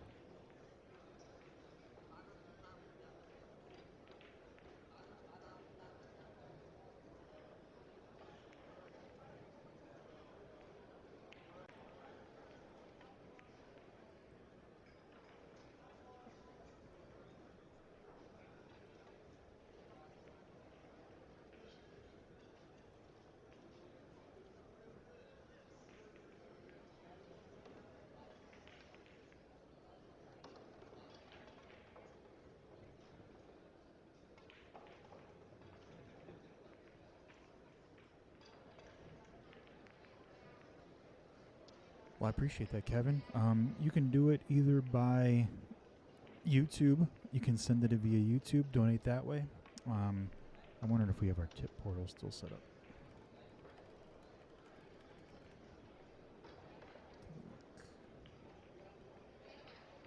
Yeah, so another easy way to do that is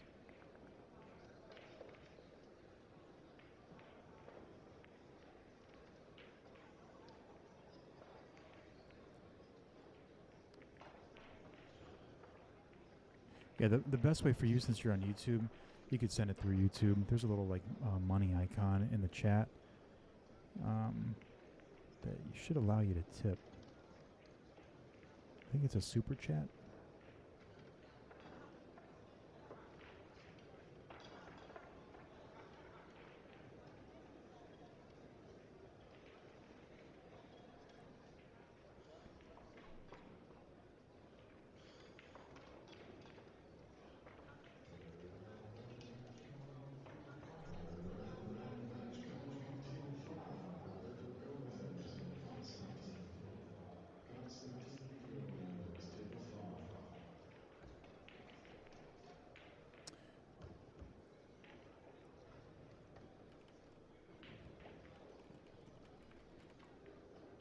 You can send it to jim@thecalcuttakid.com via PayPal. That is one way that we can accept donations. We also have a Venmo as well too. So if you wanted to send anything via Venmo, you could do it that way. I also have a Cash App too. Appreciate the support, Kevin. And you're the reason why we continue to keep bringing these awesome streams to you. All right, so it looks like Chris took that last one down. Yep. Wow, so it is tied up.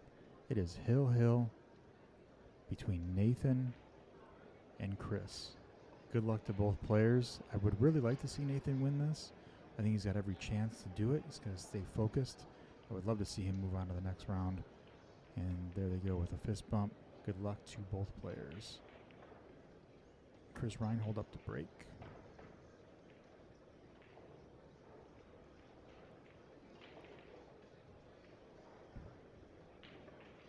Come on, Nathan. Everyone's rooting for you.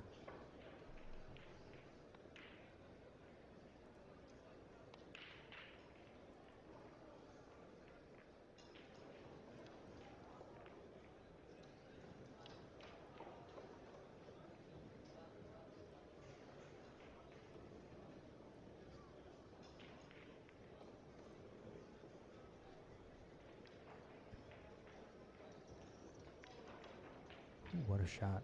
Naoyuki Oi with a really nice shot.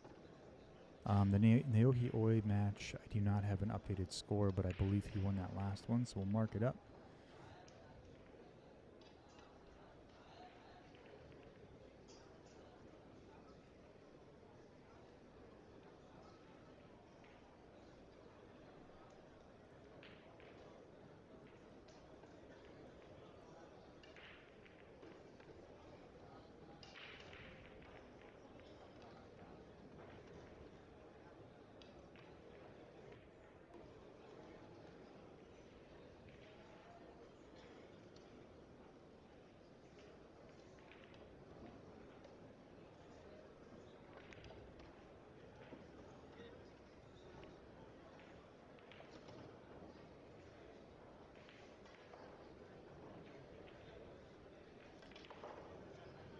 Yeah, that was a really good break by Chris.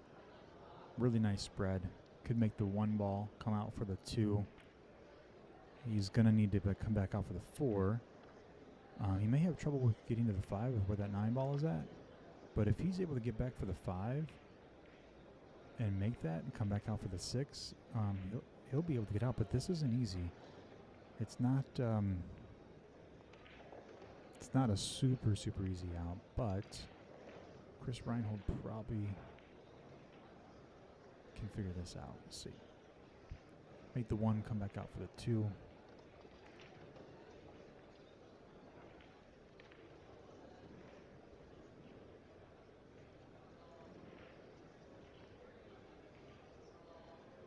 Nice shot. Oh, see, and this is tough because he's got to leave himself with perfect position in order to run these out, because he's got to get position on that 2 ball. He's already out of position on the 2 ball, but if he got good position on it, he'd be able to come out for the 4, which then he would still need to get perfect position to get back down for the 5. Not easy by any means. He can most likely cut this in the bottom left corner, but this is a really, really tight cut. Oh, so Naoyuki Oi wins against Max Eberle. Very nice shooting. Looks like Naoyuki was on a run there, taking down a few games in a row. Really nice out by Naoyuki Oi. Well, good news is we can put another match on the right there. So Roberto Gomez is playing Constantine on table 5. We have Levan Corteza playing against Pijus, Labutis. And those are the only 2 other matches that we can stream. Yeah, looking better now for sure. He's got this cut shot on this 2 ball, which is going to give him some bad position on this 4. Oh, unless he plays it like that. What a shot. Wow. Man, that is just crazy. I honestly did not see that shot, but that was pretty impressive. Cut the lights off that 2 ball, and he came around 3 rails to get shape for this 4. So he was able to work himself out after getting bad shape on the 2 ball.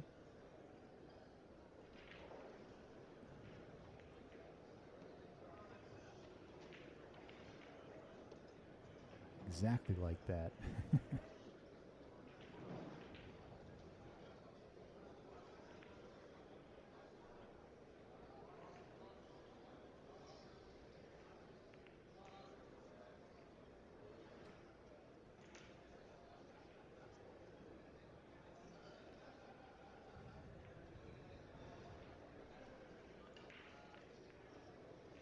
Nice shot on the 5 ball. Chris left himself a little bit of an angle and then actually come out for the 7. This is where the pressure builds. He's got to hit this one right to get back for the 7, to give himself good shape to come back out for the 8.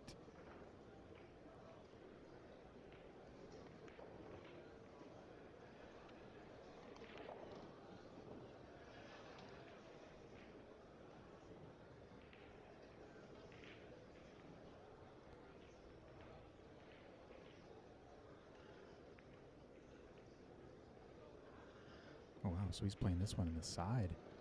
Interesting. I think he's got a bit of an angle. The cue ball is probably going to drift up table just a bit, but if he just taps this in, it should leave him a good shot on the 9. And, yep. Just a slight cut on the 9 ball. And I'd hate to say it, but it looks like Chris is going to take this one down. Really nice shooting by both players. Nathan, we really wanted you to win. I thought for sure he'd come back and win that match. All right, so we have the Shane Wolford and Danny Olson match still happening. We can put 2 more matches on. We might as well hop on over to table 10 and see what's going on over there. Let me get that one loaded up. It's a really great match. Great shooting by both players. And way to hang in there, Nathan. All right, so it looks like they are keeping score. So we're going to hop over to the Levan Corteza match.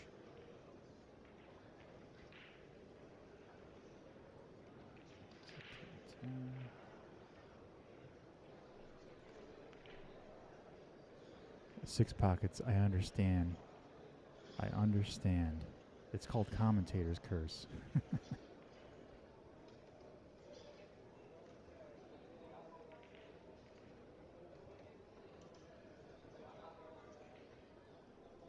So Sergio is on table 19, huh? All right, we'll put that on.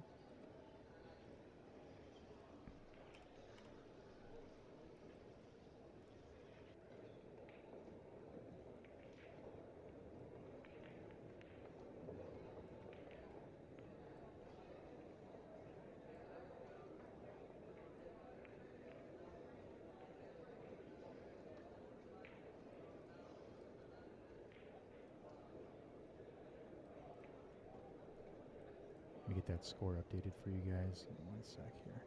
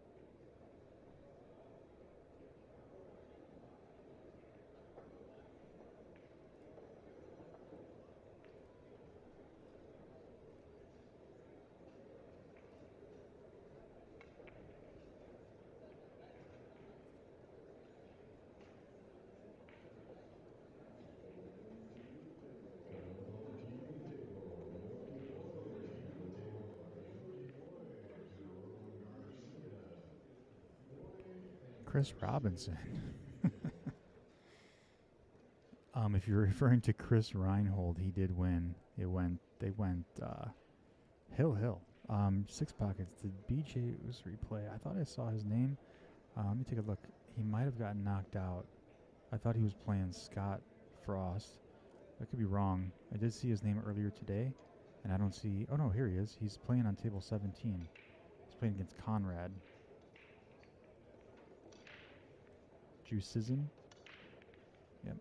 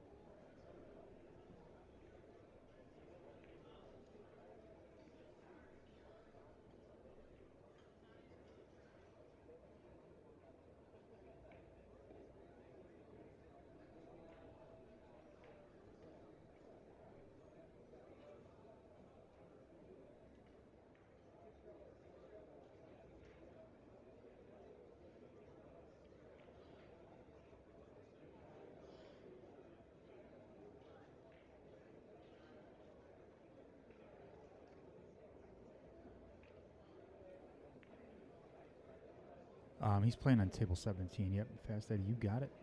Fast Eddie. Table 17. There is no score updated over there.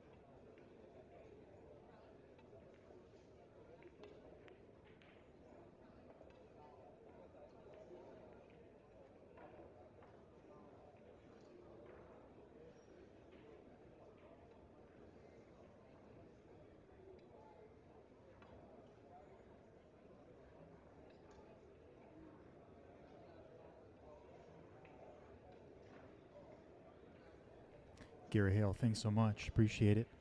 Thanks so much for stopping in and checking out the stream. Six Pockets. How do you find the bracket for this tournament? So there is not a bracket for this tournament. It's just a draw tournament. So let me post up the link. You can hop over to the link there that I just posted in the chat, and you can view the upcoming scores, or I'm sorry, the upcoming matches. No bracket, just a draw tournament. So all players are just randomly drawn.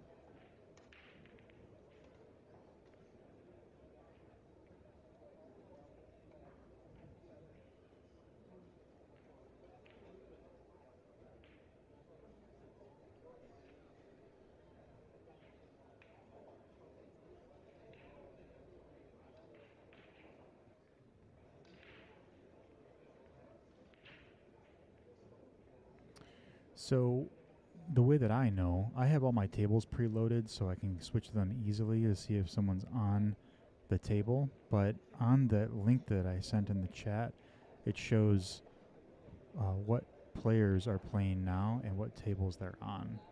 So if it's marked in green and it says now, that means that they're playing right now on the table.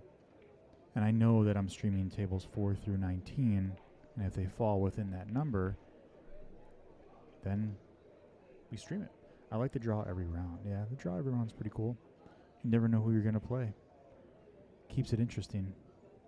Roland Garcia and Naoyuki Oi have drawn each other. They're playing on the AccuStats live stream table, table 1.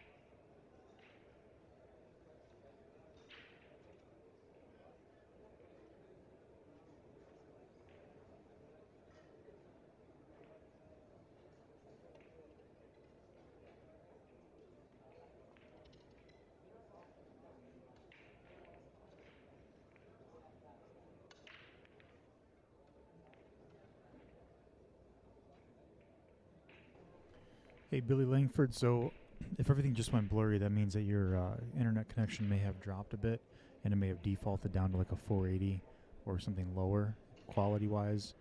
You may want to just manually set that back to a 1080p, or it should automatically move back to 1080p. Greg wants the Vitaliy match in the middle. What are your guys' thoughts? Who is he playing? Let's see. So Vitaly's playing Chris Reinhold, and it looks like they may have just started. Table 7.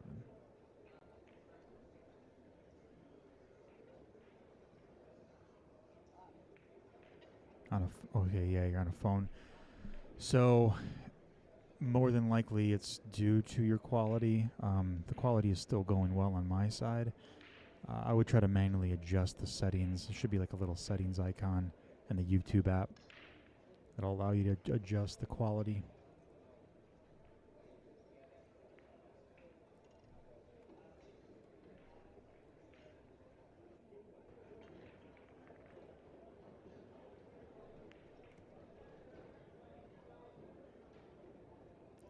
No problem. All right, so those guys just started. I got to update their score here.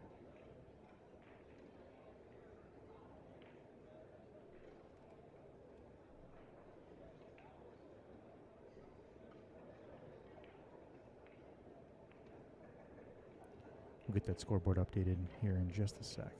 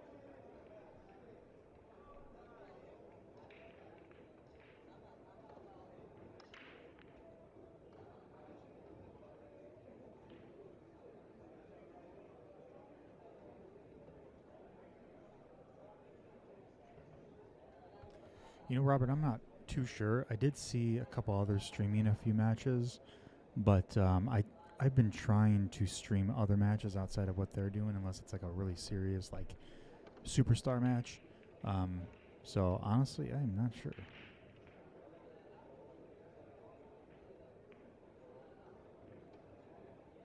I think Levan won the last two, but I don't think anyone's taken score over there.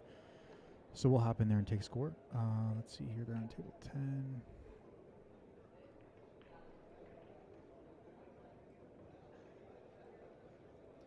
10. Disresourceful, yes, I can update the scores, but there's been some times where I don't know the score, so I can't update it until I find that out.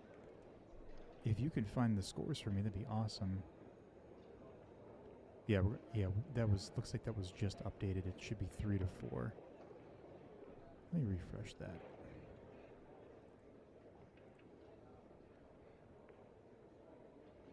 There we go. So I know that the Levan Corteza and Pijus match is updated.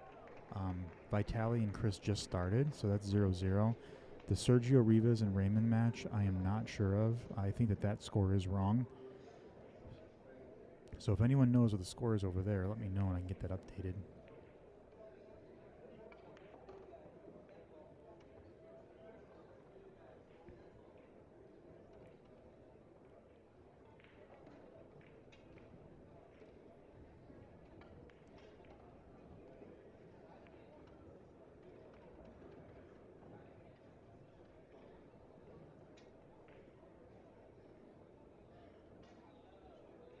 Yeah, it looks like Vitaliy is just practicing.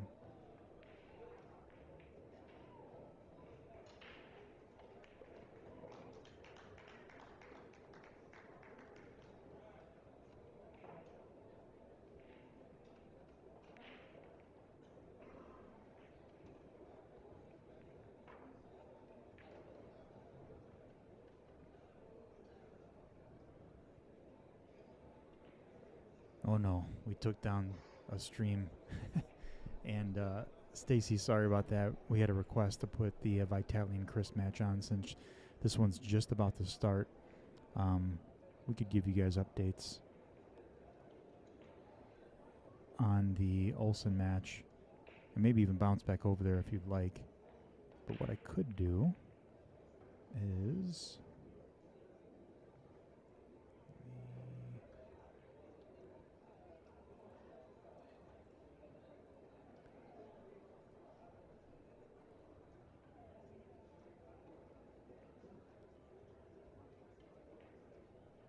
yeah, we could bounce back over there if you'd like.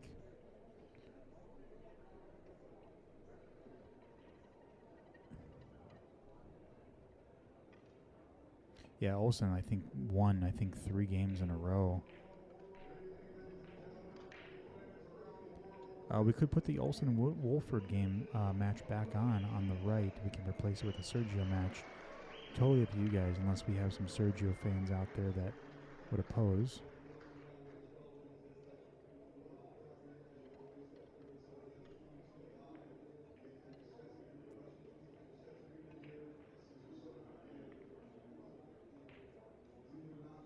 Oh, Olson. Okay. So Olson is the next. So while Vitaliy and Chris are Vitaliy right now is just practicing. So I'm going to put back the Olson match. Just give me one sec here.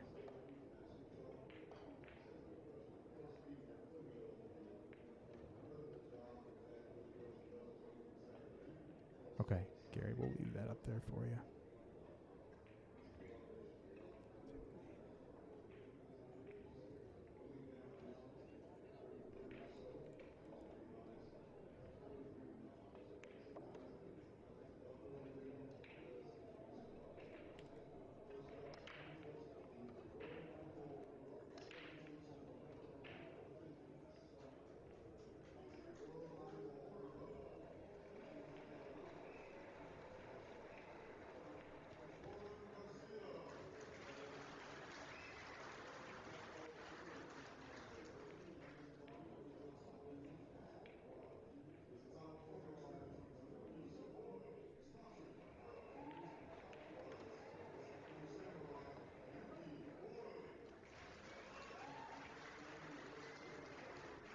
Colt Mayfield, no problem. Glad to bring the stream to you guys. Goodbye, SVB and Childress and Olson done. Max Eberle will be joining them soon. Long drive back to California. So I'm assuming that Danny Olson then lost to Shane Wolford, given the fact that he is just practicing right now.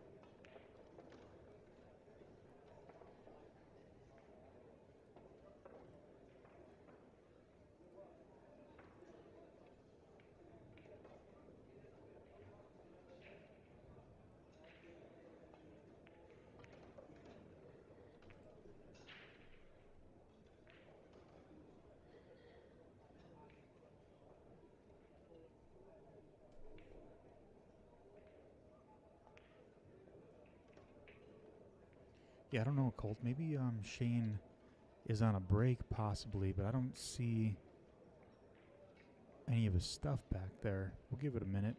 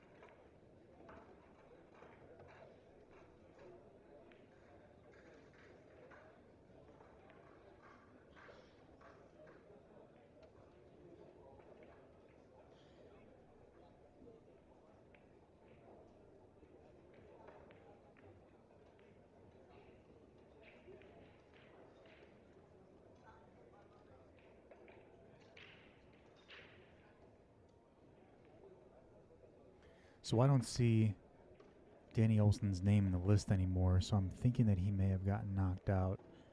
I'm just taking a look and browsing here.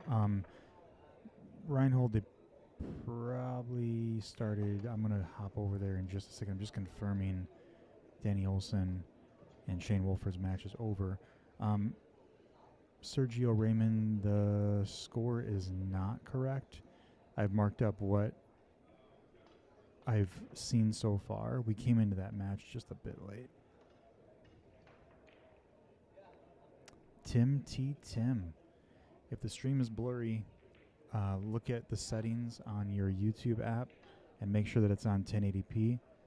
We are streaming at full 1080p, and I have the stream up on my other side here, and it looks like it is crystal clear.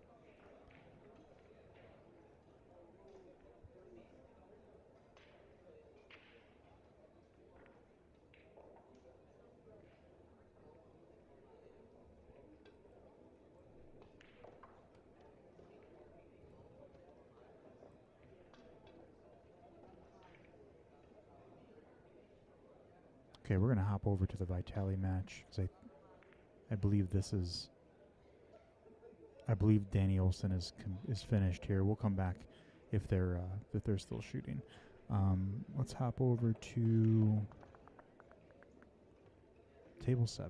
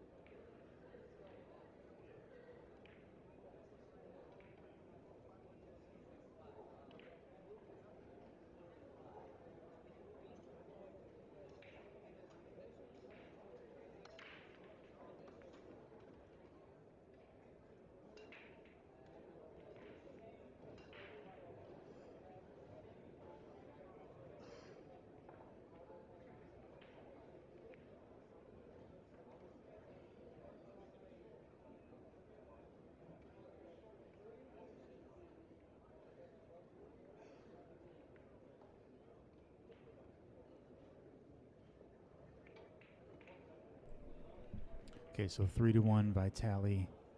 We'll get that updated, but 2-2 Sergio Raymond, or Nathan just said 7-6 Raymond Sergio. So let me know which one's correct, and I'll get that fixed. So Vitaly's up 3-1.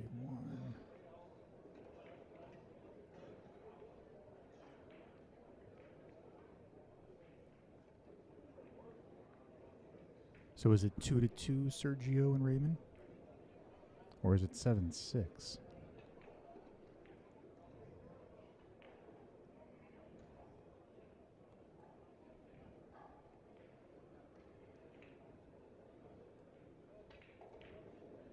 Yeah, I was completely wrong. We came into that match a little late, so I think it is pretty positive it's 7-6.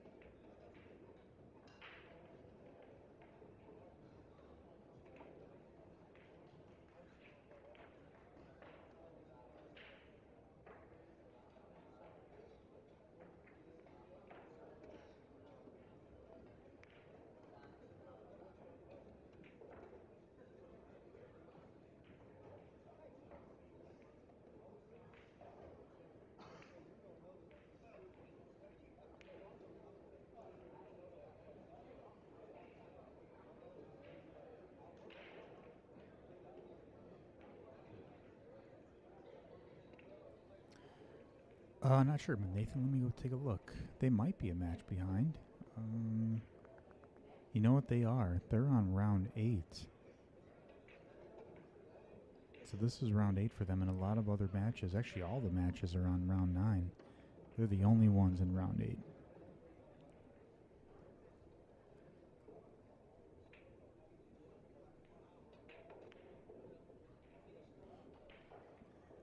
Yeah, that's for sure. He could have definitely been on the hill here. Raymond takes it down, ties it up 7-7.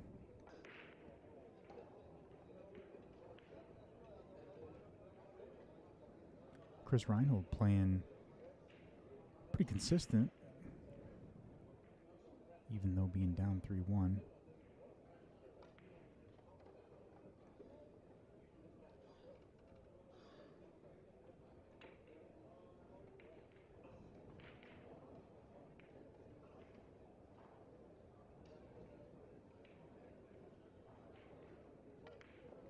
But it looks like Vitaly's going to take this one down. Yeah, I think it did. That match probably took 2 rounds, I would imagine. That's probably the reason why it's behind. Brad, no, it's race to 9. Right, so Vitaliy took that. It is a race to 9, so they have one more to get to the hill.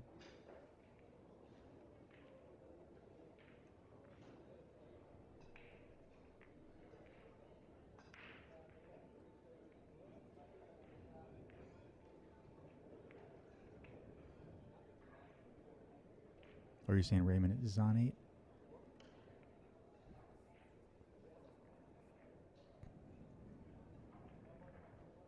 All right, I believe you. We can move it to 8.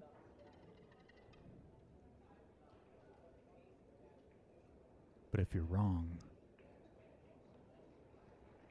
No, I'm just kidding. Move it to 8. It's kind of hard to take a score when you get 65% sure. Well, you're above 50%, so I'll give it to you. As long as you're above 50%, that's all that matters. But if it's wrong, jail. Straight to jail.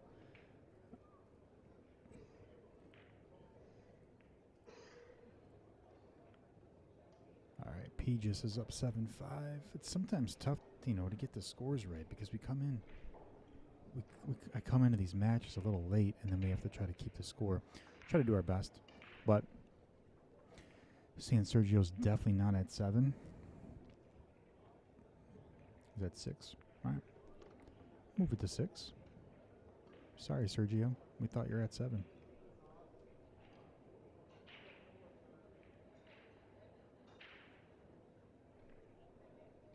Now he's got to work extra hard. Here I thought he had one more game to get on the hill, and now he's got 2 more games.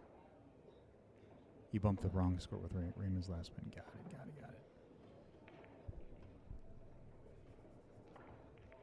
Ooh, nice cut shot there by Lee Van Corteza.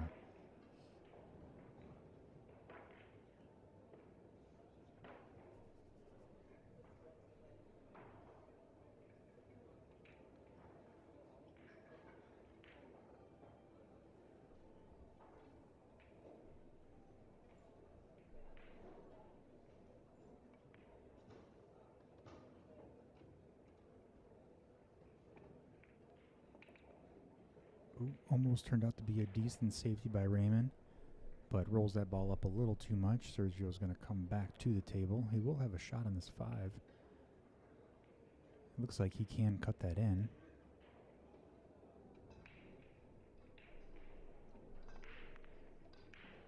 Nice shot by Chris. He's got a shot still on the 4 ball. Should be able to run the 4 balls out here. Get him with 2 games on the board. Nice shot by Sergio. Don't scratch. Ooh, almost made the 9.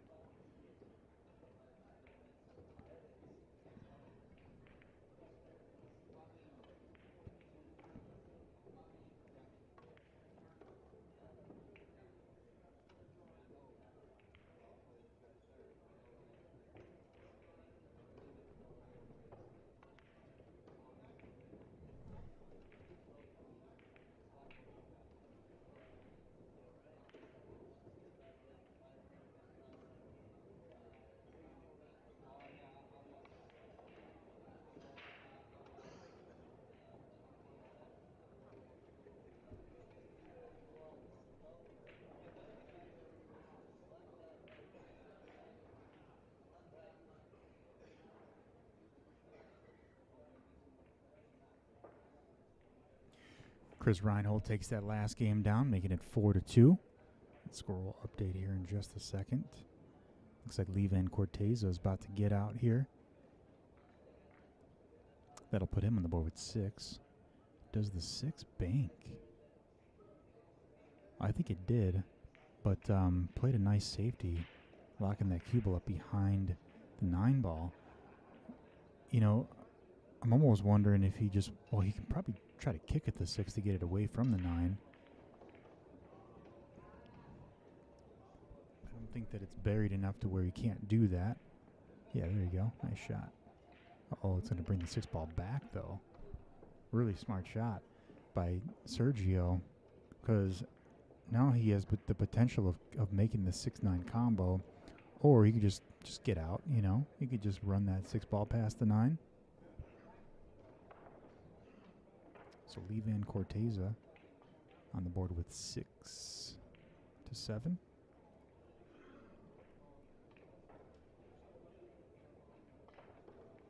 Nice shot.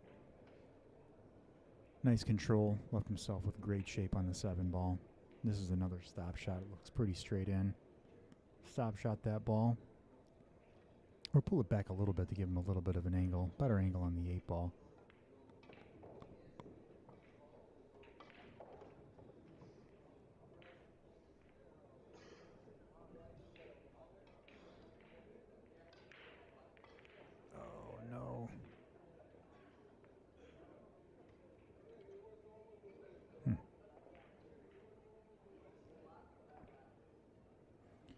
Unfortunate miss there by Sergio. Brings Raymond back to the table, leaving him with a shot on the 7 ball.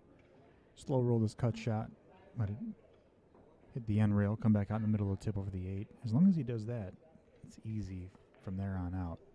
7 ball is the hardest shot on the table, but not too hard to make that ball. Leaving Corteza up the break. It is 6-7 over there. Let me refresh that.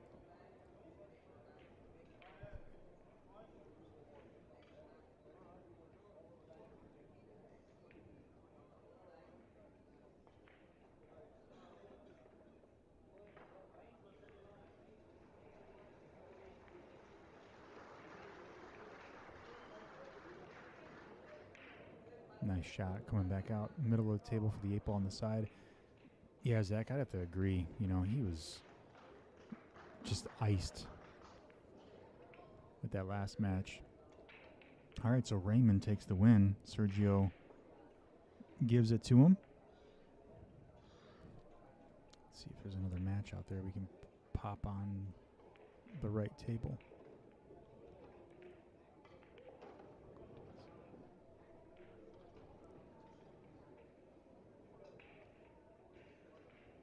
Okay, so the only other match that we have out there that we can stream right now is the Constantine and Roberto Gomez match on table 5. Tim, Craig, usually they finish it out tonight. It looks like they're coming close to the end here. They have, I don't know, roughly about 15 people. So, I don't know, it depends. I think that they're going to try to finish this off tonight, but, you know how it goes. It'd be here, you know, you say, oh yeah, it'll finish tonight, but it may finish in 24 hours.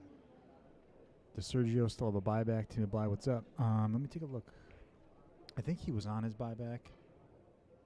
He has a number 1 next to his name, so I'm pretty positive he has bought back once already.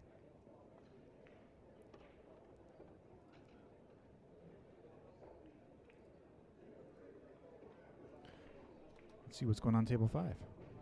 Kevin May, Calcutta, what is up?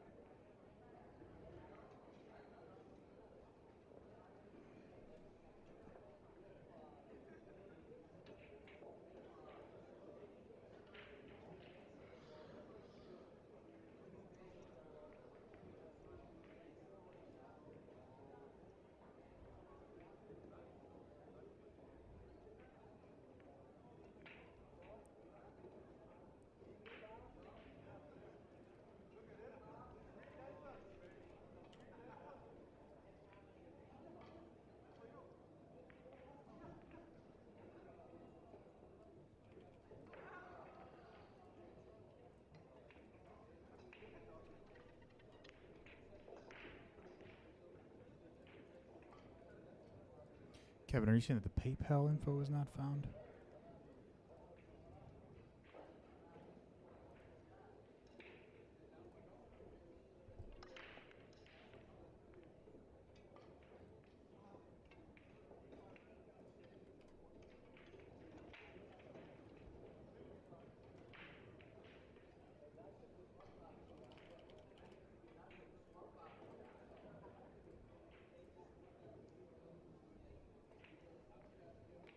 Well, let me take a look. Give me 1 sec.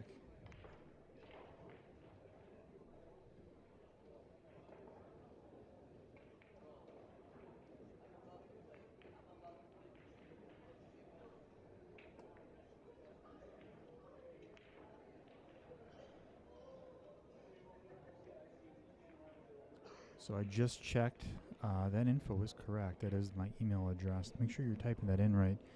It's Jim at thecalcuttakid.com. Via PayPal, anyone wants to donate, feel free. So yeah, if anyone wants to donate to us, let me know. And our PayPal info is there in the chat, and that is our email, Jim at thecalcuttakid.com. That's our PayPal. So finals are supposed to be tonight, so we'll see. I got to refresh the score real quick.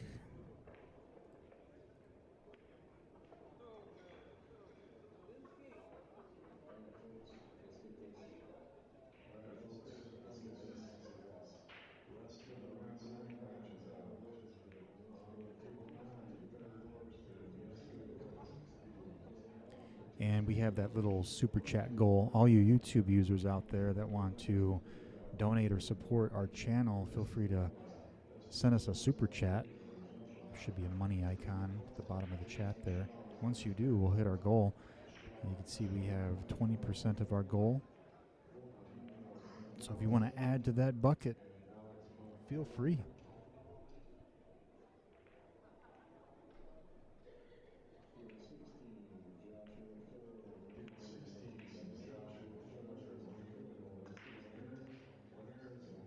Sorry, it was via PayPal, not via Pay.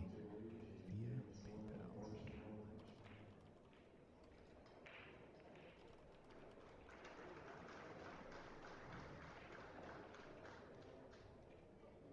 All right, so who is breaking? This is Pijus. Looks like Pijus is on the board with 8 games, the 6.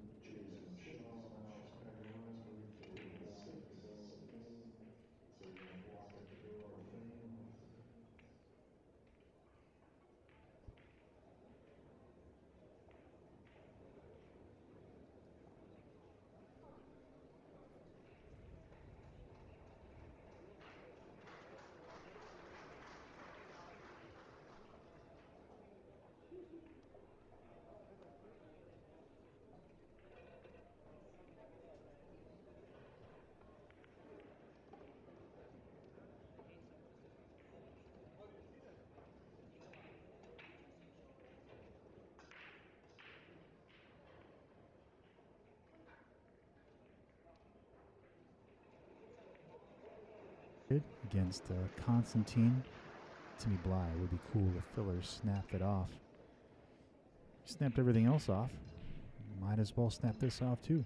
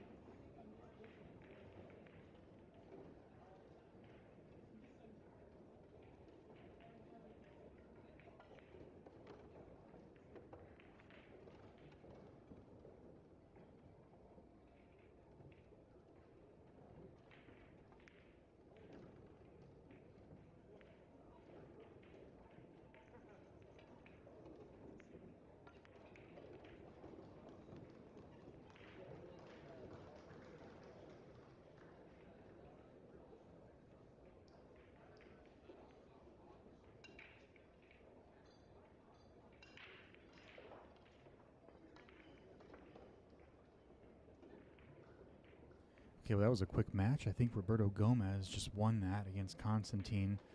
We might have caught the tail end of that match.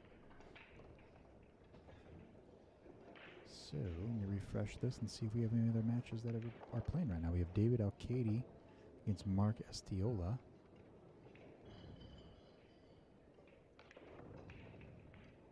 Oh, there's a lot of matches that just got posted.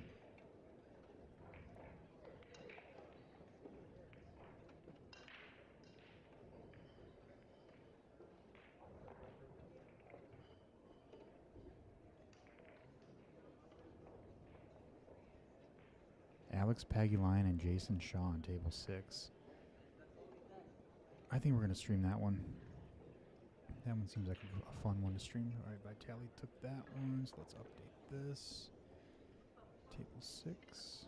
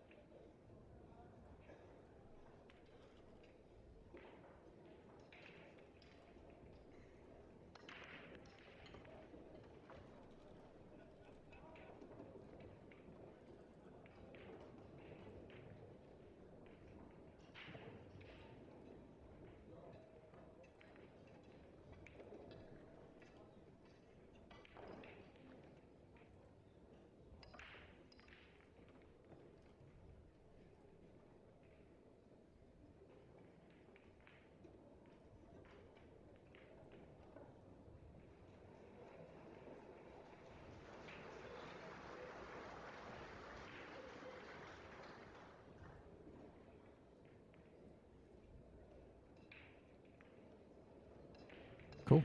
Jayson Shaw and Alex Pagulayan up on the third table on the right. And we have Levan Corteza and Pijus Labutis still shooting. Middle table we have Vitaliy, Patsura, and Chris Reinhold. Looks like we got the top of Jason Filler's head too.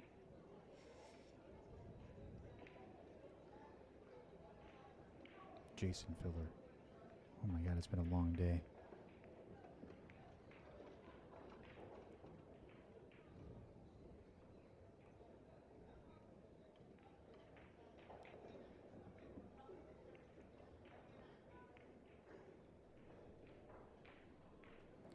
Tim Craig, so do I.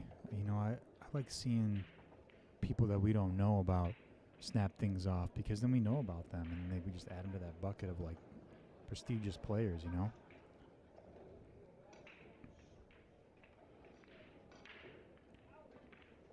Nice shot by Levan Corteza coming out for the 9 ball. I'm going to mark this one up as a win here in a second. Once he makes this 9, I got faith he's going to make it. No commentator's curse. Boom. Levan Corteza, 7 games to Pijus has 8.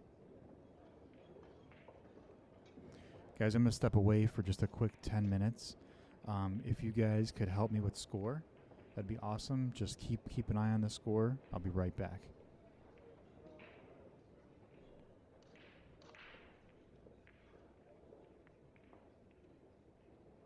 It did, Kevin May. I did receive that. Thank you so much.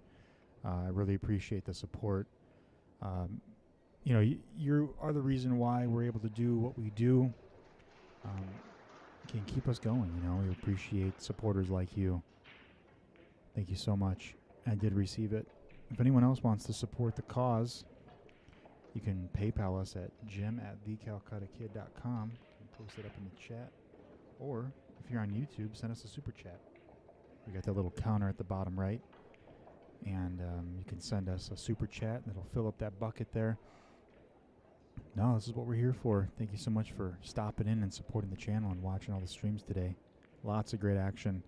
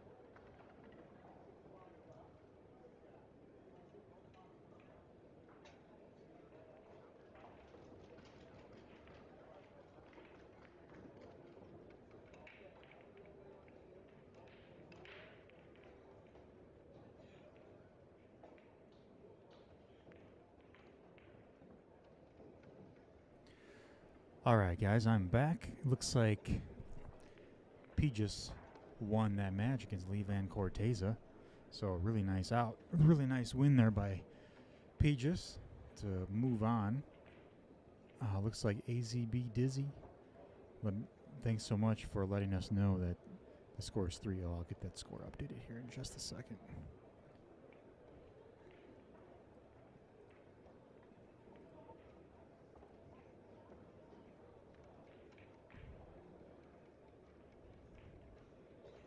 Sweet, Scott's through. There you go.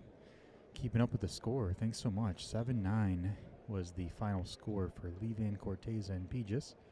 We have a 6-3 match over there with Vitaliy and Chris so far, and a 3-0 lead for the Alex Pagulayan and Jayson Shaw match. Let's get all those updated here.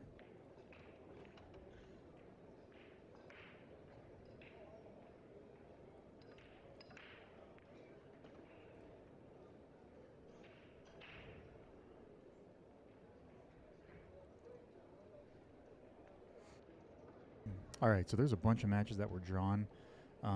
Let's see what else. What other matches we got going on here?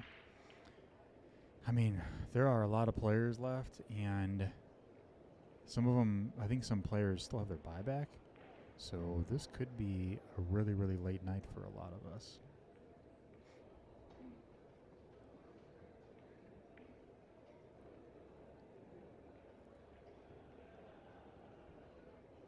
Filler Raymond. All right, let's do it.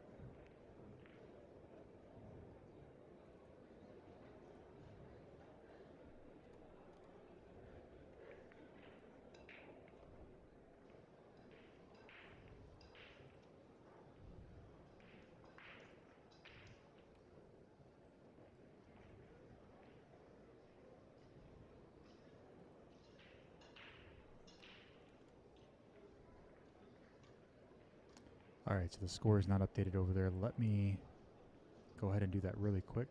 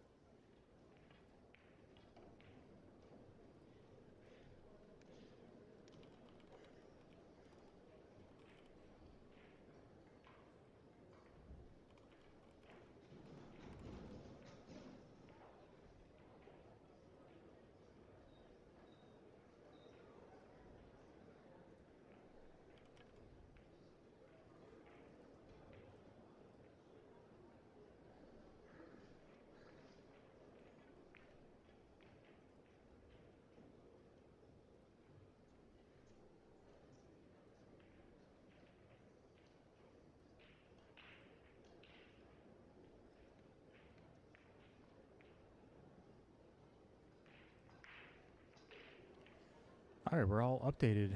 We have the Josh Filler and Raymond Linares match on the first table. Middle table, we have Vitaliy Patsura and Chris Reinhold still battling it out, 6-3 currently. Jayson Shaw and Alex Pagulayan on the far right table. If anyone knows the updated score for the Josh Filler and Raymond Linares match, let me know and we'll get that score updated.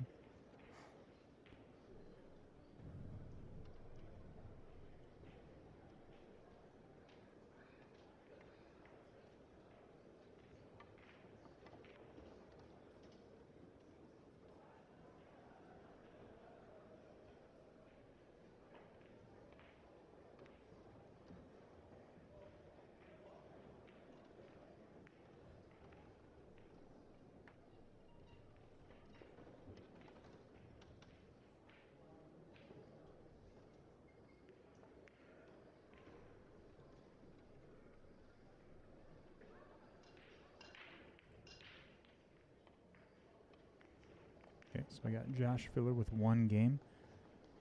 The match was started before we started the stream, so I'm assuming we missed probably 2 or 3 matches or 2 or 3 games prior. So if anyone has the updated score, let me know. Get that updated. As for right now, I believe the other two games are updated. Jason Shaw taking down his first win over Alex. Mark that up.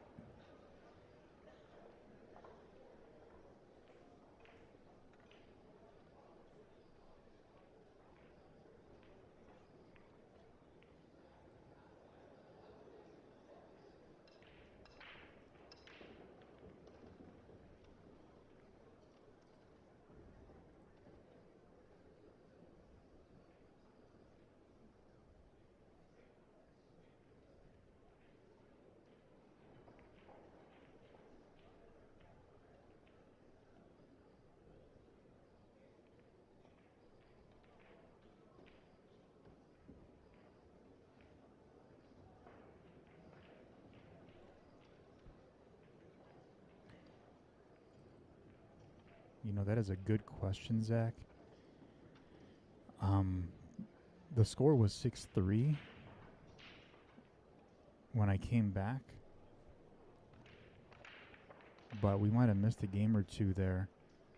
Vitaliy might have beat Chris. I'm not sure what happened. Let's take a look at the bracket, or well, the draw board, and see where we're at here.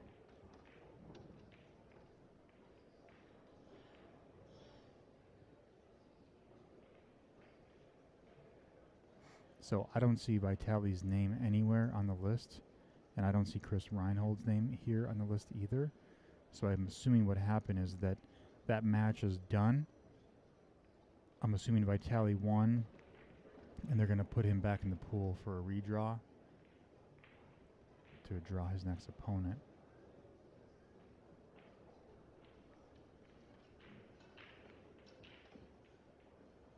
So if that's the case, we can throw on another match. We have Mieszko, I think that's how you say his name, Fortunski against Fedor. Oh, you think Chris can see with 2 balls left. Might have missed a couple because Chris kept giving the rack with a couple balls left. Yeah, that's true. But I would imagine we would have had at least 7 for Vitaliy there, 8. Looks like Josh Filler won that one over there again, so we'll mark him up. But we'll put another match on here in the middle. We have Thorsten Holman and Can Saline. We have Alex Montpellier against John Morra. We have Fortunski against Fedor Gorst. What do you think about that match? Would you like me to put the Fedor Gorst match on table 9?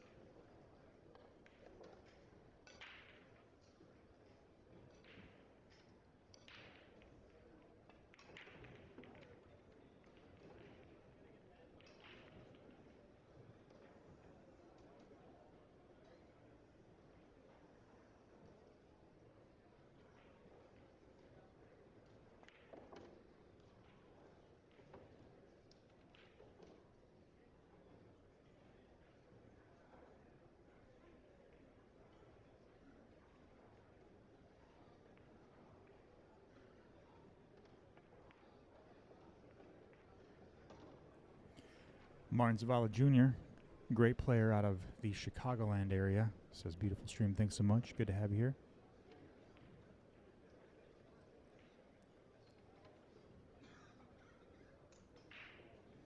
Surprised, Martin, you're not playing in this.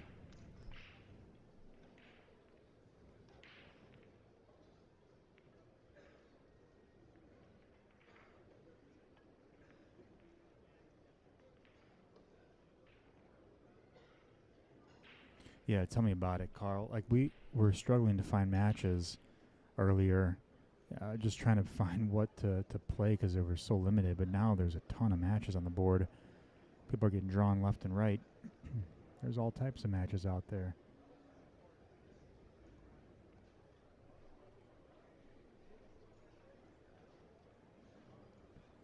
I know, tell me about it, Magic Pool. We got some monsters playing right now. Josh Filler, Fedor, Jason Shaw, Alex Pagulayan. I mean, Fortunski, too. I mean, Raymond is up there, man. He's an up-and-coming star. He's been playing fantastic.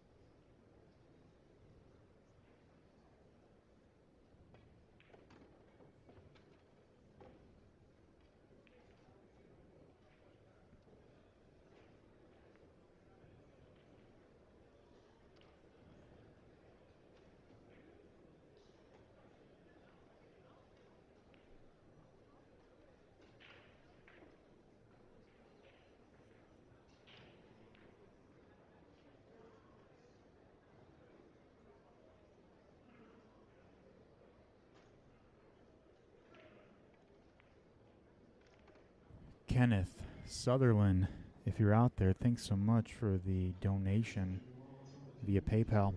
Appreciate it.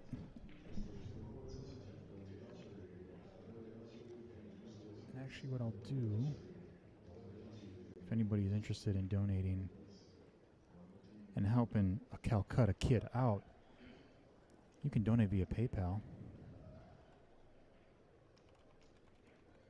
We'll get that posted up on the screen here.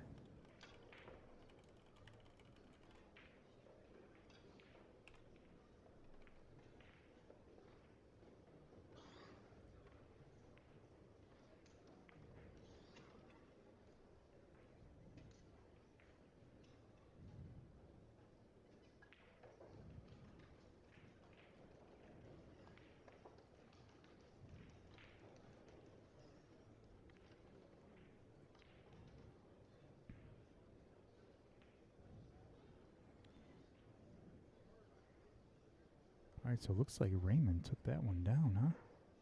Let's see. Just want to make sure.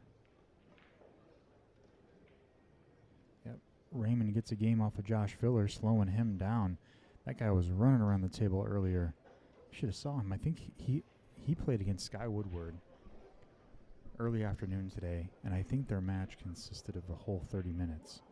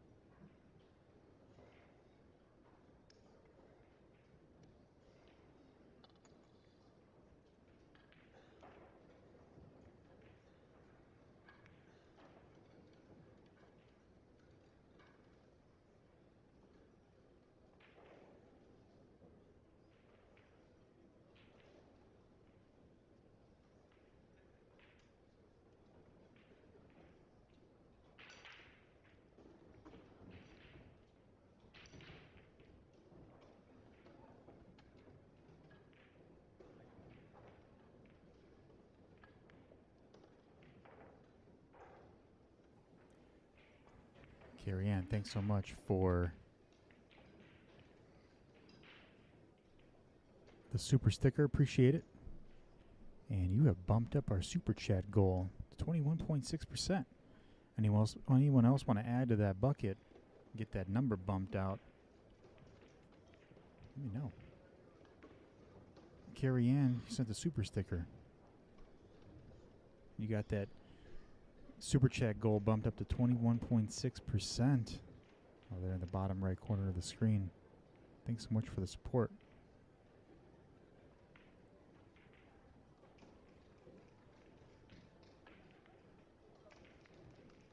Sid B, R.I.P. Kid Delicious. That's right. Showing some love. Raymond. 2 games on the board. Tied up, 2-2.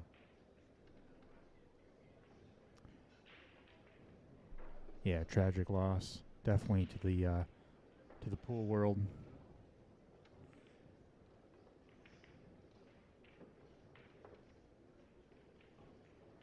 Greg Webster, thank you so much for the donation. Really appreciate it.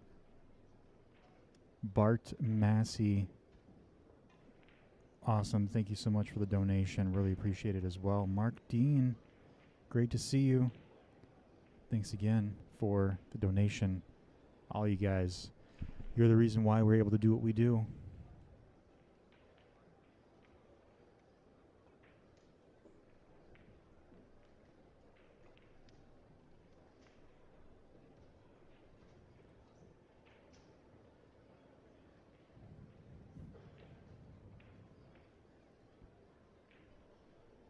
Alex Pagulayan, another break and run. Oh man, almost that one rattled, almost popped out there for a second.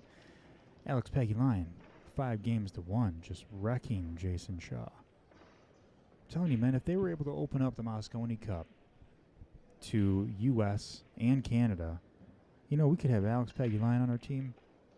Maybe that's what we need. They just need to open it up. Someone made a good statement earlier, and they said, you know, we are a nation, but they have a whole continent. And I'm like, okay, yeah, that makes sense. Maybe we do need to add Canada to our team. Sid B said he used to throw 3/4 the length of the table and bet they were all the same.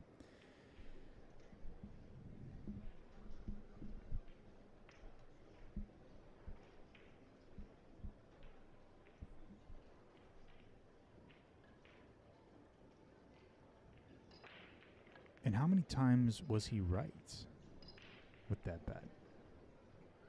Was he right often? Or did he win that bet often?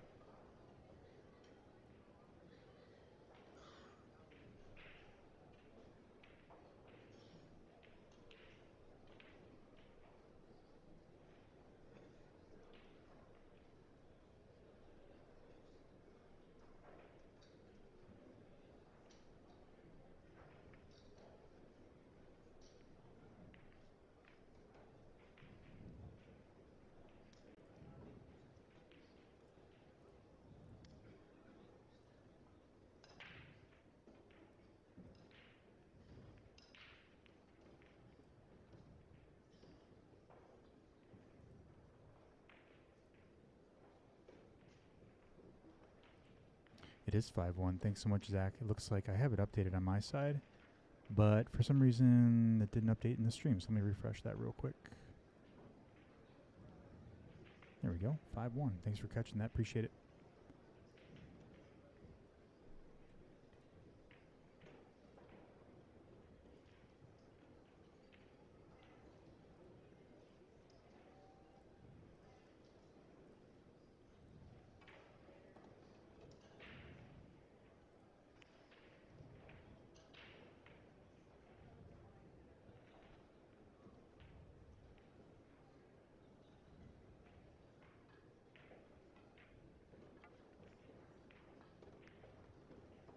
Nice shot by Alex. Man, he's taking it down here. This is another break and run.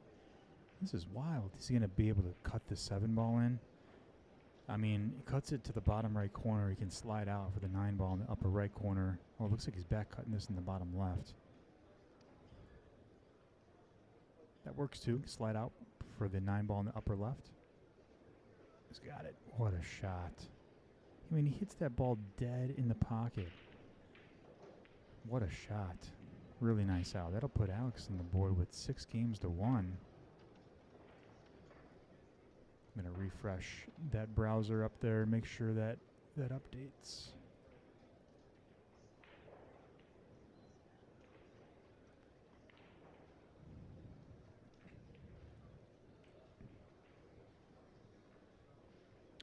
So I'm wondering if the Josh Filler and Raymond match, I think Raymond may have stepped away to take a break maybe. I'm not sure what happened over there.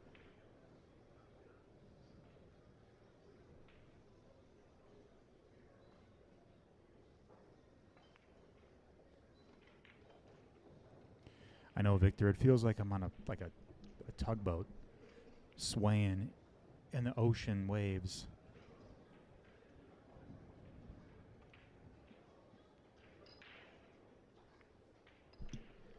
Those cameras are sitting on top of those diamond lights, and you can see when players mark their score on top of the light, it's actually moving the light around, which is also causing the camera to sway. I've been looking at this all day. I feel like I'm on a boat, on a cruise ship. Man, Alex feeling his stroke, wanted to put spin and let his stroke out. That's why he went bottom left. Got it. Makes sense. He really let his stroke out there, and he hit that perfect. You know what's cool about Alex's fundamentals here is that he pauses like for a good, I don't know how long. I mean, it's got to be a good 5 seconds. 6 seconds before he shoots that shot. He really gets dialed in before he makes that shot. All right, so Josh Filler. Did he win that one? Let me just double check. Yep, looks like he did. What happened there? Go back.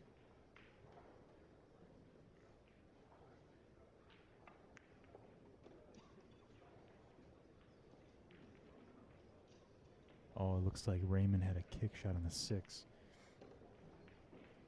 I'll get that updated. Josh Filler. 3 games to 2.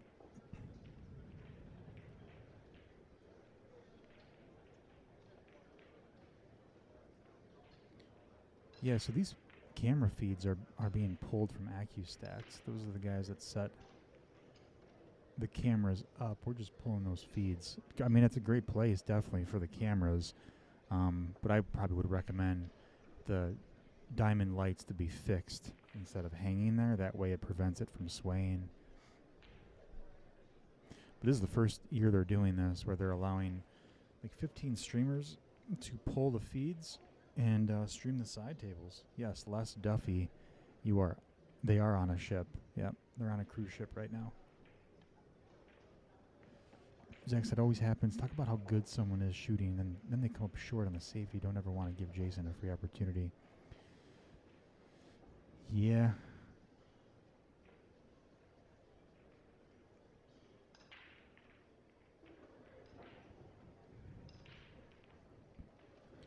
Alex had a really, really beautiful shot the game prior, and he just played a bad safety, you know, and just allowed Jayson to take advantage of that. Now Jayson's back to the table.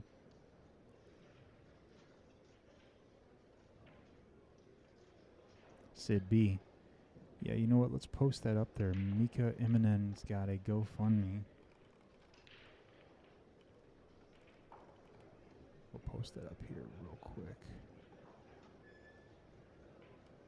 He's got stage 4 cancer.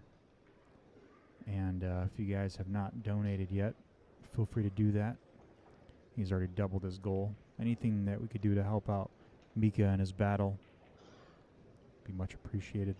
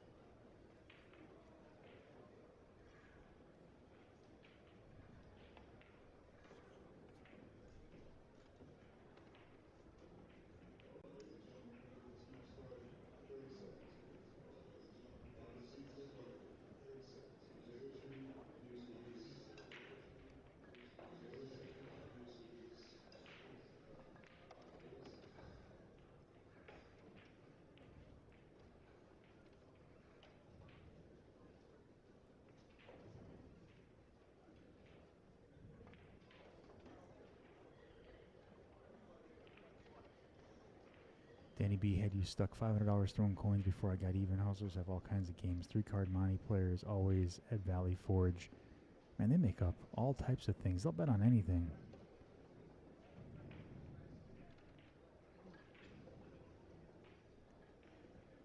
All right, so after Fedor makes the shot, we're going to transition here to a quick little ad for our Q Connect app. And there you go. Q Connect. This is our brand new app. Head over to the page, the link that's in the chat. This is our app that will be launched here late February or early March, maybe mid-March. And it's an app for pool players to find pool tournaments globally. You can search by zip code, you can search by date, and you can RSVP for those tournaments as long as that tournament director is signed up to accept those RSVPs over the app. This will be integrated with Digital Pool to pull pool hall information, player data, and all at your fingertips will be there for one app, all free to the player. And if you want to get on the list for our launch party, fill out your information at that link. We're going to be doing a giveaway for all the people that sign up for the launch party on that page. So hop over there. We're going to do a giveaway later this evening for all the people that sign up.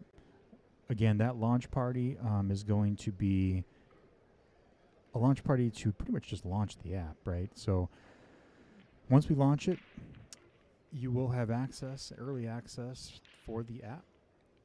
You'll be able to look up pool hall information as well. We have about 10,000 venues automatically loaded in the app as soon as you download it. And the best thing is that you can travel. Pool players can travel and find tournaments all over the place. You might even find a pool tournament that is local to you that you had no idea even existed. But with that app, you'll be able to find it. So hop on over to that link that I posted up in the chat, and we'll get you submitted for that launch party and for our giveaway.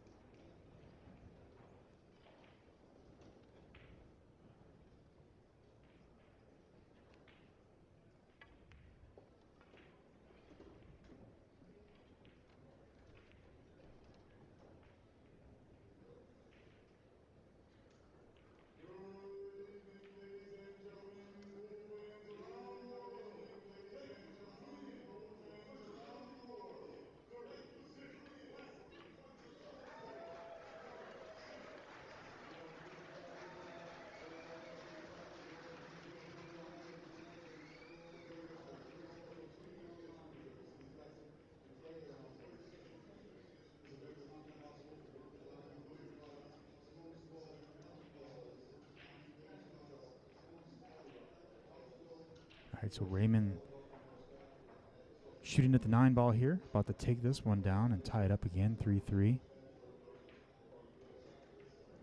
Fingers crossed, no commentator's curse. Got it. Nailed it.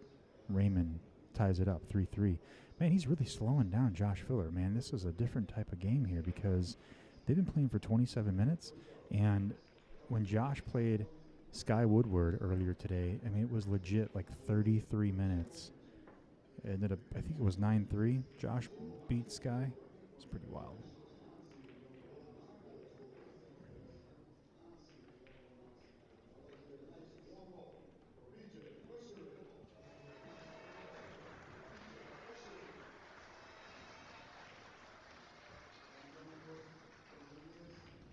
Very nice out there by Alex. They are racing to 9. So race to 9 on all 3 matches. Alex Pagulayan goes to 7. 7-2 against Jayson Shaw.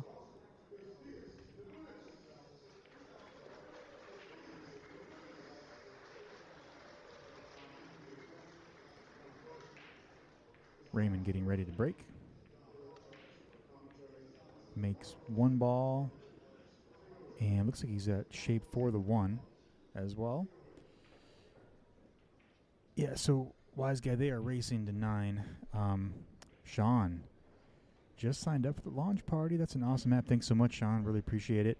Yeah, we're really excited about that app. I mean, it's going to be awesome.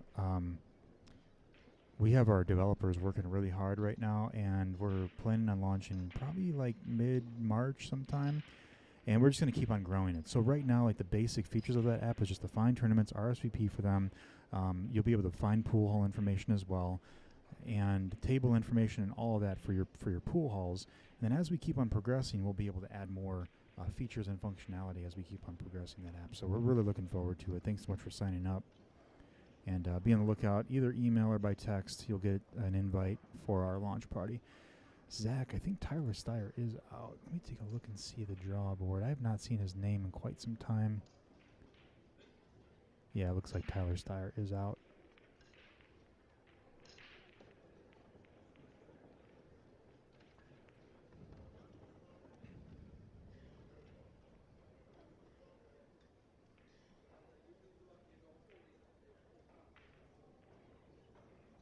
Ooh, nice try by Alex. Oh no, this brings Jayson back to the table. See, like Alex hasn't been missing too much, but when he does miss, you know, it's in the middle of like him going on like a 3-game run, you know? I mean, he runs out so many balls and he misses a shot. And Jayson may take this down. It's a pretty wide open table. But Alex needs to stay at the table so that he doesn't get Jayson on any type of runs here, because Jayson could definitely catch a wind and knock off, you know, 3 or 4 games. Nice shot there by Raymond.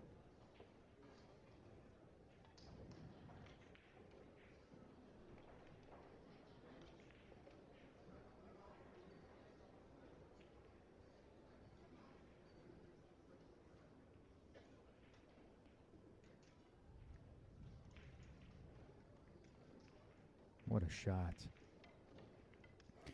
Wise Guy, I have not seen the Coe brothers at all. I'm assuming they are not. I'm not at the event, but I have not seen their name anywhere in the draw, so I'm assuming no.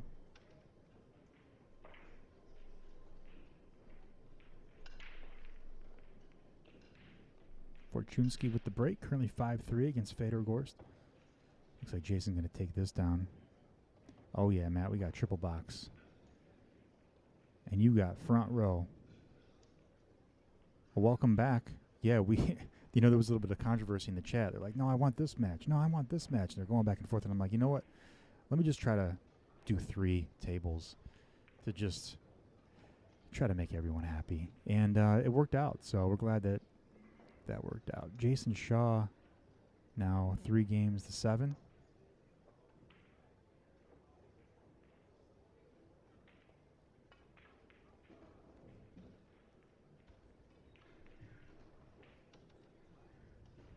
Definitely solved the problem. Now the next problem is getting a 4th table. I don't know if I can squeeze 4 tables in here. That might be a little too much, so we might have to just settle on 3.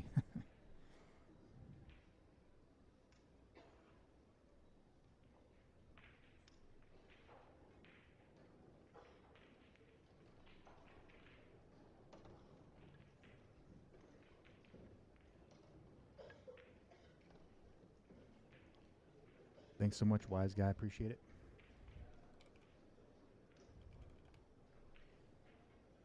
And you know, one thing that I forgot to do, I forgot to put the QR code up. Yeah, Sam Hicks, we're going to keep the 3 tables for sure. We'll keep it running as long as I stay awake. We'll keep it going for as long as we can. Yeah, 4 tables going to be, it's just way too much, honestly. Looks like Raymond is going to take a break. Let me take a look here. So Raymond took that one too. Wow, he is up on Josh Filler 4-3. So let me get that marked up. Raymond taking the lead 4-3. That's not like Josh Filler to be down. He's usually up there running racks. Scott Star, appreciated the positive vibe of this chat all day. It's been a pleasant change from the norm. Yeah, no, I really appreciate that. We try to keep it positive. I mean, I'm all about the positivity. And if there's any negativity, we try to shut that down immediately.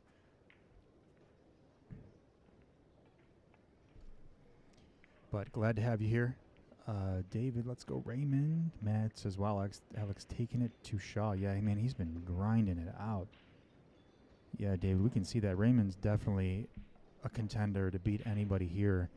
And the fact that he's playing so well against Josh, I mean, he's really icing Josh for sure. Paul, great 3-game spread, looks good. Raymond's definitely capable for sure. You know, and it's interesting because when Josh is in his mode, man, he's really, really tough to hold down. But Raymond has had Josh sitting in his seat for quite some time. He's got him. He's icing him for sure.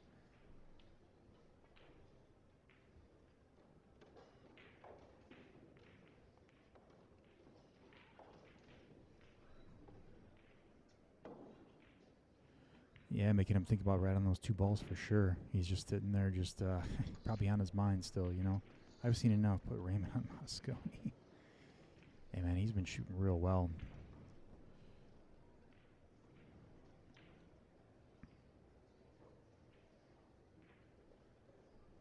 Carrie Ann with the LOL.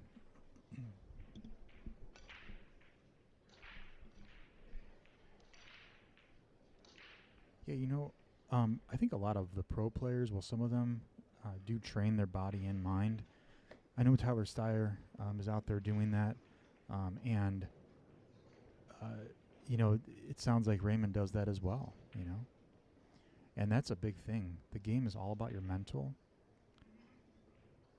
All about the mental. And if you don't train it, you're not going to get better. Paul, where are you from? So I'm originally from the Chicagoland area. I started this brand about a year and a half ago. I used to play at a place called Q Pub in Downers Grove, Illinois. And we have now John Yaniguez, a.k.a. Chief, running all the streams out there now because I have recently moved to Tulsa, Oklahoma, and hoping to get the brand launched out here soon. We just moved out here about 3 months ago, so I'm currently located in Tulsa, Oklahoma. Hopefully going to go visit Greg Hogue out there at the Red Door Den, get some pizza. Colt, been following pool streams forever, and this is one that's top-notch, always great quality and great commentary. Thanks so much, Colt. Appreciate it. And thanks so much for being a long-time follower. When did you start following? Because, you know, like I said, we've been here for about a year and a half, and I've gained a pretty large following so far. Wise Guy said, anyone know if when Orcollo will be allowed to come back? Man, I think he's been out of the country for at least a year or so. I think it could be 5 years. I don't know. I heard it was something high like that. Raymond's from Miami. Who is the one on the AccuStats table? Let's take a look. We have Pijus and Billy Ussery. Muscle memory is a struggle, too, when you stop for a while. Yeah, it really is. Sam Hicks, I know Q Pub, that's local for me. Good tournaments over there for sure. Yeah, I was playing over there for quite a while, and that's where I really grew the brand. My first stream was at Q Pub in Downers Grove, Illinois, and we were streaming a lot of their fight nights that were held by Hammer Tournaments with Alex Shapshavich, and, you know, we had a blast out there every Friday.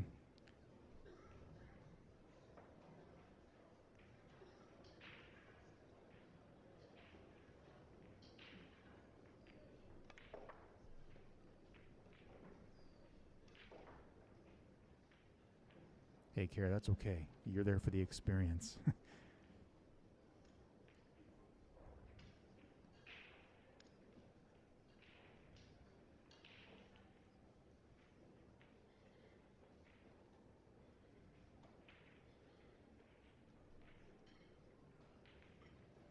Oh, we won the Bob Stocks Memorial Open last year. That's awesome.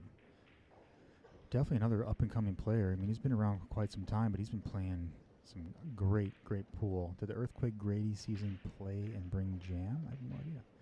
Todd Emmert, what's up? Haven't seen or heard you on here for a while. Chief took you guys to another level. Yeah, you know, Todd, like I was in the middle of like moving, and we kind of slowed the brand down a little bit. I wasn't streaming as much, and Chief really helped us out, and he really built the brand up. So big props to him for keeping things alive and moving. I'm out here in Tulsa, Oklahoma now, and hoping to get the brand built and known out here in the Oklahoma land. What round are we in? So this is round We're starting to creep up into round 10. Let's see. Seeing if... So the filler match is on round 9. Fedor match is on 9.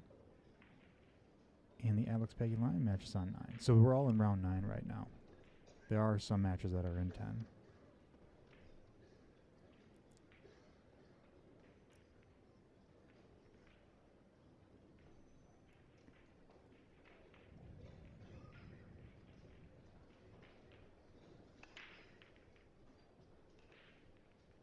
Matt, it's a good name. Calcutta Kid can definitely grow. Yeah, Matt, I appreciate that. Calcutta Kid was just like a catchy name for us, and you know, we love Calcuttas, even though they are illegal in some states. But we were like, yeah, you know, like let's just call ourselves Calcutta Kid. I think it'd be pretty cool. So the name is stuck with a lot of people, and has really grown pretty quick. And we have the Q Connect app coming out too, under the Calcutta Kid name. And the Q Connect app will be a way to find pool tournaments from all over the place. So, you know, we're going to be moving with that pretty hard.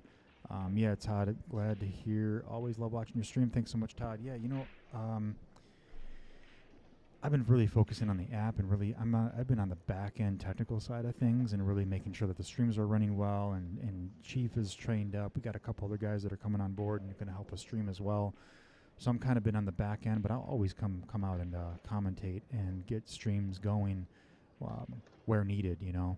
And I'm hoping to do more of these with AccuStats. So Floyd was on the Derby City website and noticed that they have something called a Bigfoot. So the Bigfoot is the 10-foot table. And they have one 10-foot table that gets rolled into the Derby. And it is an invitational-only tournament that is 10-ball. It's the Bigfoot 10-ball tournament. I think there's 16 players that get invited to that. Oh my gosh, what an attempt. Almost hit the 1 and the 9. So it's a 10-ball Bigfoot challenge, and there's about 16 players that get invited to that tournament. All right, so Jason Shaw with another win here.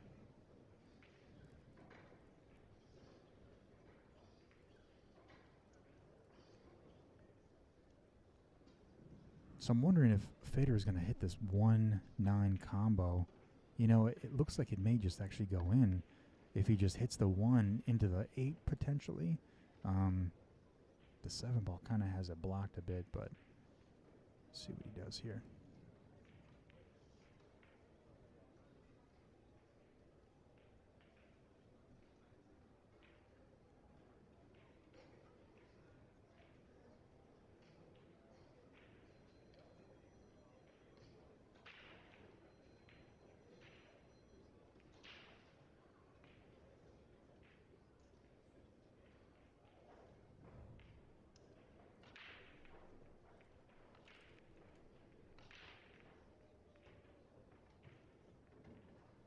There you go.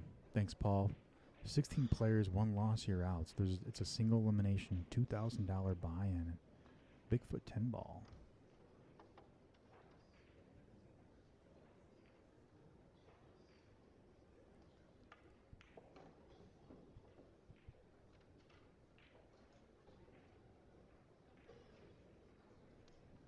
That was interesting. What happened there?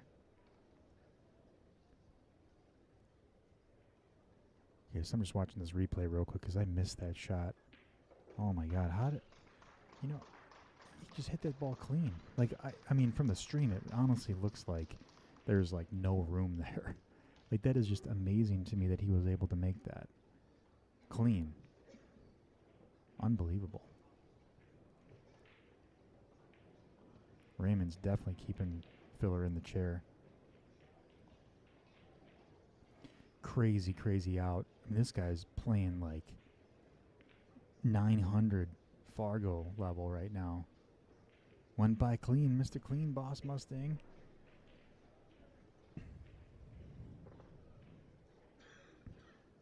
I mean, I just want to like blow this video up because like I think we have time. Let me take a look at this. I mean, look at how.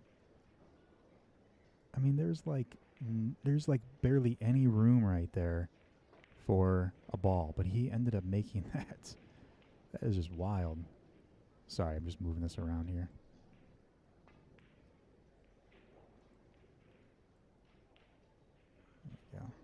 I just had to look at that. I had to zoom in on that because that was just, I don't know. It looked like superstitious to me. Like the 9 ball became invisible or something and he shot it through the 9. That was pretty wild. I think that he's eventually going to make the 9 ball here, though. Yeah, they could put bottom right on this ball and kind of slide into the 9. No, he's playing it safe, playing it safe. I think he's eventually going to work himself towards that, though.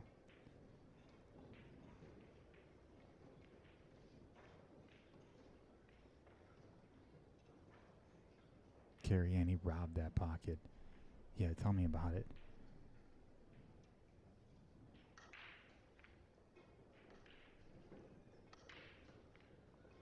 All right, so Raymond makes a ball, 2 balls, 3 balls. And it looks like he's got a shot on the 2 ball. I don't know if that 2 ball goes past the 3, but it's really, really close.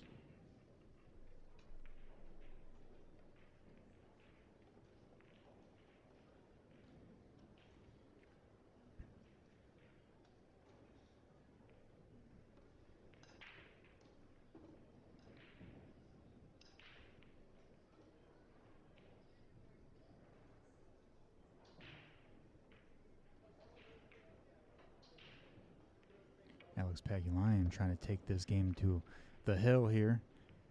He's got shape here for, looks like that's the 8 ball. Rolling on up for the 9. And looks like he's got shape for the 9 ball. He's going to get himself to the hill first. No commentator's curse. Nice out. Pagulayan with the win to make it 8-4. First one to the hill. Let me get that score updated. Here we go.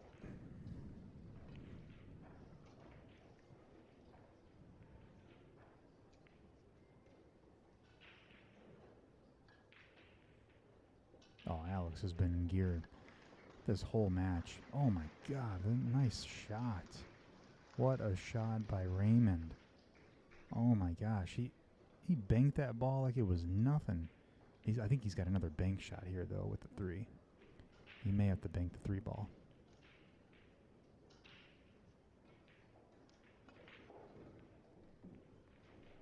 Just straight back, like he hit that ball like it was nothing, dude. Like I'm telling you, Raymond is playing lights out right now.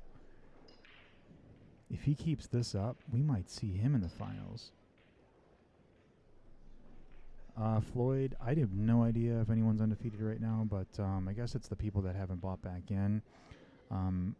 These are not the 6 alive. We still have a handful of players. You can hop on over to this link I'm going to post up in the chat and take a look at all the players that are still there, that are still playing. John Morray's played a little peekaboo all day on the streams. I know, it's like a little head just pops up out of nowhere. It's like, oh, hey, there's John Morra. Has Fedor been to the table in a while? Well, Fedor just played Sky Woodward and like destroyed Sky like in 30 minutes. It was crazy. I don't know if he played a match in between this. I'm assuming he did. If he did, I'm not sure who he played. But I mean, these guys are playing back-to-back matches right now, so he had to come off of a match. But Raymond has had Josh sitting in his chair for about 3 games. I know, it's his head every time. He's the only player, just pops up. I think he does it on purpose. Like he knows that the camera's there, and he's like, you know, making sure that he's looking good on the stream. You know, he's Mr. Smooth. Oh, got it. So, well, no. So Josh hasn't been at the table for like 3 games. I think that it was 3-3, or it was 2-3. I think. I forget, but Josh has been sitting in his chair for at least 3 games.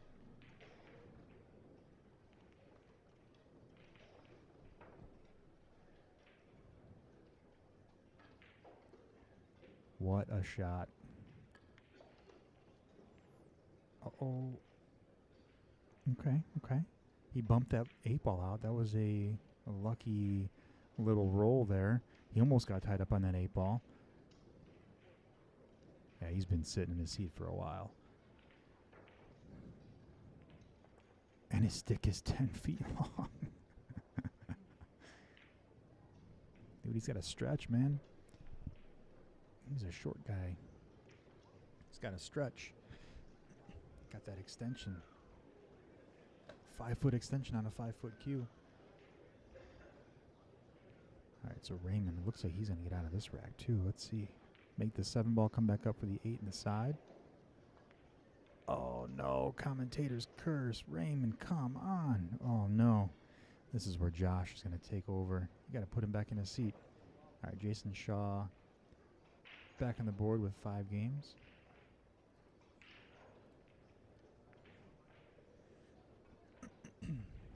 Yeah, how old is Raymond?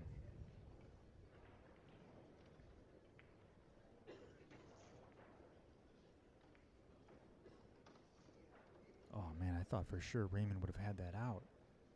God, he was set up so perfect. I think he took his eye off the ball. Josh Filler almost scratches, shooting this from deep in the side pocket. Anyway, he's iced up a bit. Still makes it. Josh Filler with the win on that game is 5-4. Filler almost scratched. He's shooting out of that side pocket. That was crazy.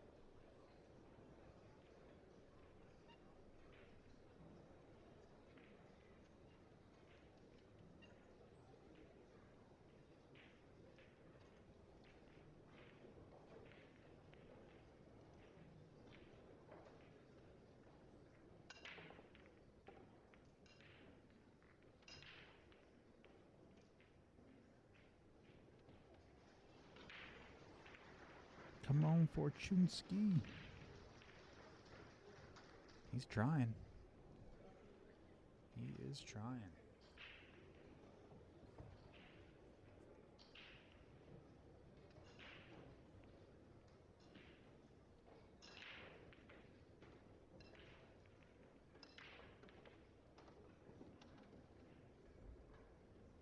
Nice break there by Josh Filler, although he is locked up on that 1 ball.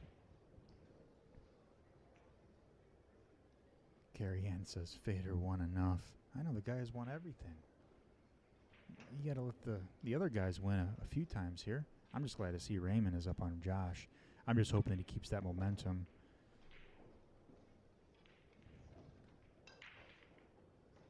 I know.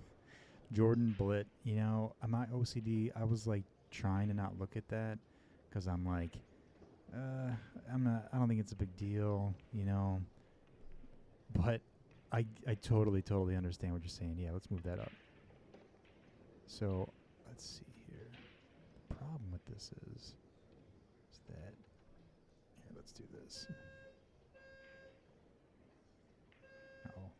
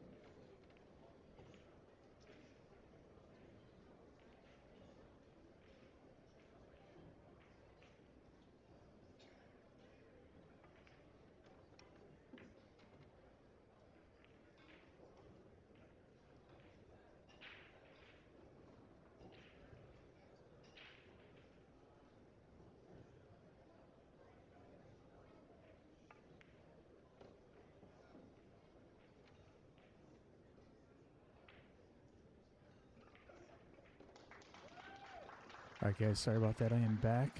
We had just a fire alarm go off. Thank God it wasn't anything crazy. There was just some vandalism in our building which set the fire alarm off, so we are all good. If someone could update the scores, let me know where we're at. So it looks like Alex won against Jayson. Looks like Fedor beat Fortunski. And Josh, Filler, and Raymond are still battling it out. Wow, Josh is up 8-7 here. We'll switch over to 2 more new matches. Just give me 1 second. Let's see, we have David Alcaide, John Morra, and Alex shooting. Coming down to the last here. So 6. Oh, it's 6-5, Filler, Raymond? Or is it 8-7?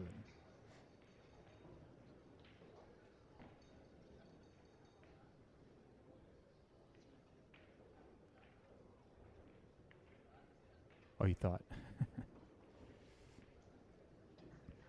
The score jumped. So, yeah, I think that another streamer may have taken this stream into their platform as well. So they might be updating the score, which is great. Keeps it simple for us. Let's see if anyone's on table 11.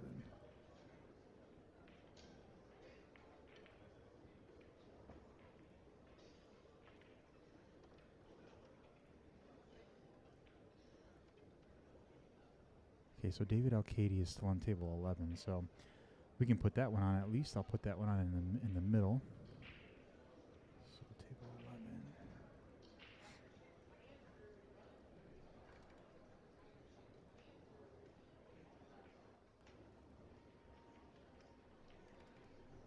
I'll get the score updated in just a second.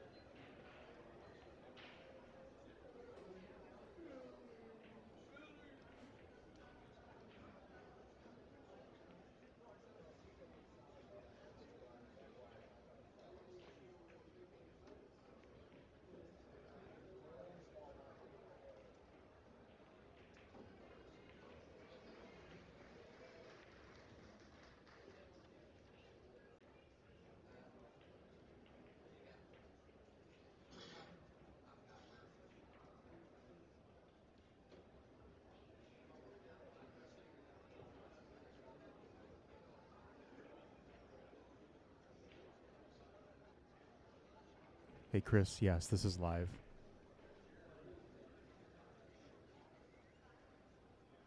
All right, so there you have it. David Alcaide takes that. And sorry, we caught the tail end of that match. So we are going to mark that up, and we're going to remove that board. Match finished.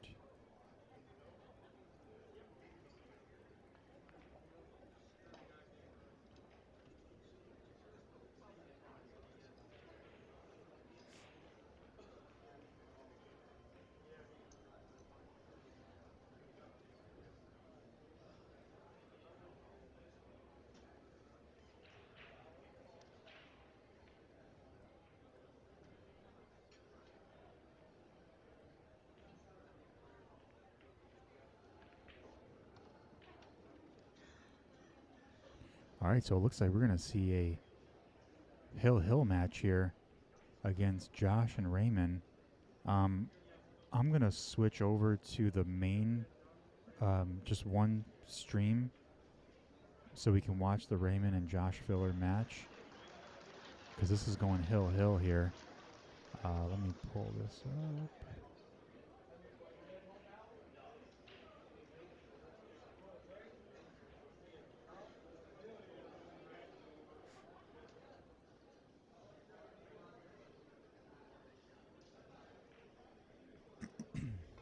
Yeah, we'll focus on this match for right now until one wins. Yeah, this is actually hill. So Raymond was up on Josh, like, I don't know, by 3 games or 4 games. He had Josh in his seat for a long time, and Raymond's just been playing like lights out.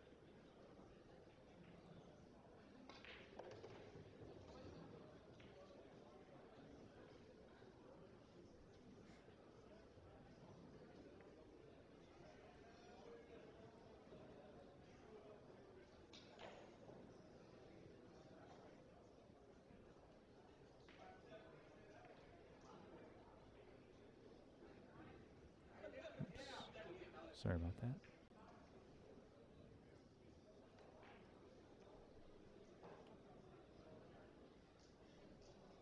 Yeah, Josh definitely did come back on him.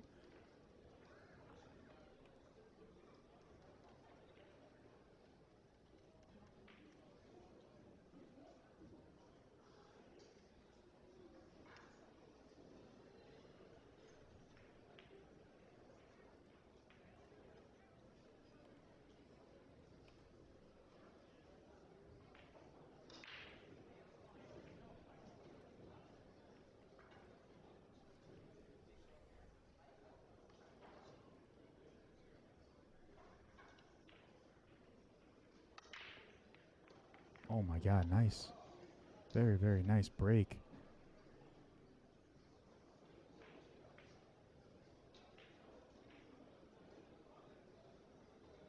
Oh, it is in hill, Brad.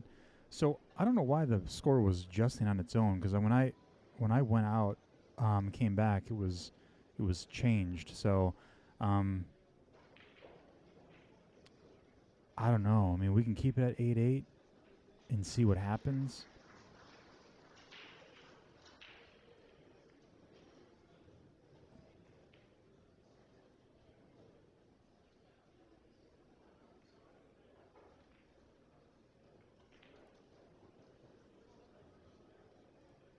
All right, we'll move it back down to 6.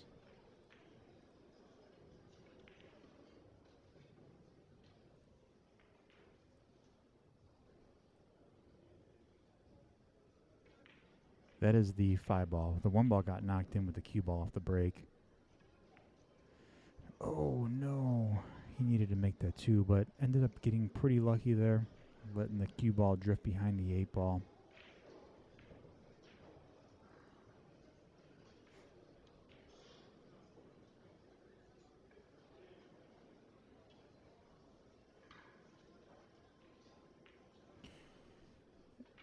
Yeah, so it was 8-7. I thought that somebody else was updating the score, and it then got moved to 8-8. So I'm assuming it's 6-6 if you guys are telling me that. I just moved it back to 6-6, so hopefully that's correct. We'll find out.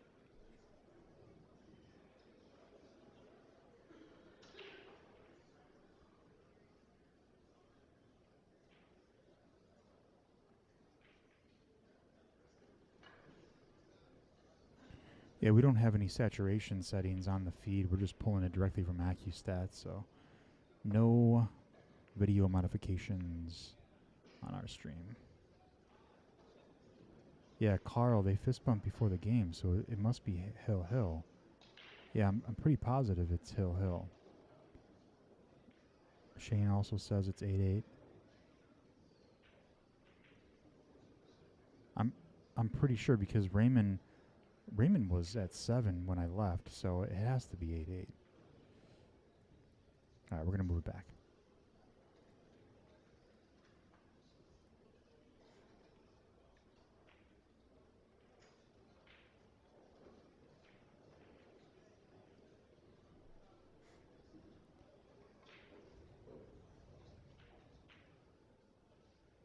thanks, Carrie.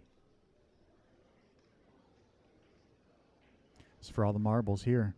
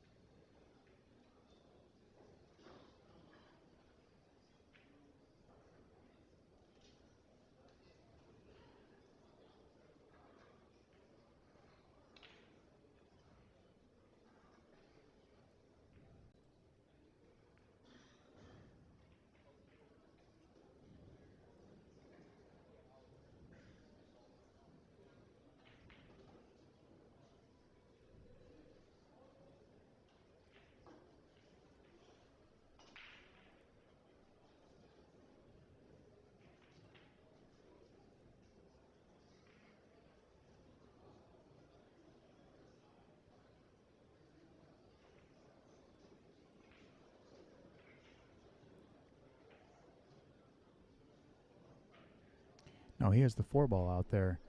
So I think he wanted to leave himself shape for the 4-ball, but he hit it a bit too firm. I think he can still make this 4-ball, cut this 4-ball in, come around 2 rails, or even 1 rail and break out the 5. Oh, he tried. Nice try. But I think he's got the combo, taking the 5-7 all the way up.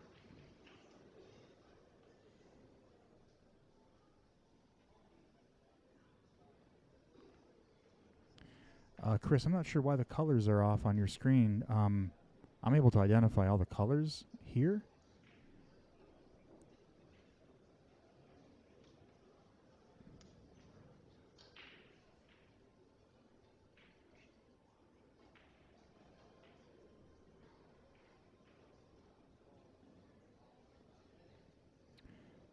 Yeah, they might have changed it to the proper mat. Yeah.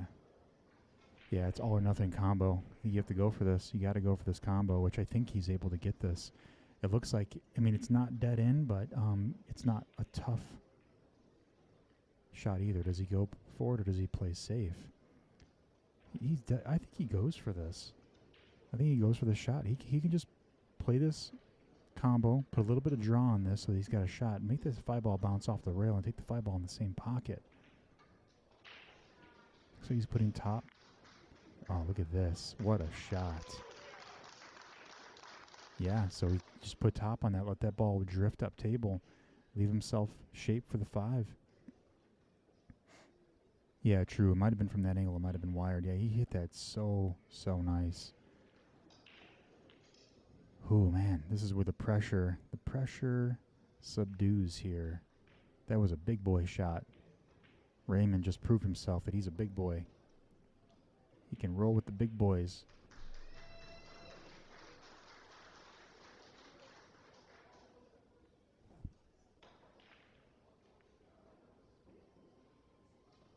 Yeah, man, definitely not over. He's got 4 balls left. Chris, I think he's good from here too. But the nerves, man, being hill against someone like Josh Filler, those nerves just run rampant. I don't see any issues here either, but he could get out of shape. You know, he's just got to play this smart with confidence and keep a cool head. You know, he is straight in on this 5-ball too. And he's got the 6-ball. So he's got to play this. Okay, so we just pulled it back just a little bit.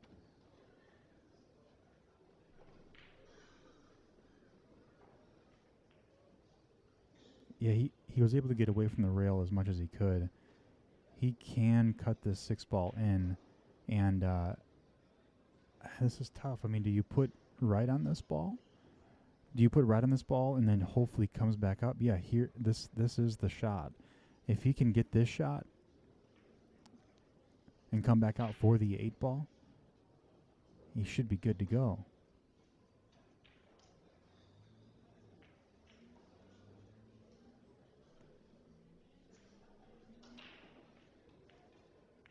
Go under the 9 and leave 8 in the far corner. Yeah, you just come under the 9, come back around for the 8 in the corner. That's a good call. I like that.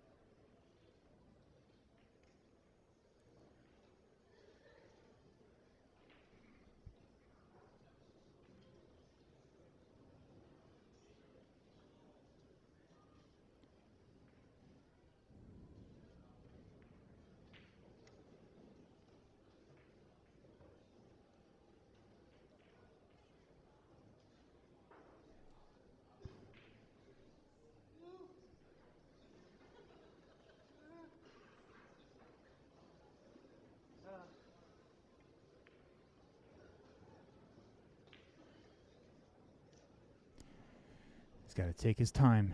Take his time with this shot. Really, really digest it. Looks like he's putting bottom on this ball. He may come out. Put a little bit of bottom left. Yeah, no, Josh would have shot this and got shape, no problem. Oh, no. Oh, no. Oh, he wanted to come out. He didn't want to hit the 8 ball. He wanted to come in between those 2 balls and come out for the 8 in the corner.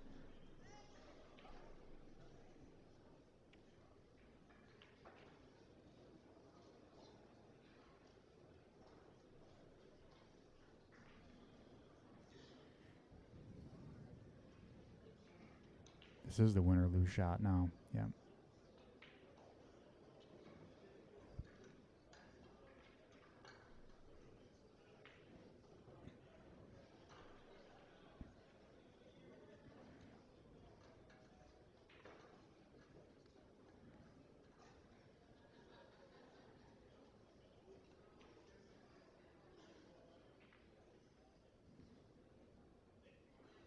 I think he's going to cut this 8 ball, come around a few rails, get back for the 9. If he can cut this ball in the corner, yeah, go out in style. No kidding. Cut this 8 ball in the corner, put a little bit of left on it, come around 3 rails for the 9. It's easy. Oh, no. Oh, my gosh. I thought for sure that 8 ball was going in. But honestly, not a bad leave. I mean, if you're going to miss, I guess miss like that. We'll see what Josh Filler can do with this. I mean, I'm sure he's going to come up and try to figure something out here. I mean, yeah, it was a 2-way shot. He did get away with it. He might be safe.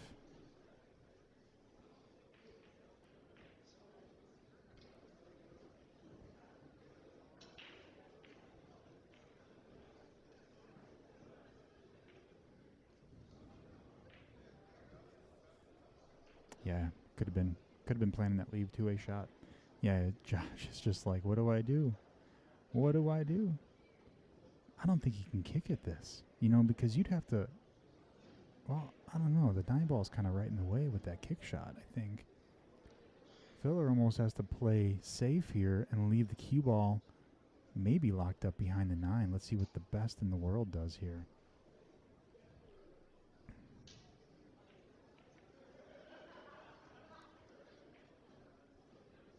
Does he have a safe on a thin? I don't know. What do you guys think? Does he play safe or does he kick at this ball?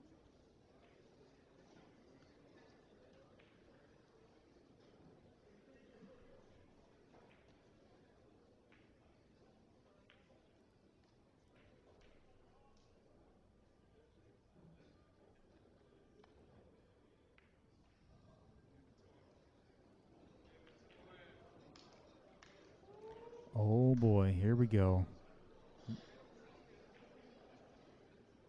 Josh had he had nothing. He couldn't do anything there.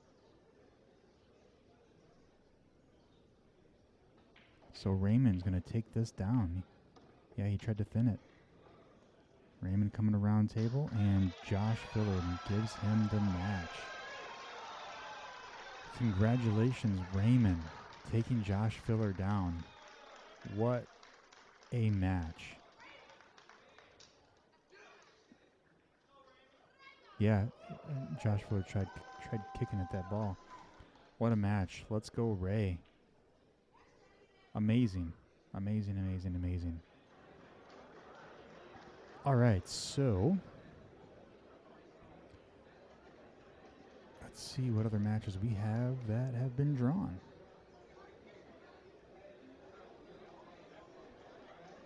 All right, guys, so we are just waiting on some matches to be drawn. We have no matches right now. Looks like, actually, you know what? Naoyuki Oi and Fedor Gorst is going to be playing on table 5. So let's get that one put up on the middle again. Let's go 5.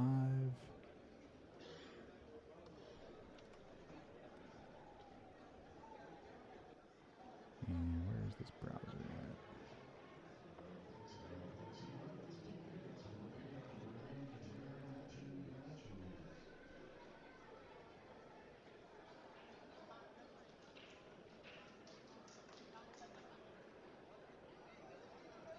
Let me take a look here. So I think Josh Filler is out because there is a number 1 by his name, meaning that I think that he has already bought back in. But actually, you know what? Let's see.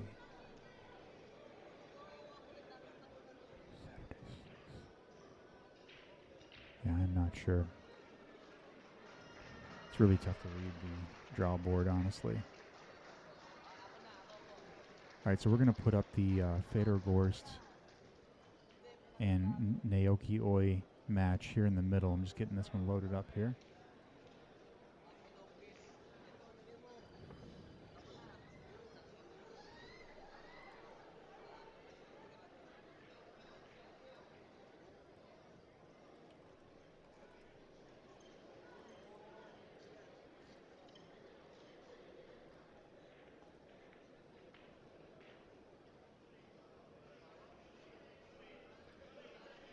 Okay, so we've got table 5 loaded up. David Alcaide and Danny Olson coming up. We're going to put that on the right table. Okay, 1 does signify buyback. So Josh Filler was knocked out then because he had a number 1 next to his name. But Paul, it says that Josh is playing Alex at 6 p.m. Saturday, which is incorrect. That can't be. But maybe. Maybe the time's wrong.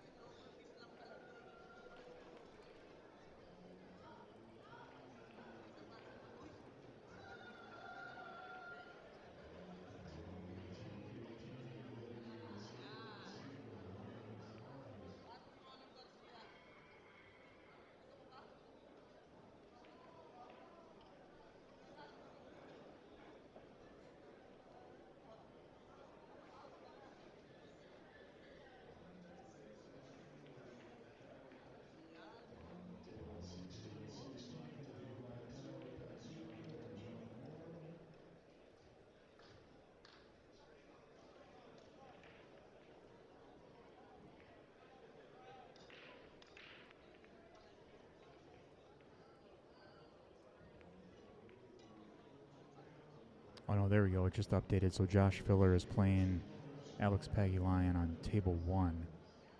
Roland Garcia is going to be playing Raymond on table 18. We can stream that one. Yeah, let's put that one back up. So 18. Table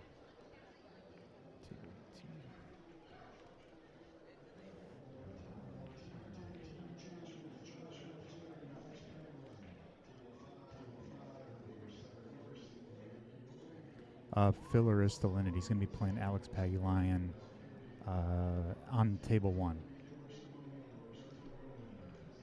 The Lion did beat Shaw.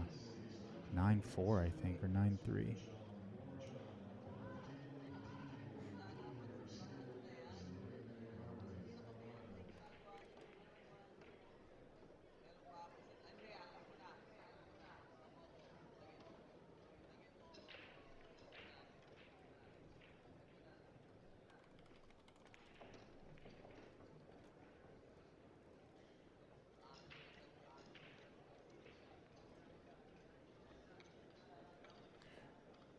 right, let's get these tables figured out here. They're all in cascading order here. Let's see. Get these tables figured out.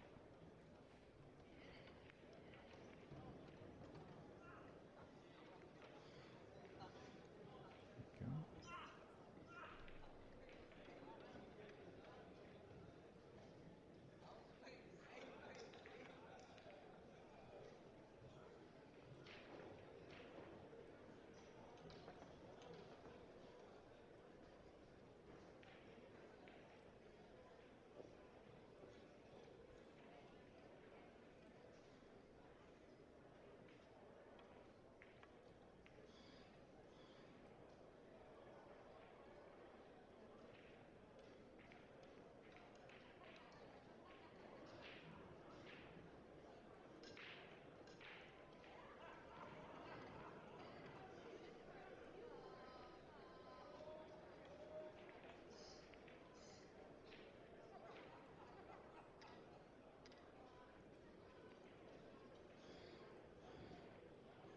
All right, here we go. Fedor up the break, playing Naoyuki Oi. He might be practicing, actually, for that match.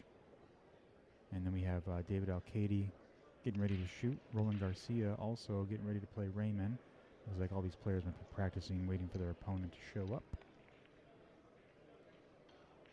Just trying to get this video centered here.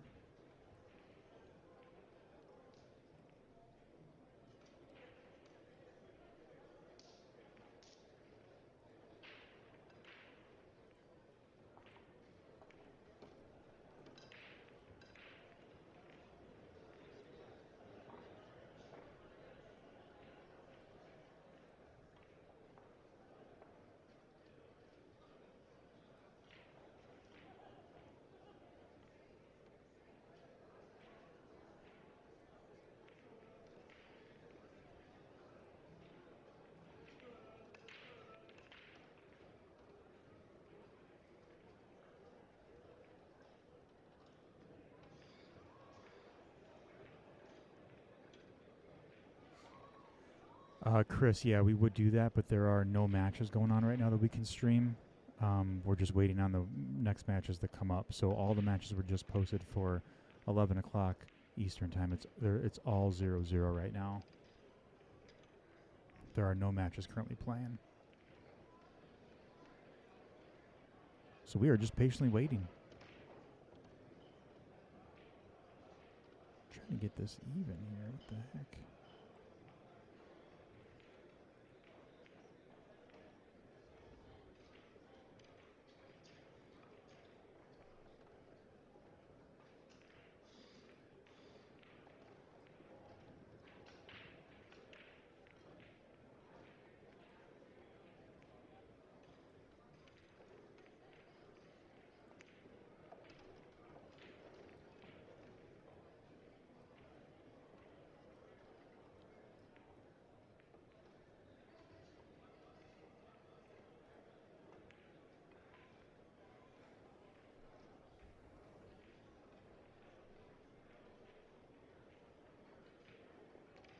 All right, so it looks like Fedor, Gorst, and Naoyuki Oi are ready to go.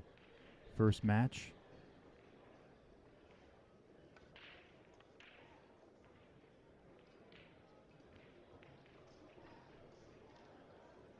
For round 10. We are on round 10. Actually, I want to put up on here that we are on round 10. And it is a race to 9.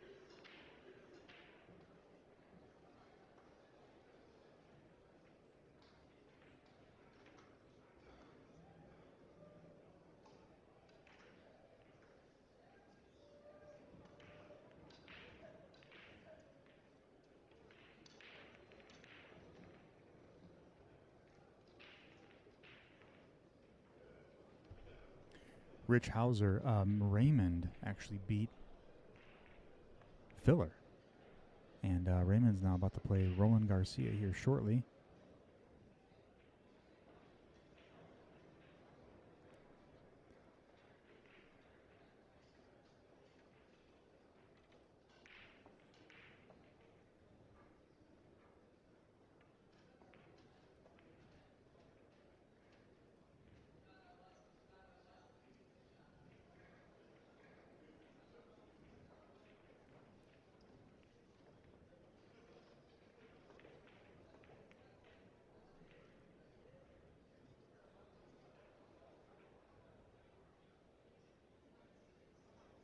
Yeah, Kelly, sorry about that. We were at our 8-hour limit on Facebook, and it automatically cut out, so I restarted that stream.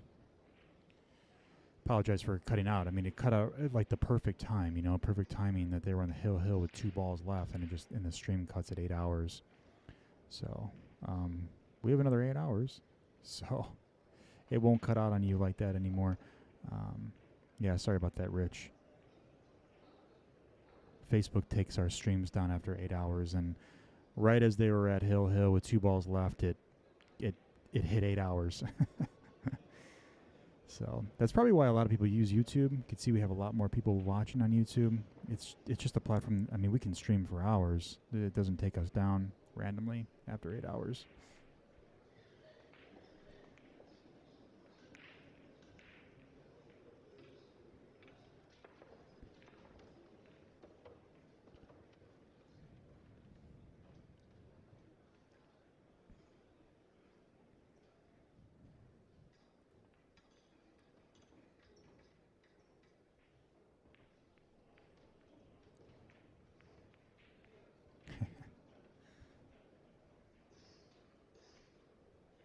Yeah, no problem, Rich.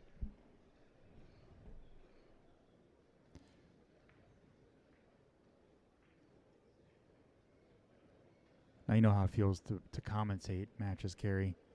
The commentator, we're always right behind the booth, right? We're always right, always calling the right shots.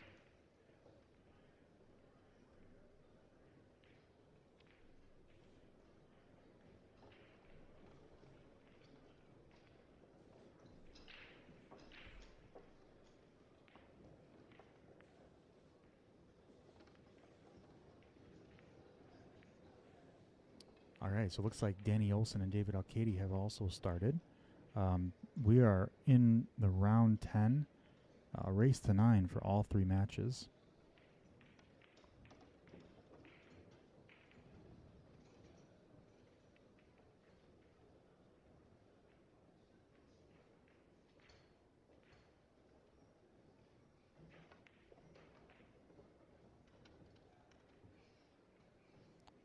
Oh, wow, look at that lead. Naoyuki Oi, nice.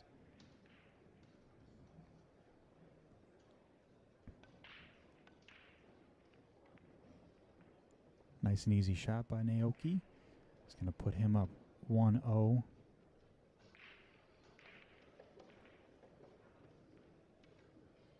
Against Fedor Gorst. Danny Olson. Oh, man. Oh, my gosh. Someone, like, really knocked that table. We are floating around all over the place. That Roland Garcia match. I may have to, like, kill that stream because that is like going to make me seasick over here.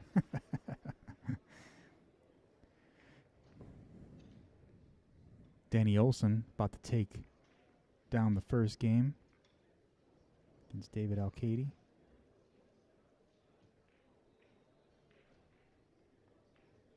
Nice out. Danny Olson first on the board. Oh, man, that table is still swaying.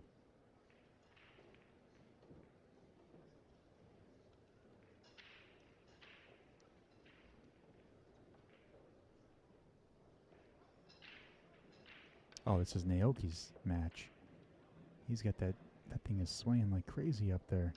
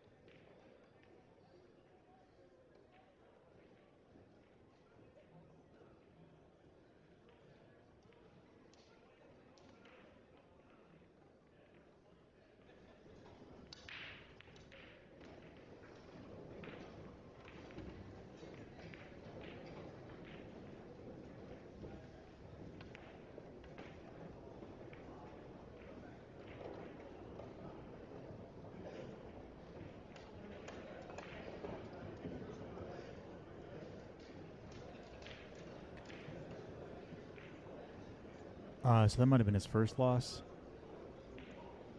He is still in it for 9-ball. So all that we have left for 9-ball is Alex Pagulayan, Thorsten Holman, John Morra, Raymond, Roberto Gomez, Jason Shaw, Danny Olson, Fedor Gorst, Naoyuki Oi, Josh Filler, David Alcaide, Roland Garcia, Pijus Labutis, and Vitaliy Patsura. Those are the only players left in 9-ball.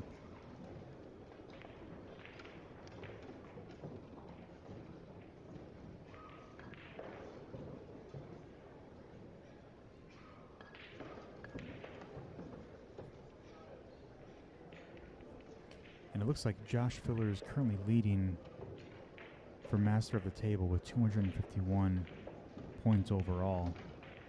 Fedor Gorst trailing by 221, trailing by 30 points. Fedor has a chance to winning Master of the Table, I think.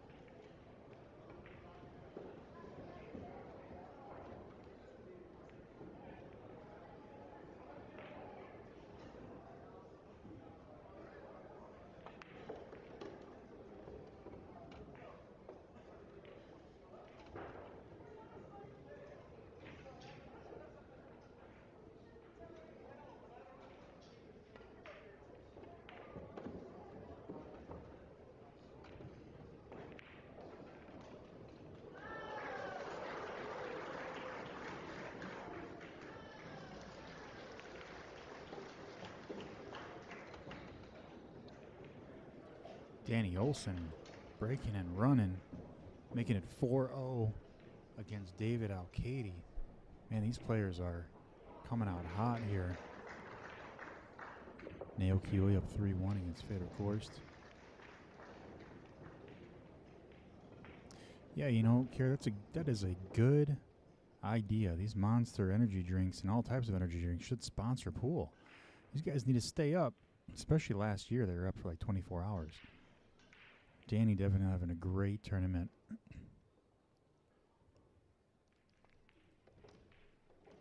Alex and filler match. Yeah, I think that one's being streamed on the main table. Yeah.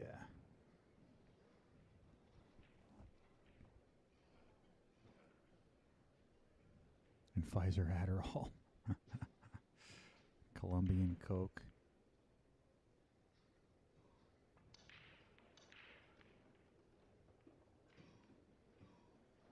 Should hit them up. See if we can get a sponsorship going.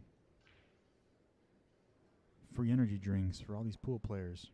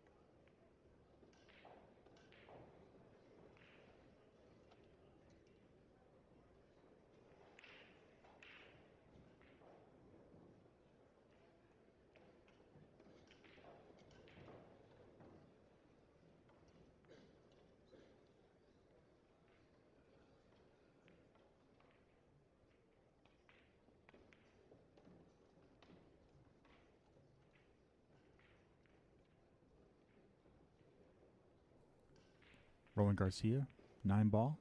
Get put on the board with 1 game.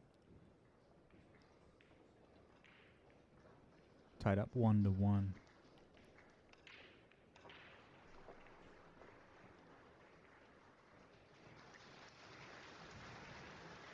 Colt, that'd be awesome. I think Danny and Raymond both have potential to do that.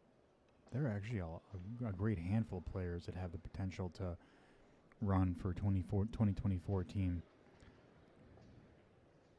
All hopped up on Mountain Dew.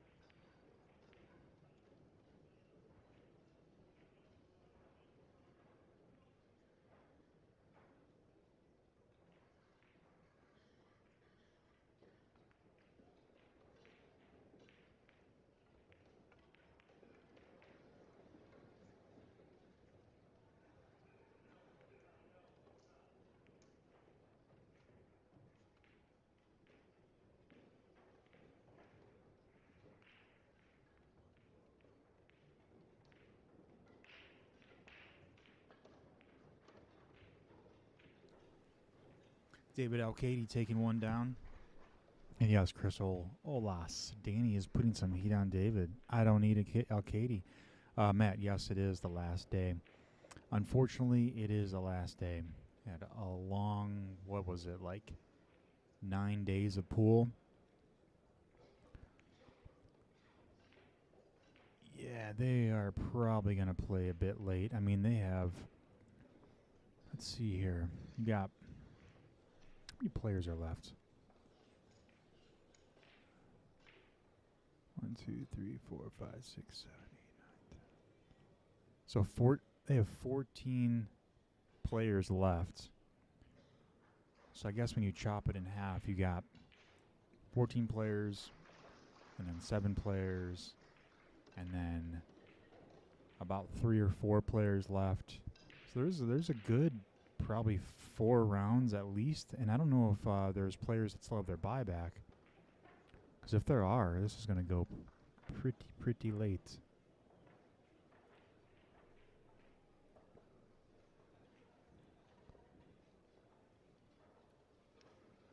Final will probably be at 4:30. Isn't that what happened last year?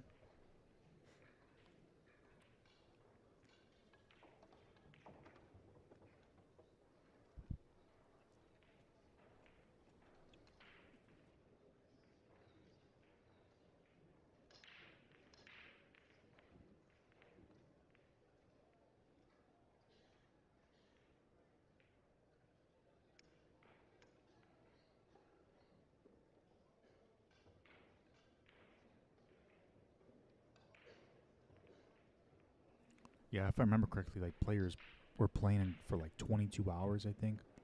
Really nice shot there by Raymond coming around. 3 rails for the 8-ball. Yeah, they should just make it a 10-day event, you know, just like stretch to Sunday. And maybe their idea is to clean up on Sunday all day. I'm not too sure, but I think why not make it a 10-day event, you know? Like stop these matches and just finish them out tomorrow. But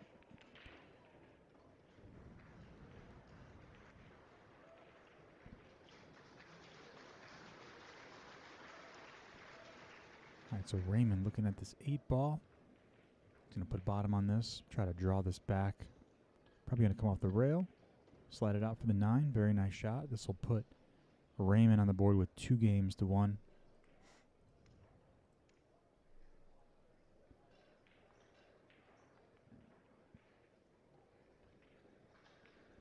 Very nice out. Raymond up 2-1 against Roland Garcia.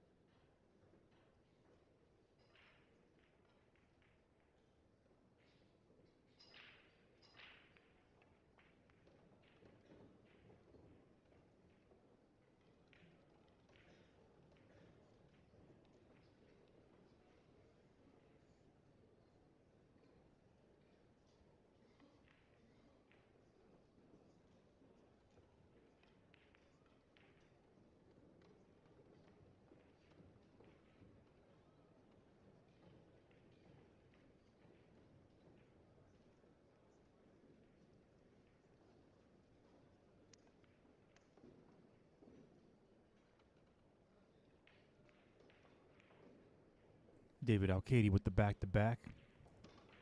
Danny Olson still up 4-2. Raymond going down to break.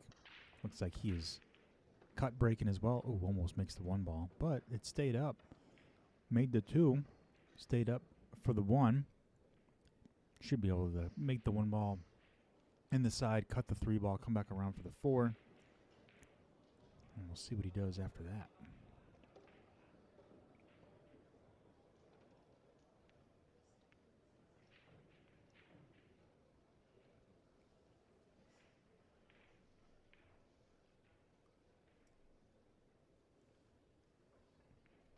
John, Alex is playing Josh Filler on the big table. Well, on the AccuStats stream table, table 1.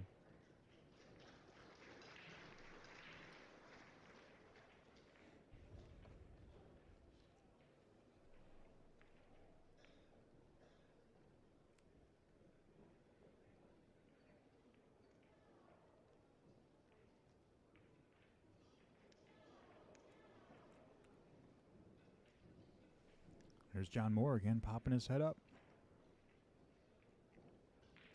Nice shot on the 3. Come back around for the 4. What a shot.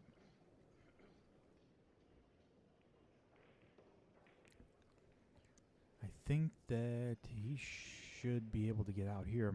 Come back out for the 5, come back around for the 6. Yeah, he definitely closed that lead for sure. Fedor is not messing around. All right, let's take a look and see who Morra is playing. Morra is playing Vitaliy Patsura.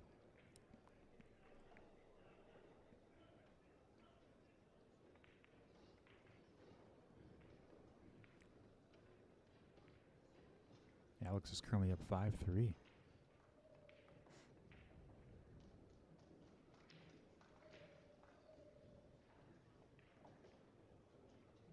Thanks so much, Greg. Appreciate it.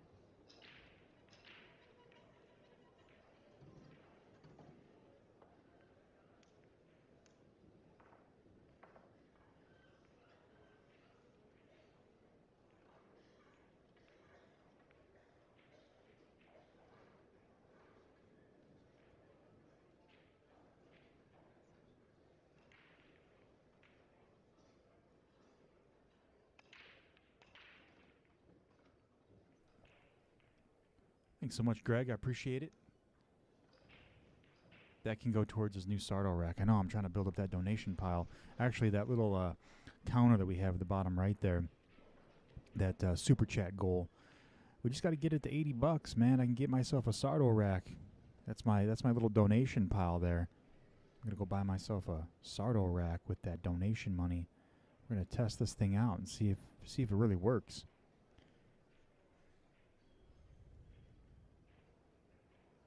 I have not seen Roland scratch like that. That was crazy.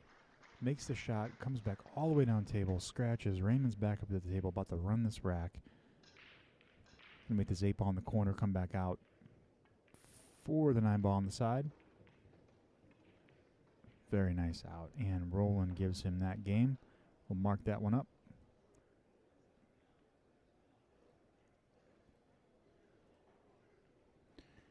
Whoops, wrong one. Raymond gets that. Adam, you have a Sardo tight rack? What the heck? The rack dream is alive. Adam, you got to tell me. Well, okay, wait a minute. Do you have the metal Sardo rack or do you have the plastic rack? Because I found out, I've learned so much today about this thing. I understand that it came out in like the 90s. I think it was a metal rack, and then they converted it to a plastic rack in like early 2000s. I don't know, which version do you have? And does it work? And does it put dents in the table? When I was told it puts dents in the table so that the balls will stay on the table. Yeah, it's super old, and it's the plastic. Okay, it's the plastic one.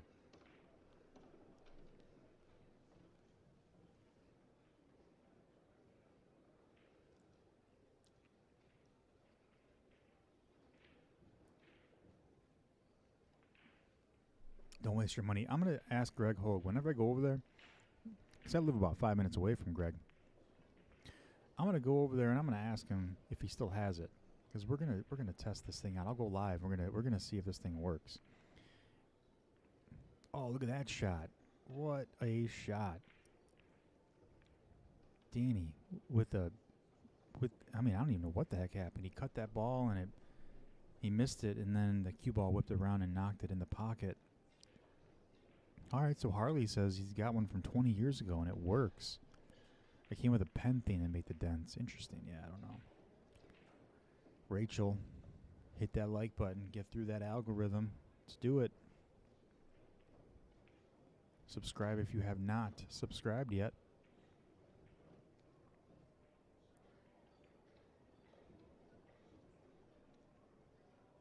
Danny Olson trying to continue this run here. Nice shot on the 2, coming back out for the 3 ball. So Matt says when you freeze a ball by tapping on top of an object ball with another ball, technically that leaves dents though. Subscribe, hit that bell. Adam, I don't know. Is that your sister? Is it Rachel your sister? They suck. Gave mine away. Too hard to get the balls inside. Mario Gatto, what is up? Nice to see you in the chat here.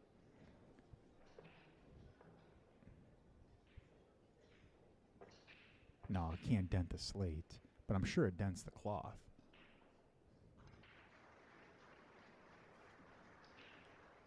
Oh, it's sister-in-law. You know, I always see Rachel popping in here, man. I always think that she's a bot. But I appreciate her helping me out, trying to get people to subscribe and like so we can pass that algorithm. Scottster, yeah, it dents the cloth.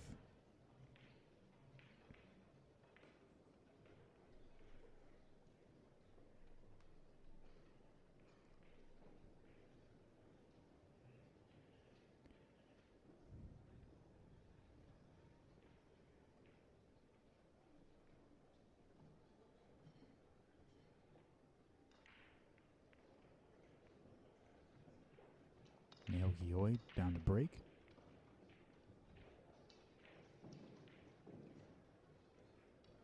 Not a bad break. He's got a shot on the 2 ball. He's got to figure out how to get back around for the 3. Not a bot, just trying to help my fellow Americans. Well, Rachel, I appreciate it. Thank you for your service.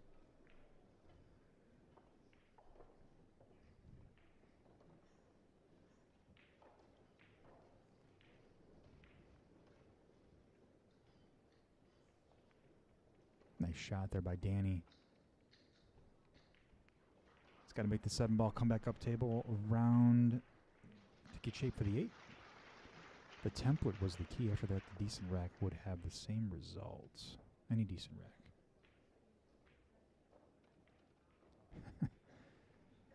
You watching the stream on your TV, on YouTube, and on Facebook, on my phone, commenting here. That's nice.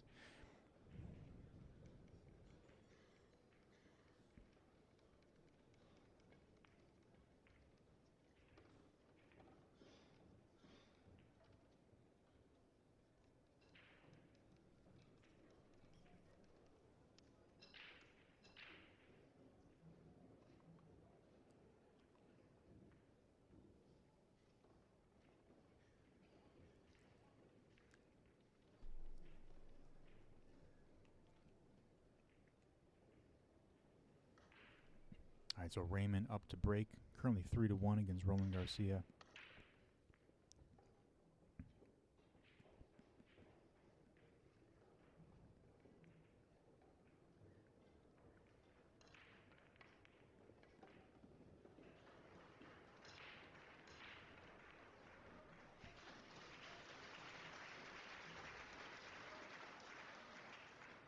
There you have it. Danny Olson taking down 5 games to 2 against David Alcaide. Man, he is leaving Dave Alcaide in his chair, icing him. I think that's the only way you can stop David Alcaide from running out. The problem is that if David gets on a run here and leaves Danny in his seat, David's going to be out. Danny's got to hold this down. He's got to win at least 2 more right now to really, really take this. On a countdown, 4, 3, 2, 1. Struggle City with that 3 button. Cherokee New Year. Oh, Naoyuki Oi pulling back with the lead. Making this 9 ball. Going to bring it to 5-4.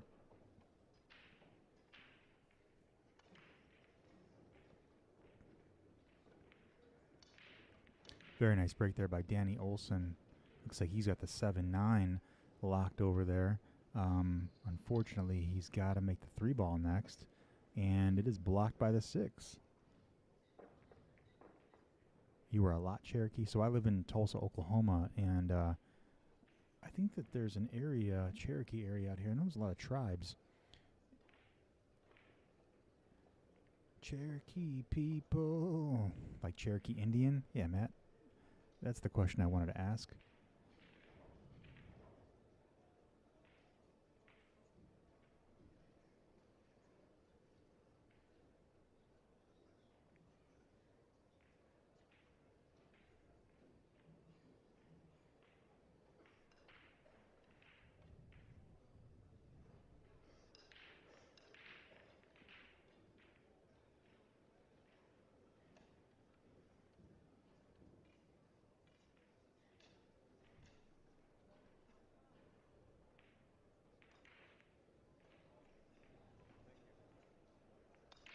Oh my gosh, what is going on with Roland Garcia? Wow, he slow rolled that cue ball and missed the 1 completely.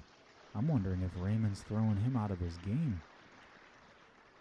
I'm sorry, I wonder if Raymond's throwing Roland out of his game. That's I've never seen the shots like this from Roland. I mean, he scratched on a long table shot and missed a long table 1 ball.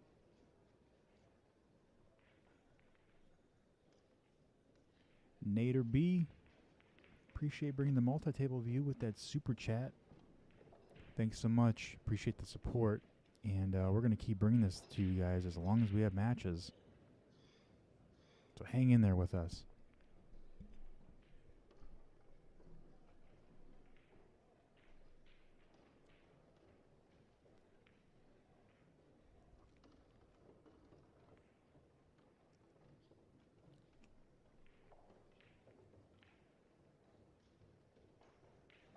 Yeah, I figured Alcaide would take this down.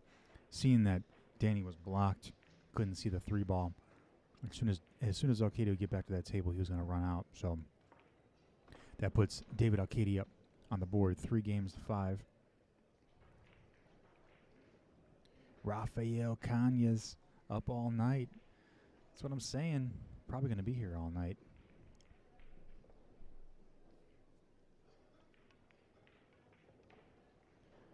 But I wouldn't want it any other way with all you amazing viewers out there.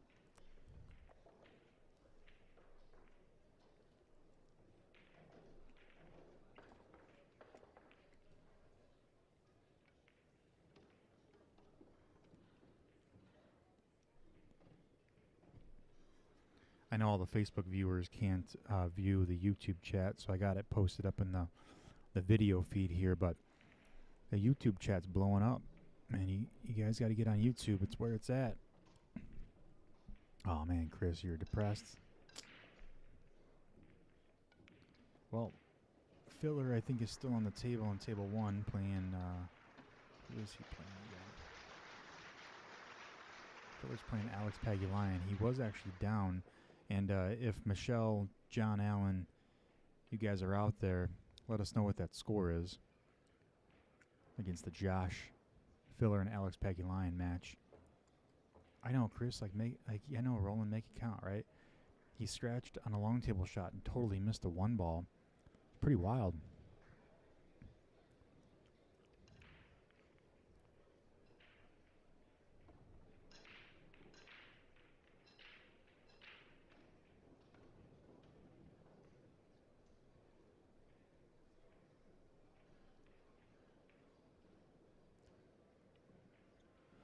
Yes, sir. This is race to 9 across the board. Filler is up now, 8-6.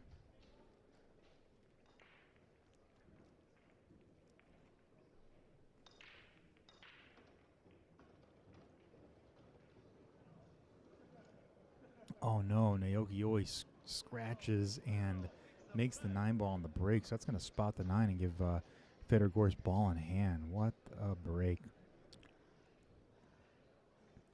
Carlos, I would say that this does take longer because if I were to look at 12 players in a normal bracket, double elimination,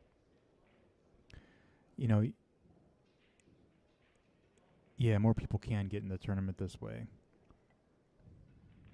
Nice shot. Yeah, most bracket does have a cutoff, yeah.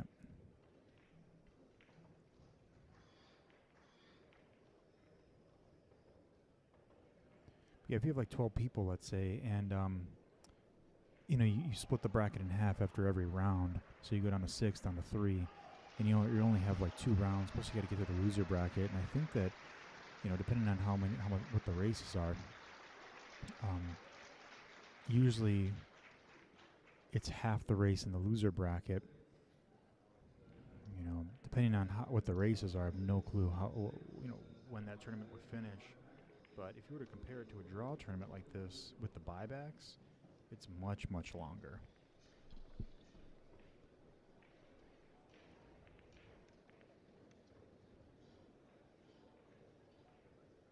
I don't think that Fedor's down 2 racks.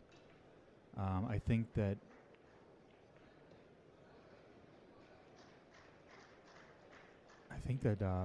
Post Up is controlling the score.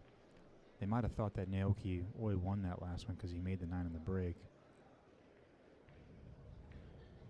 But, wow, Fedor wins 9-6. Alex has a buyback.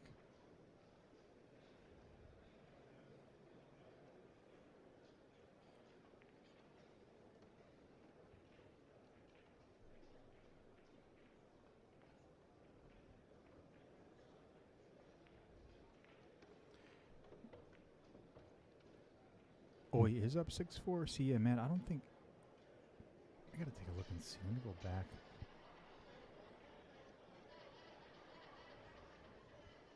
Yeah, so Naoyuki Oi was up 5-4, and he made the 9 on the break, but they spotted the 9, and then they kept going, but they marked the score 6-4. I'm going to have to... I'm going to move that score down because that is not right. It's actually 5-4. Scottster, if you ever cover an event in Old Lathe, you have to make the half-hour drive to check out Raytown Recreation. That pool hall is stuck in time. Home of Big Bertha, 5x10. Wow. How far away is Old Lathe from Tulsa?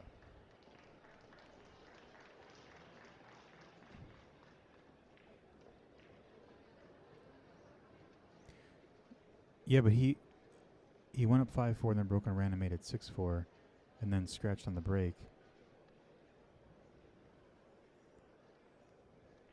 Let me take a look and see what's going on here.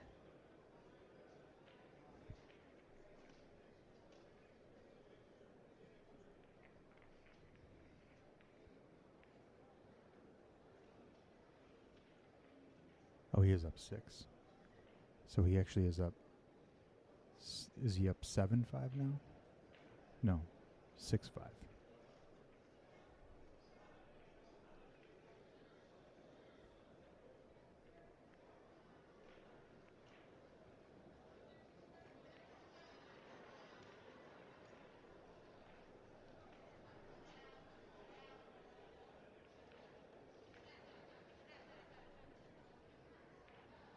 Chris, yeah, players are racking their own breaks. When they win, they're racking their own break and then breaking.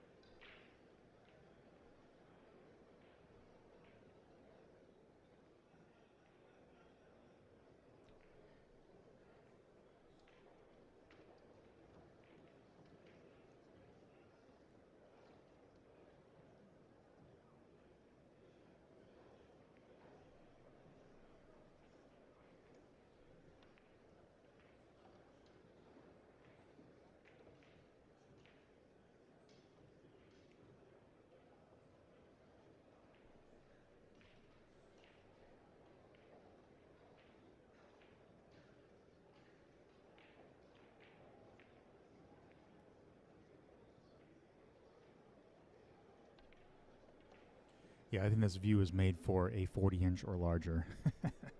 It's very tough to see the tables, I think, on your phone.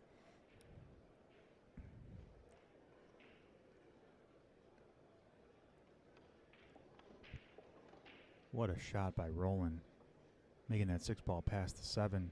Great shot to pull this ball back for the 8. 8 not for an 18-inch laptop. I don't know. I mean, maybe. Might be decent. I mean, I'm watching it on a 22-inch screen right now, and it's still a little tough. So I would say an 18-inch laptop, yeah, probably tough.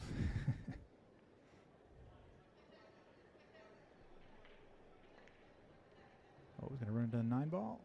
Nice shot.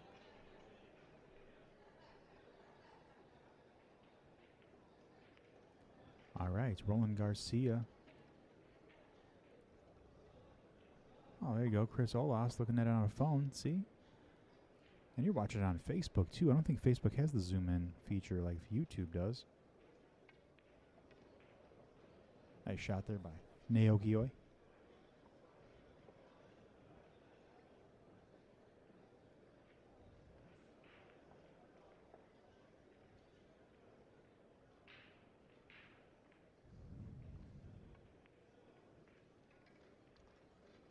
All right.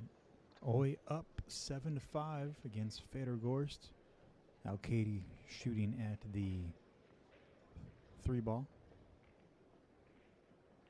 There you go, Craig Swanson. Watching on your iPhone. You can see all 3 tables. Thanks for the feedback. Appreciate it. This what makes us different than the other streamers. We want to try to provide you with as many streams as we can. Chris says, if one of these matches goes on the hill, can we zoom in? Yes, we will. Chris, we can for sure do that if they go to the hill.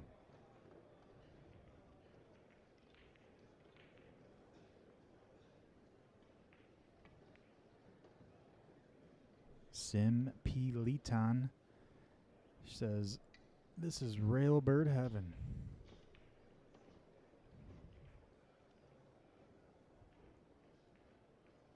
Good to see you, Sim. Thanks for joining.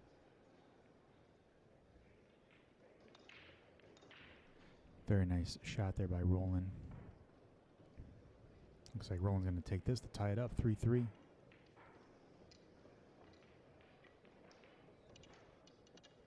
I know, Chris, so am I, man. I want Ray to make it all the way to the finals after upsetting Filler 2. He deserves it. Roland ties it up, 3-3. Oh, but I think I missed that last one. Looks like David Alcaide won that. On the board with 4-5. See, this is a thing. Danny let Alcaide back to the table, and Alcaide is now on a run. We almost scratched there.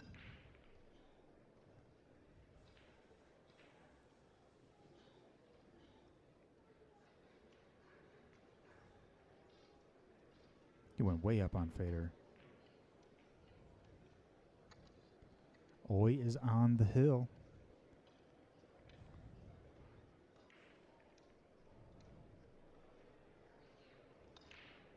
Oh, look at this. Oh, wow. Makes the 9-ball on the break. What a way to end it. Naoyuki Oi beating Fedor Gorst 9-5. What a match.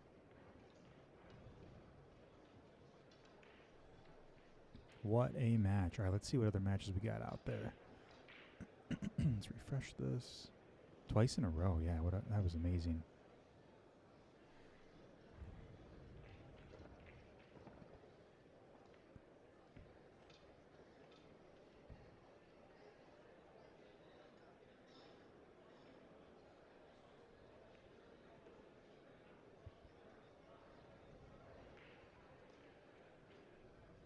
Do you guys want to go to the 2-screen view, or do you want to put up another match in the middle? I can put Roberto Gomez against Thorsten Ullman, or we can watch John Morra and Vitaliy Patsura. All right, you got it. Vitaliy Morra on 16.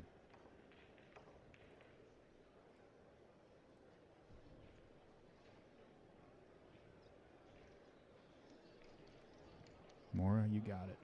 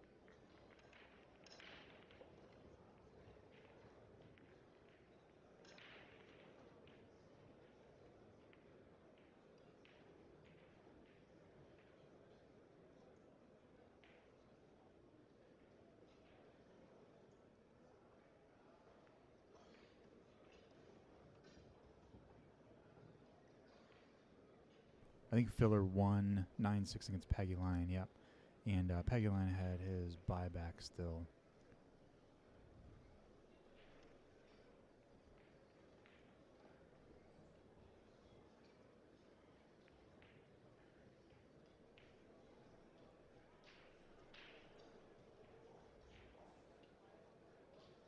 So it looks like John Morra and Vitaliy Patsura, they're the only two that have their buybacks available. Everybody else has had their buyback.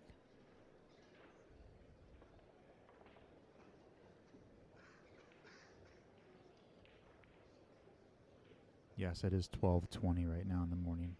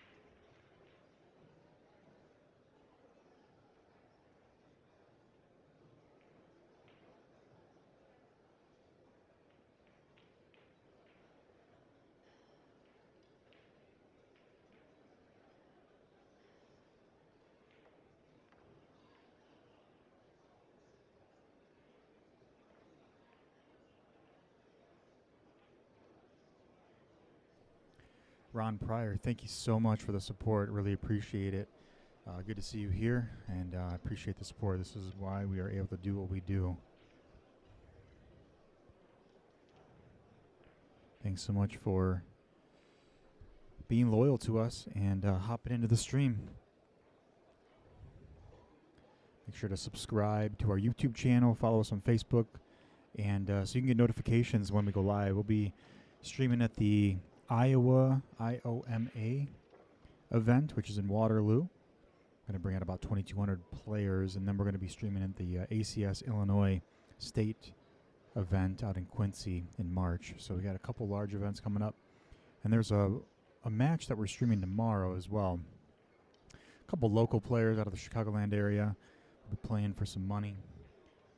That'll happen at 2 o'clock Central Time tomorrow.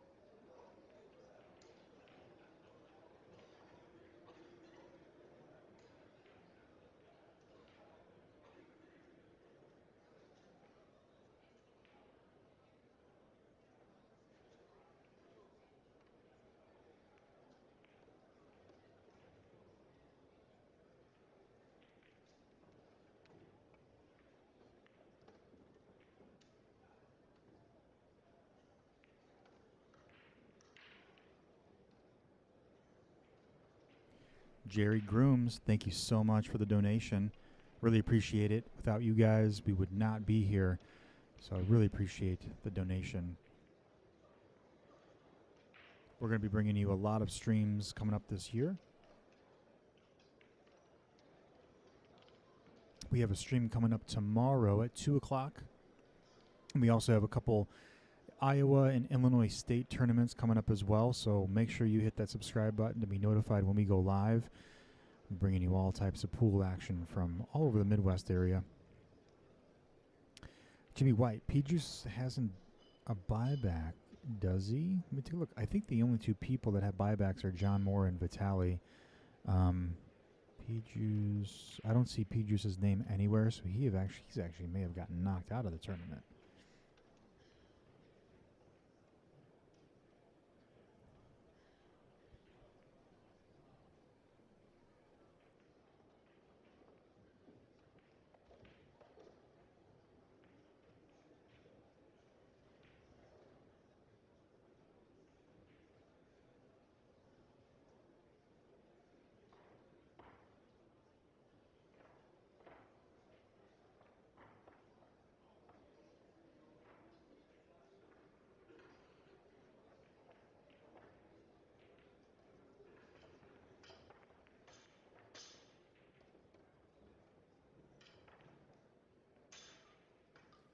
Wow, another scratch by Roland.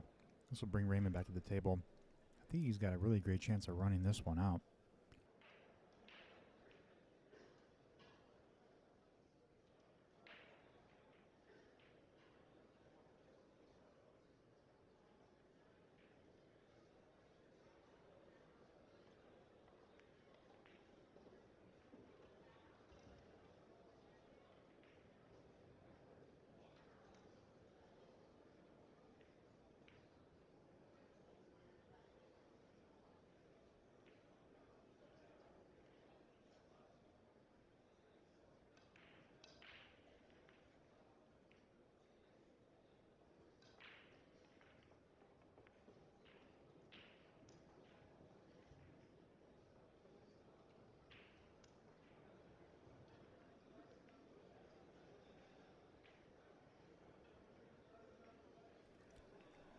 So I may have misspoke.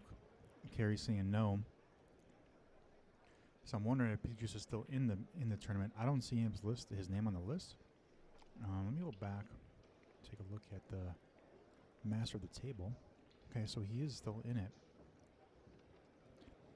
But I have no clue if he's got his buyback still.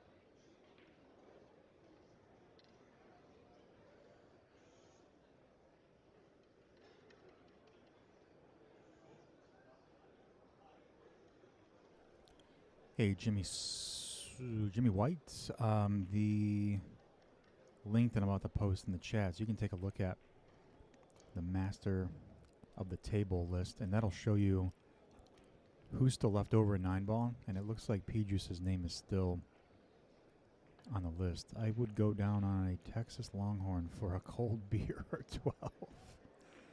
Something about a nice, like, refreshing cold beer, you know? Nothing beats it.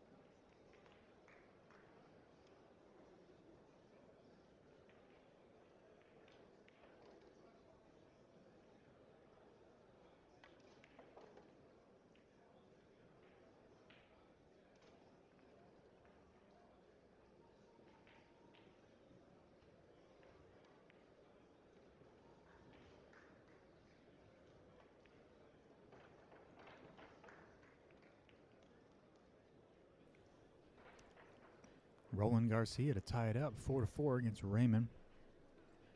And Jonathan Funk, thank you so much for the donation. Really appreciate all the support.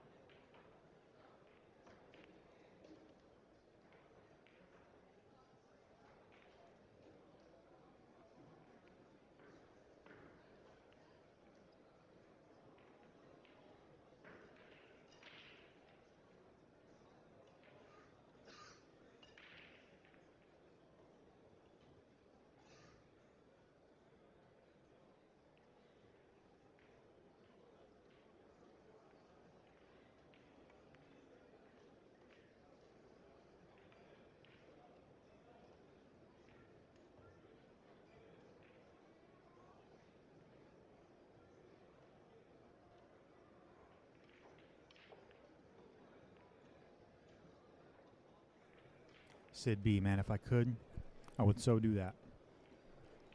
Robocam it over to the open bar. I think that bar was open the entire tournament. It's pretty cool. Brought to you by Omega Billiards.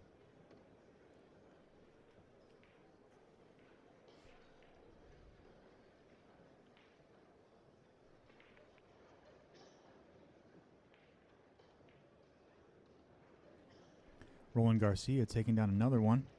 Breaking and running. Roland Garcia now up in this match. 5-4.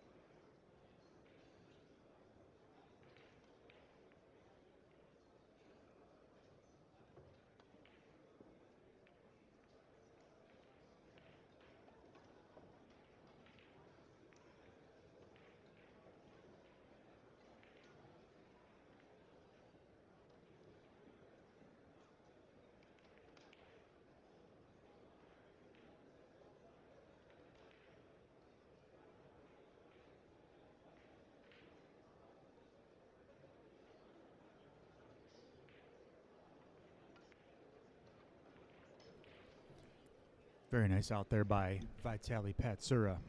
We're going to, while he's racking, I am going to post up our Q Connect app advertisement here. So Q Connect is an app that we are building, and it should be launched sometime in February, maybe mid-March. And it is an app for all pool players. You'll be able to find pool tournaments throughout the globe. You'll be able to type in your zip code or a zip code that you want to look for tournaments in. You're able to also search by date. You can look at tournaments all across the globe to then RSVP for them as well. You can also find pool halls in the area as well. So if you're looking for a pool hall in a place that you're traveling to, you can also find that information on the app as well. We're going to be hosting our launch party very soon. Head over to the link that we posted up in the chat. We are going to be doing a giveaway for everybody that puts their name in the form. You'll be invited to our launch party, and you will also get early access to the app. Again, head over to that, and thanks so much for the support. The app is really going to be used amongst pool players to really find tournaments all over the place. Instead of scrolling through Facebook feeds and flyers, you're able to just pinpoint tournaments all over the place and find them by zip code and by date. So let's say you're traveling to another state and you know which date you're traveling to that state on, and you want to look for a pool tournament out there. You can search by the date, by the zip code, and RSVP to that tournament right from your phone. Raymond ties it up 5-5.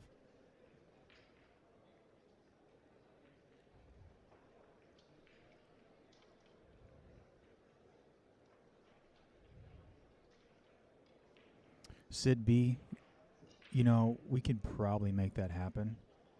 It'll be a virtual open bar, but I'm sure we can figure that out. Richard, no, the app will be free to use, so you could download it and start using it right away. If you're a tournament director, you can post tournaments to the app. If you're a player, you can view tournaments and RSVP to those tournaments, and then manage your RSVPs from that as well. We're going to be pulling some data from Digital Pool and sharing the data with them as well.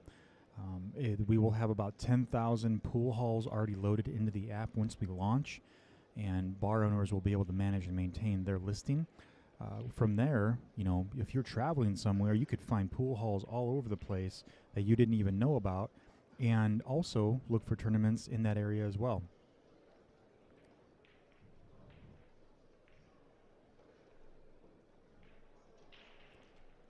So make sure to put your information on that list, on that form, in that link that I just sent over in the chat to be invited to our launch party.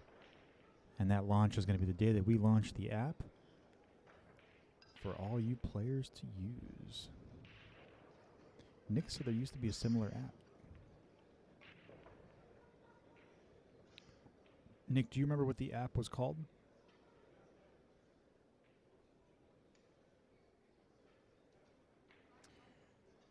Sidby, so I thought somebody posted something about the Bravo app.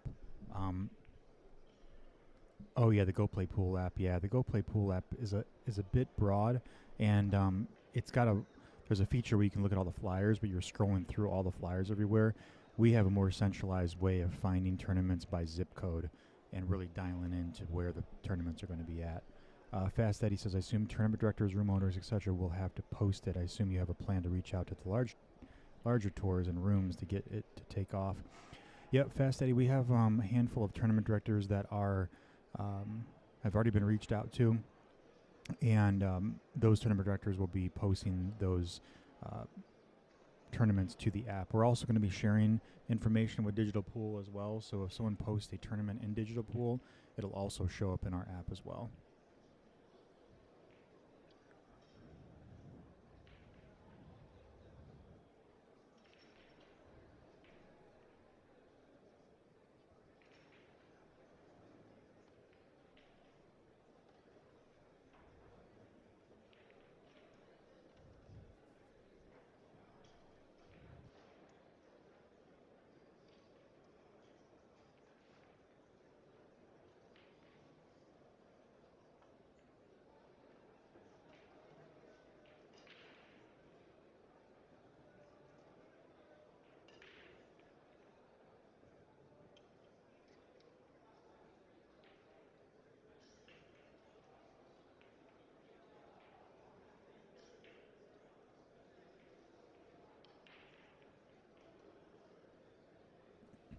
Appreciate that, Nick. Yeah, we're excited to really launch that app and see it take off.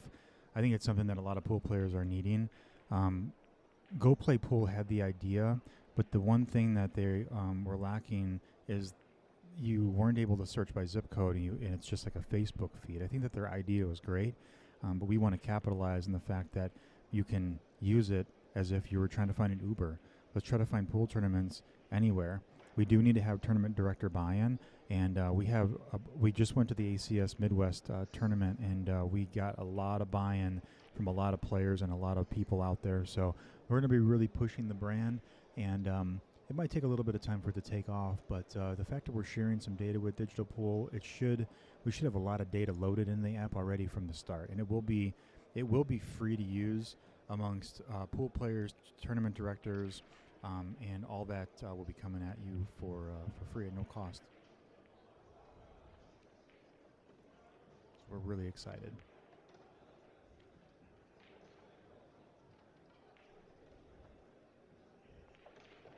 Bravo app for poker is great. Live games, stakes, tournaments, high hand info, jackpots, hours, games running. Yeah, that's pretty neat. It's a similar idea. I mean, our app is probably going to be very basic in the beginning, but it's going to hit on those key features as far as usability, right? We want the players to have immediate buy-in. And if they're able to find tournaments and RSVP for them and actually play in those tournaments, that's all they need. That's what they're looking for right now. Once we get past that point and that is actively running smoothly, we're going to start adding, live stream links. Maybe you can pay for your entry right through the app, right to the tournament director. We have a lot of ideas, and we're going to actively keep growing the app as we keep on progressing. Yeah, so you don't use Facebook. It'd be very helpful for yourself. Yeah, that's awesome. You're the target market. We're trying to reach out to people like you. I see every day, almost every single day in all the pool Facebook groups, people are posting up, where are the tournaments at this weekend? Where's the tournament at tonight? Are there any good local pool halls in the area? I see it all the time, and this app is aimed to resolving that issue.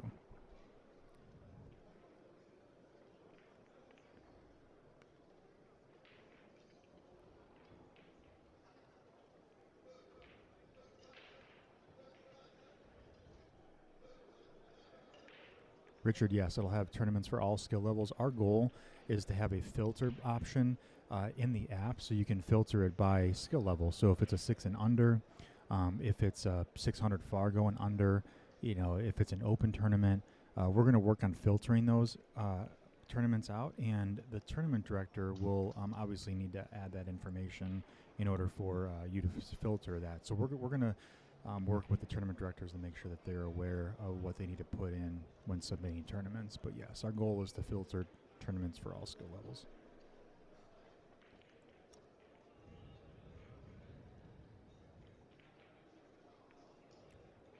Okay, so it looks like David Alcaide may be out here.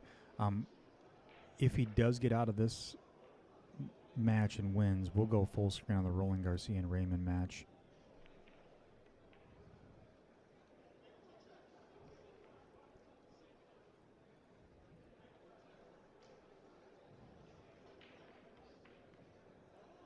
Richard Kiltz, love it. Make sure to sign up on the link that I just posted in the chat so that you can get notified when we schedule our launch party for the app.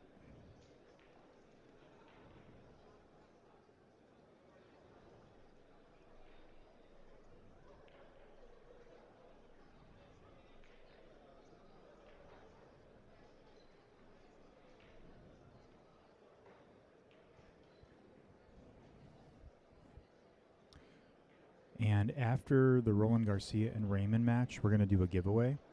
So everybody that has posted their information on our Q Connect page, the link that I just posted, we're going to throw all your names into a wheel, and we're going to give some apparel out. It'll be a Q Connect hoodie or a shirt or a hat.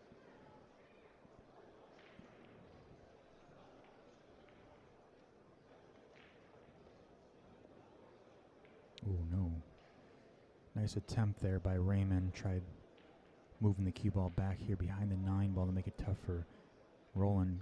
to come back to, but it looks like he's able to shoot this 6 ball straight in past the 9.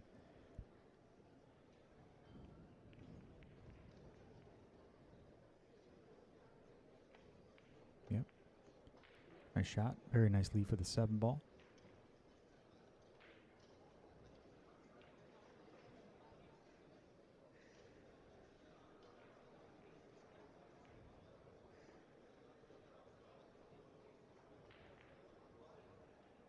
Nice shot on the 7.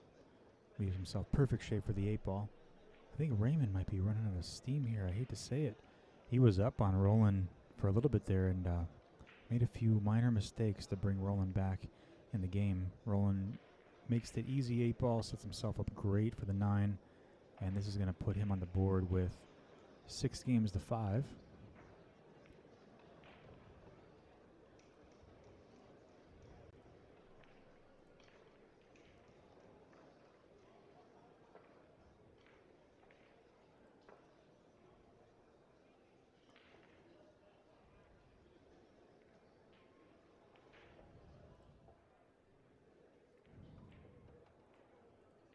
We're going to transition over here to our dual screen, give you guys a better view here. Move this video up.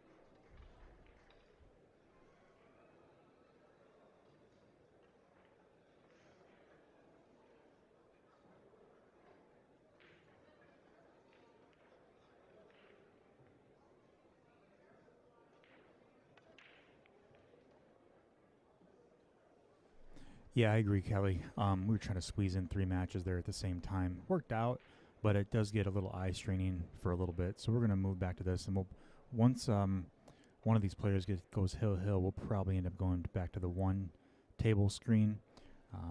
So we'll try to stay with the 2 table screen as much as we can. A bunch of matches just got posted, it looks like.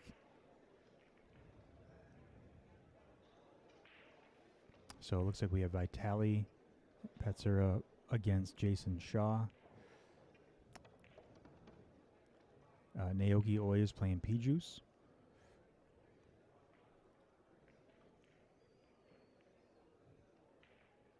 Thorsten Holman has a TBD, and Pagulayan also has a TBD.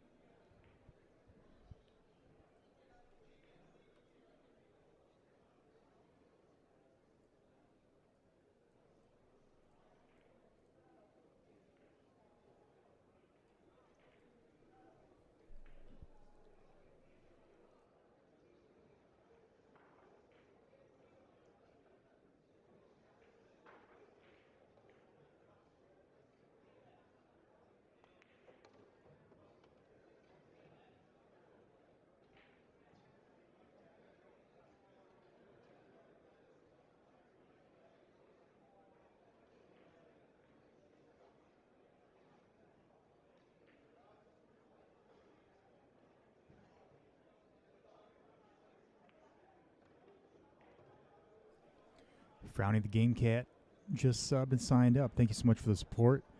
And you are added to our drawing and will be invited to our launch party for the app. Thanks so much for your interest. And thanks for the support.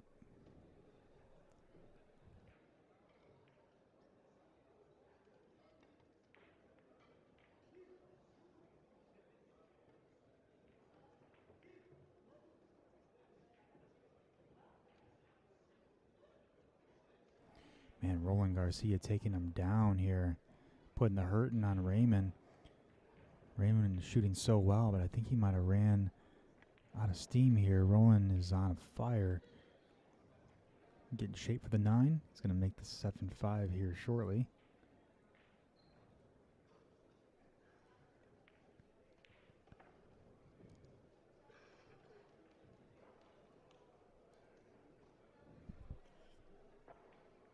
Nice cut shot by David Alcaide. My gosh. 8-ball got in the way. I don't know if he can see this 2-ball past the 4. Find out. He might be able to see a little bit of it. Maybe enough to cut that 2-ball in. Fedor and Morra still alive too. Let's see.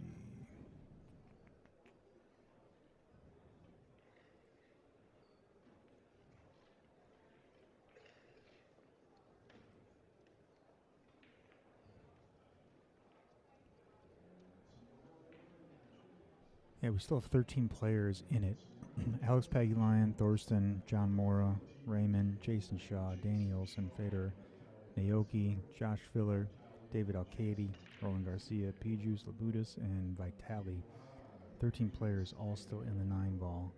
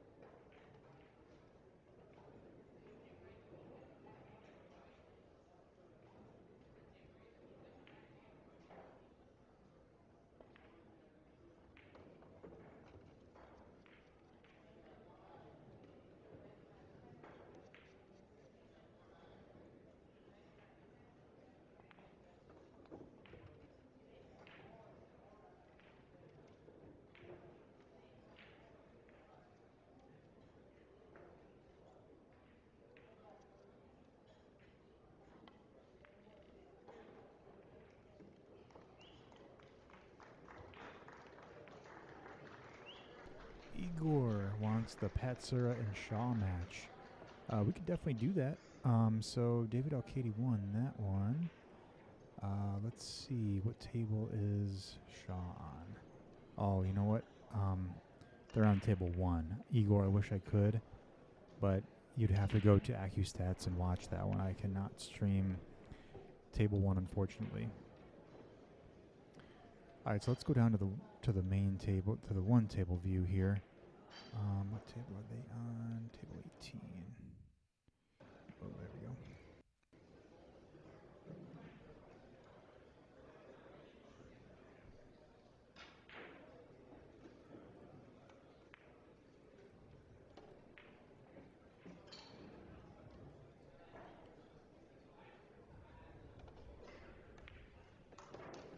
All right, Roland Garcia ties it up. Hill.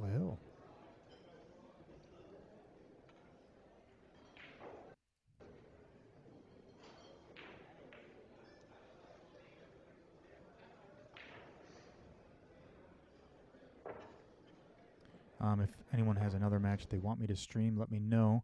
I can get that one posted up. So Vitaliy and Jayson Shaw are playing on the AccuStats table. That is on table 1. You'd have to go to AccuStats website to view that one. But we have the Naoyuki Oi and the Pijus match playing right now. And also the... that is the only match. David Alcaide is TBD, Thorsten is TBD, and Alex Pagulayan is also TBD as well. So we have this match and the Naoyuki Oi and the Pijus Labutis match currently. All right, so while the players are taking a quick break here, we are going to raffle off some apparel, and everyone that has posted their name up into our Q Connect website is going to be added into the drawing. So while these players are waiting, this is our app that will be launching sometime in March, either end of February or mid-March. It's called Q Connect, and it'll be used amongst pool players to find and search for tournaments all over the globe. You can search by zip code, you can search by date, you can also RSVP for those tournaments. And we will be hosting a launch party for the app, and anyone that posts their name into the form on the link that we just posted up in the chat will be entered into the drawing. We're going to run this here in just a couple minutes while these players are taking a break currently. If you guys want more information, fill out your information on that page and get entered into this drawing. We're going to run this here in just a few minutes. We have some names loaded up. Get your name on the list and we'll get you added.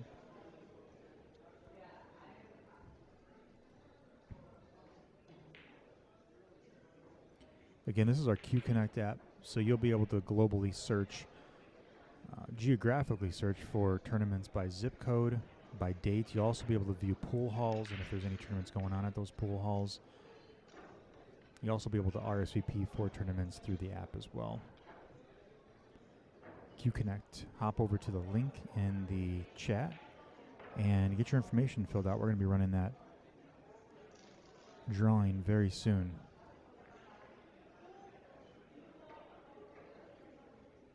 I'd say at 12:38 Central Time, 2 more minutes, we'll run that.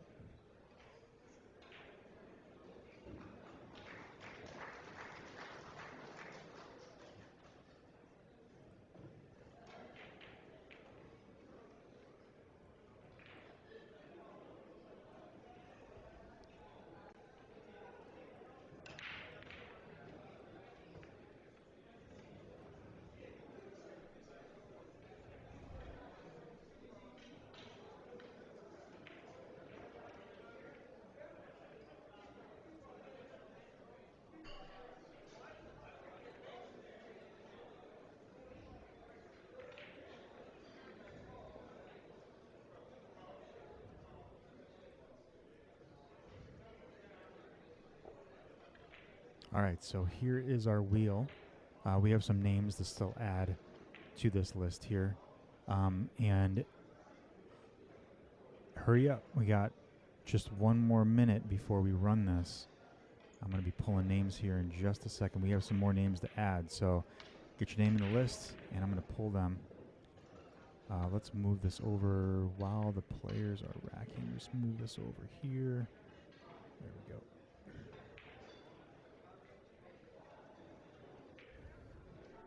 This is for some apparel. We'll reach out to you either by text or by email, letting you know that you've won. Give it one more minute. Jamie Caston, I see you got in there last minute there. Thanks so much. Appreciate it. One more minute. All right, we're going to do a countdown. 10, 9, 8, 7, 6, 5, 4, 3, 2, and 1. All right, so let me pull these names here real quick. I got to update the board. Export.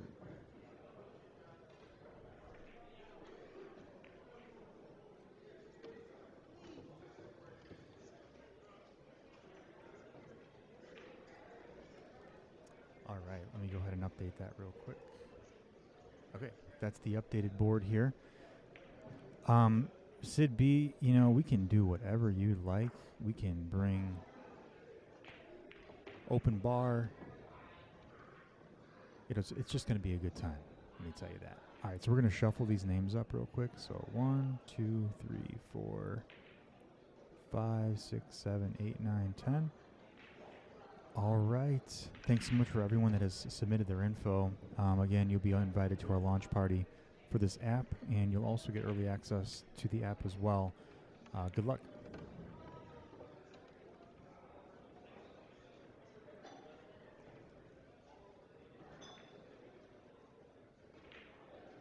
Norman Ho. Congratulations, you have won. We're going to run another one really quick. We'll remove Norman. I'll reach out to him. We're going to run one more. We'll shuffle these up again. And run it again.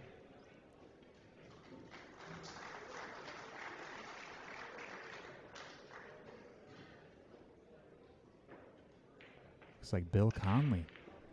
All right, Norman and Bill, congratulations. You have won some apparel, and thanks so much for everyone for playing. Really appreciate it.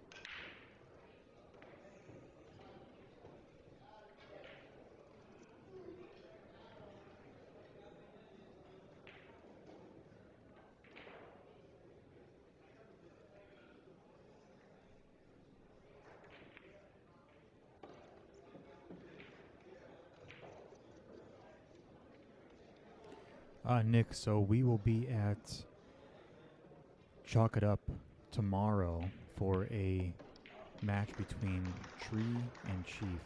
And there you have it, Roland Garcia taking it down against Raymond. Man, Raymond, I really wanted to see him win. I thought for sure he'd take this one. But congratulations to Roland, and congrats to Raymond for an amazing match. We are going to hop over to, let's see, what else do we have here? Naoyuki Oi and Pijus is playing right now on table 5. Looks like we have to get their score updated here. You got beat by a hoe. It's just the name of the game, you know?